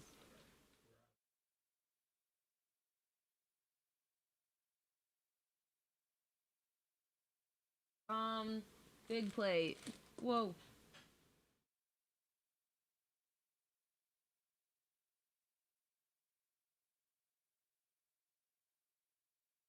Ah. Sorry, my head bonked the mic.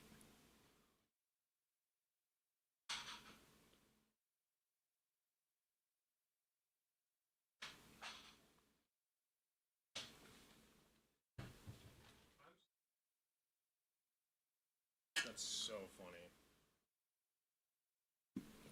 Thank you. Okay. Let's set up real quick and then we can proceed. I don't know how much this is. This is mine. I believe this is a large.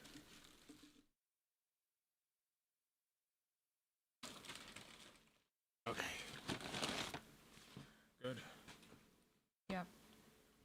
I was supposed to get a bunch of ketchup. It's in here. Cool. They didn't what? Nothing. We good? Mm-hmm. Okay, let us continue. So funny. That's a weird thing to say and want. Oh boy. Do you really believe it? I mean, everything he says? I just want to know what Kinger thinks of all this. Question. Yeah. Good question. She's asking a real question. I was thinking the same thing. How much do you know about Kinger? Huh? Oh, I probably know about as much as everybody else, but he's also helped me through some of my hardest times here. Is it weird to say I trust him the most out of everybody? No, that's not weird at all. I had a similar experience, and I think he might know more about this place than he lets on. Yeah, he has been here longer than anyone else. And I don't know, I think it's kind of strange that Abel isn't interested in him at all. Like I said, things between us are complicated. I would love to be able to work alongside him again. And you're right to think he has knowledge about this place.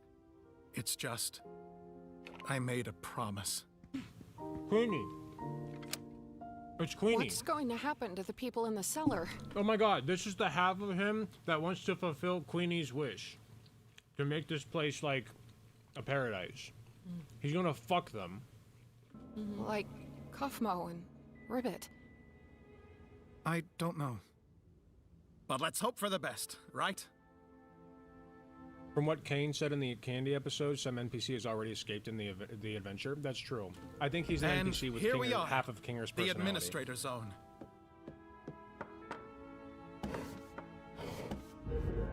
For consciousness. Oh, the classic invisible wall trick. Very nice. If it ain't broke. But like I was saying, this Macroverse place not really invisible intrigues wall. me. And these Visible photos are non-wall. all I have of the location. I'm obsessed with them. I just wish I had more info on the location so I could accurately recreate it. Too bad they cut me off, right? Yeah, what a shame. So, what's your takeaway from all this? What? What's your takeaway from all this? Is it that I'm actually a cool guy with cool I love hobbies him and so much. not that much different from you beautiful humans? Sure. Wowee! I'm so glad we understand each other a little more. I really am trying my best to make you guys happy, and I know you are. being appreciated for that just makes me want to celebrate by giving you guys anything you ask for. How's that sound? Sounds good. This was a nice dinner and everything, but could I go back to the circus? The gals and I were gonna do something which may or may not be a surprise for a special certain ringmaster we want to He's show our getting into it. appreciation for. Gasp! Say no more! The rule 34 of these two is gonna go crazy. How long is Jax gonna take? I feel like we've been standing here for hours. Should we tell Kinger what's happening? I feel bad not including him in any of this. We're supposed to follow Abel's instructions. It probably couldn't hurt to at least give him a warning, though, just to get him into the right headspace. Kinger's gonna be like, what the fuck? Oh, oh, hi, Gangle. Hi, Zubul. You startled me. I love him. So, we may have discovered something you'll want to hear about. It's We found a way to leave the circus. We're currently preparing everything, but we need to keep it quiet so Kane doesn't stop us. Yeah, what she said. Huh? Leave the circus? How would you... No, that doesn't make sense. We met up with Abel. He says he was one of the original programmers, and he knows how to shut off the game and free us. No. Wait. Who? Damn it. We'll continue this conversation later. Just thought I'd give you a heads up. Your other half, man. Can't believe you got that. Like, I if am that's never true, doing anything for you guys you win. ever again. Where's Kane? Worry not, my dear damsel. I think I to stopped him pretend to, from like, checking bored. up on us for a while, so no need for your distraction anymore. You're welcome. In other words, you just made us have to wait longer to do our job. Also, don't call me that. What's the rush? You got someone waiting for you outside? Don't you? Yeah. Well, that was awkward. He's gonna fuck them. I know. Jax is going to fuck them. Oh. So, how many administrator passes should I get? 6. Yeah, 6. Are you sure? Giving Kinger access to the main console could be dangerous, considering his mental state. Will it be dark in there? I suppose it will be somewhat dim, but... Then yes. I want us all to have one. All right. If you say so. The dark. Or what if Kinger fucks I them? think I get it now. Whatever happens, I'm going to put my trust in Kinger. He's got a lot of wisdom buried in there, doesn't he? Yeah, he does. Yeah, when he uses it responsibly. What? It's nothing. Let's go find the others. Hey, don't keep information from us if you know something. What happened between you and Kinger? It'll be clear soon enough. Motherfucker, he is Kinger. Those onion rings look so good. Thank you. Did you distract They are. Kane? I took care of that. He thinks he took care of that, but we Yeah, really Mario have 64 no way secret of boards, knowing. yeah. Such little faith in me. Goodness. Oh, I wonder why. If this whole thing gets messed up because of you, I swear to God. Yeah, let's just all follow Mr. Obvious Twist Villain instead. Now wait, hold on. You think... Let's all just calm down and be a team here. Pomni's got administrator passes for everyone. We're all in this together. Hey. I feel like this is happening so fast.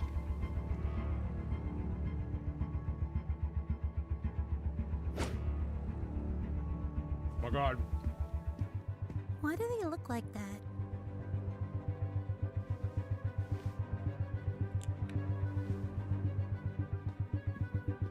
Wait, Pomni.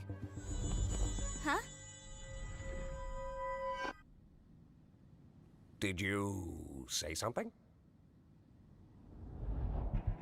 We're going to have to trust that whatever Jax did will keep him distracted. I don't know how long we'll be able to hold these without King knowing. So, it's time. Let's go to Kane's office. Okay.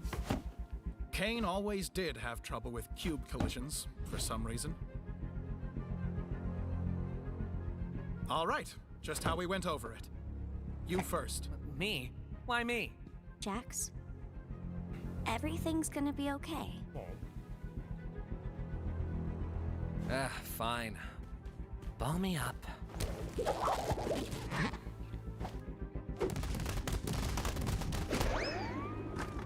Oh, like basketball. Thank you.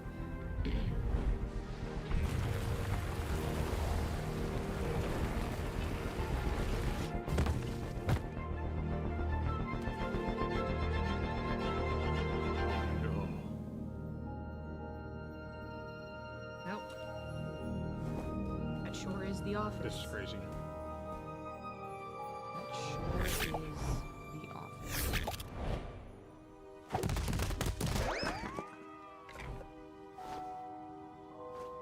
I want Kinger to go before me. No, yeah, that makes sense. Now, Poppy, don't feel like I need to go before you just because I have the right of way in a four-way uncontrolled intersection. Just trust me. You want to get somewhere dark? You can say that again. I love down there. Like, I need this motherfucker in darkness now. Right now. So, how are you getting up? I'm not, but I trust all of you to make the right choice. When we all get out, I'll buy you a beer. Make the right choice.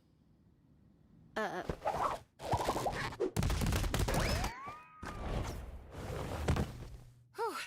I was getting kind of worried something was happening down there.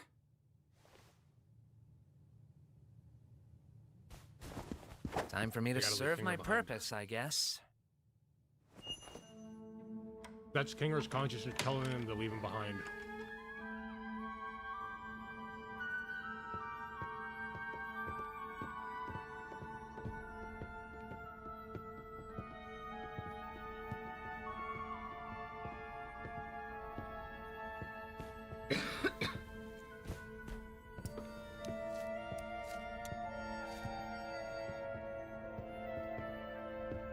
It's like Inside Out.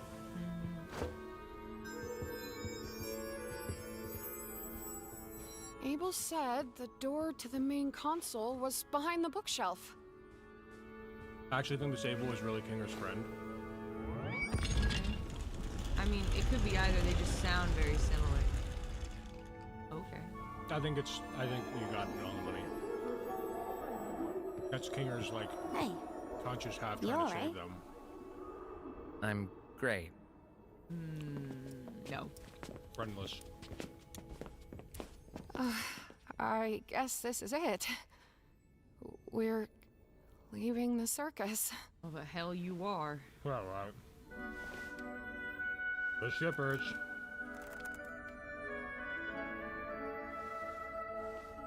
If someone will extract it, will probably be Jax. It's Zubul. I'm telling you, it's Zubul.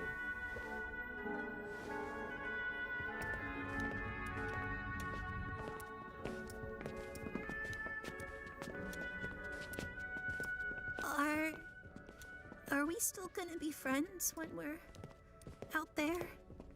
Why wouldn't we be? It's just gonna be strange. I've only known you like this. Will it be the same when it's real? It always was real. Everything we felt, everything we've done, everything we are. It'll never leave us. And I wouldn't have it any other way. Thank you for always being there when I needed.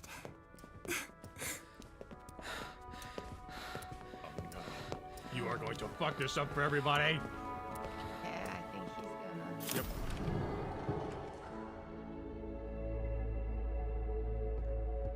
It's coming. Okay, it's dark.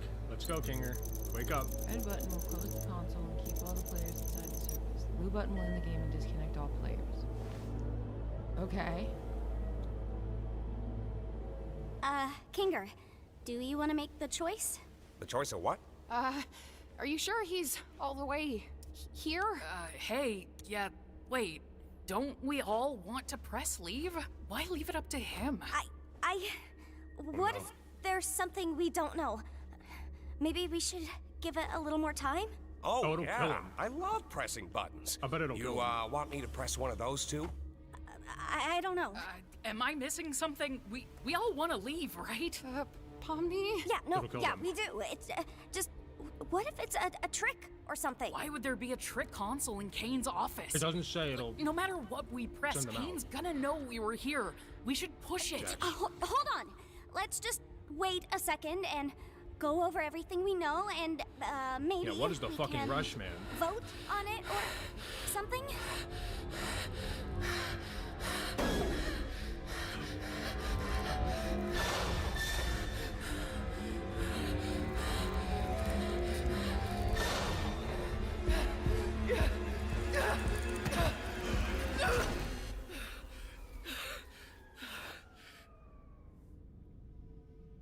did you just do?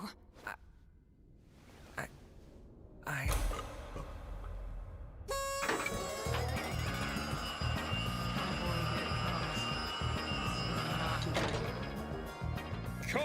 Congratulations, my little cattywampus cucumbers! You picked the good ending, where you realize you'd rather stay with me than go back to that pesky old macroverse or whatever we decide to call it. I knew you'd make the right choice. Yep. You mean this was all... An adventure! Yes! And one I've been cooking up for a good long while. Yeah. Great job playing your part, Abel! All in a good day's work. By the way, you think I could get a raise after that performance? Oh, you're getting too smart. Time to delete. None of that was true. The CNA stuff, the pods, the way out. A fabrication of my incredible world-building skills. I was right? No. This can't be good. I can't believe I was right! I can. What would have Hello, happened person with if long we name. picked the other button? Oh, I didn't put too much thought into that one, cause I knew you'd never pick it. So I left that up to Bubble. I made it take you to Shrimp Town. Yeah, it was gonna take you to Shrimp Town. Oh no. That can't be good. You dirty liar! You scumbag! You made me... You got in my head! You just lie about everything, don't you? Huh? You can mess with our minds too, can't you? The stupid sauce, the vegan thing, God knows what else! Our names? No, hold on, guys. Wait. I may have the ability to add temporary modifiers to make adventures more interesting, but that's it. If I did anything more, trust me, it would not end well. Scratch. The first abstraction. Hey! I didn't say anything like that! Come on, guys! You know I'm just here to have fun. Questioning's over. Your prize is this lovely gift basket of soaps and lotions. Stay fragrant, have a good night. Fragrant night, bye! Oh, they're all gonna kill him.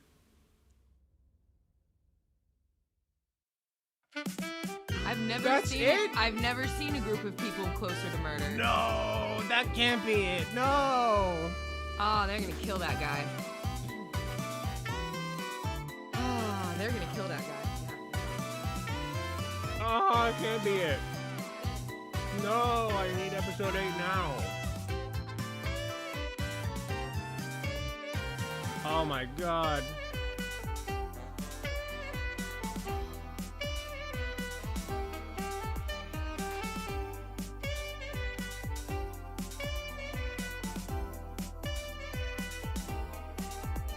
That was so good. There's no end credit scene.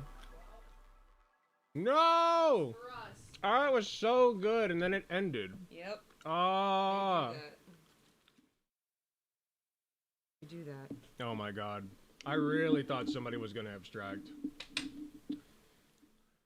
That was so good. I've never seen a group of people more like, oh, we're gonna kill that guy.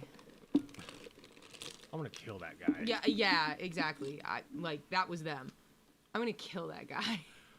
Oh. Man. Had me going. I can't believe I didn't believe Jax.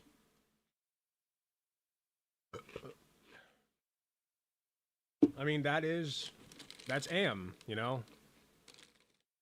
Should have seen it coming. Oh, I did. I've been around this block before. I know why we're here. Oh, that was so good. You made me pretend I like Vor. Literally. It's so funny. That's awful. That's terrible. You let me violate your body, thinking it was against your consent.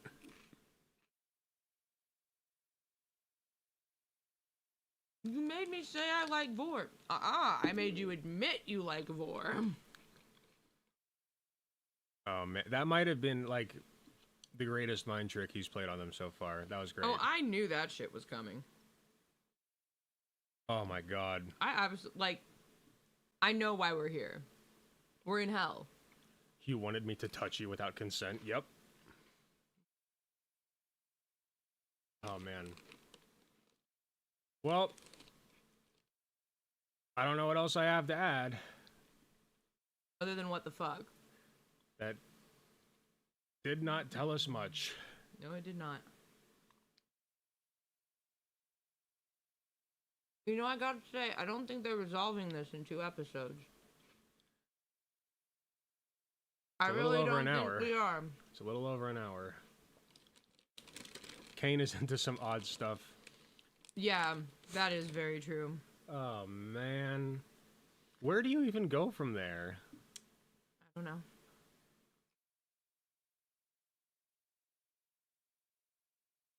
Okay, very good stuff. I'm just here for crackers and hummus right now. Feel that. I'm gonna get. I need to stop, but it's so good. Yeah, I'm gonna end stream. And it's fairly healthy, all things considered. It's hummus and Triscuits. Do any of you guys like Triscuits? I know they're technically like basket weave, but they're really good. The crunch is nice. So I can't be mad at it, you know. Oh wait. Lisa read the script. Remember? Mm-hmm. Now they will enter the Chinese room. Yeah, it was scripted. That's what I meant. That's was why I scripted. knew It was something scripted. was wrong. Yep. That's how I knew something was wrong. She said that. I was like, yep, it's fake. There ain't no way.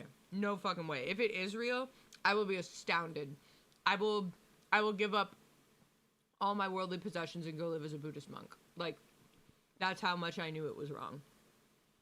Oh, here, let me show you. Not that I could be a Buddhist monk since I'm not a dude, but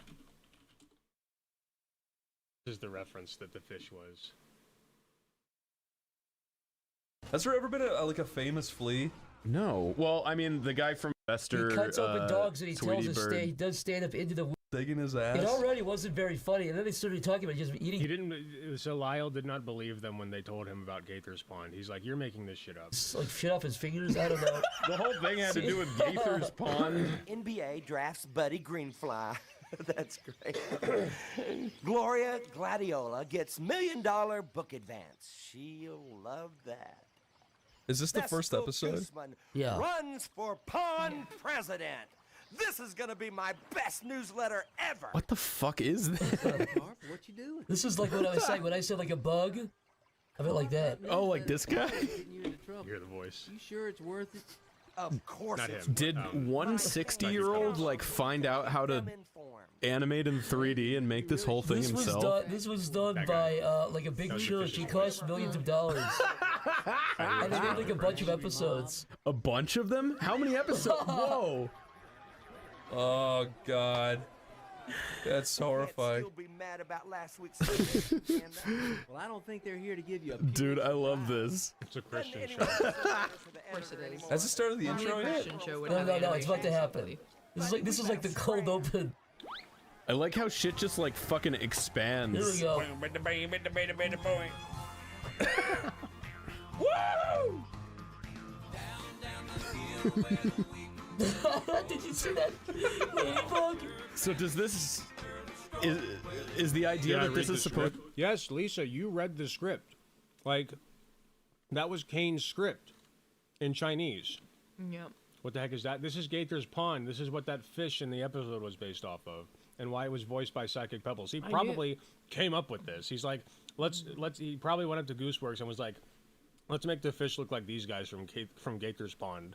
To make you religious? How many people do you think this actually converted? Like how many people do you think were not? Oh my god, did you see that? Like the turtle, go back. It was like pause on the turtle. It's right. It's right. Right there. That's fucking scary. That's a guy's face is grafted onto that. Dude, all of these things are real people's faces. Look, they're that based on picture. real people. Gonna retract. Oh my god, dude. I hate it when he does that shit. The Ew, look, it's that thing. Oh my god! Oh my god, dude, look how far Why it's would going. they animate that? Look how far it's going. She's stroked out. Why does she have like a turtle texture? Why?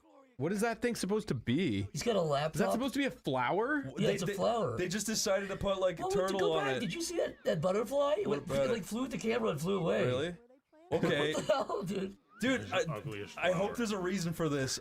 I think someone might have just been like, oh, that's fine. That looks like a flower. Yeah. They should have made petals. Yeah. They probably thought that was too much work. Did They she probably die? did the shape and then realized to make petals they'd Yeah. have to like. I It don't know. looks like a tortilla or something. Yes! Oh! Go back. That is so That's the only close-up. That's the only close we've ever seen of him. Oh my god.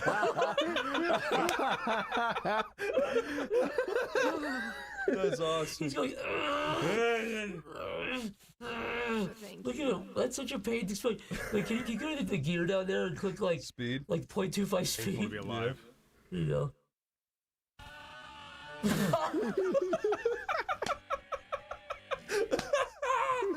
No! Can't. That was the reference.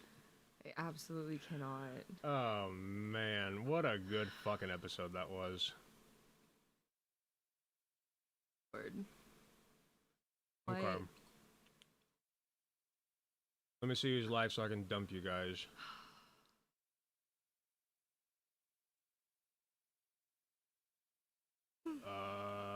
Jovan Bradley. We will see if we can raid Jovan Bradley.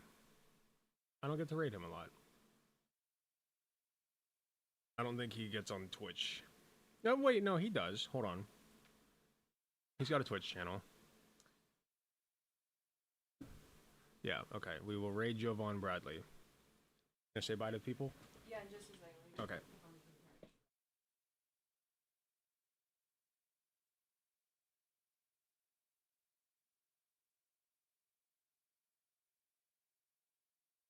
Dajan, thank you for tuning in.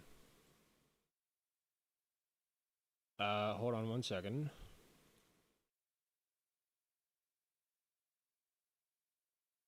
Direct.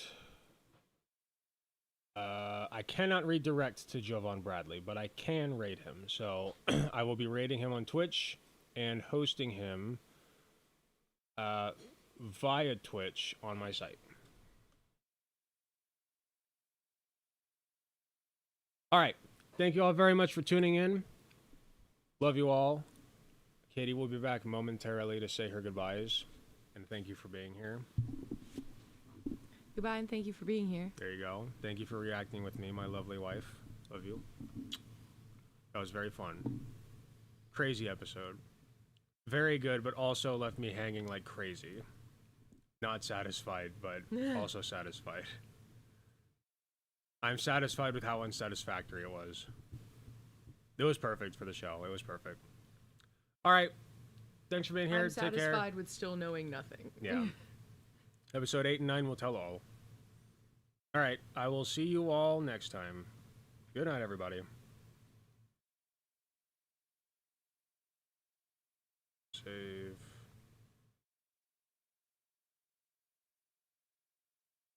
Oh, wait. Oh, wait.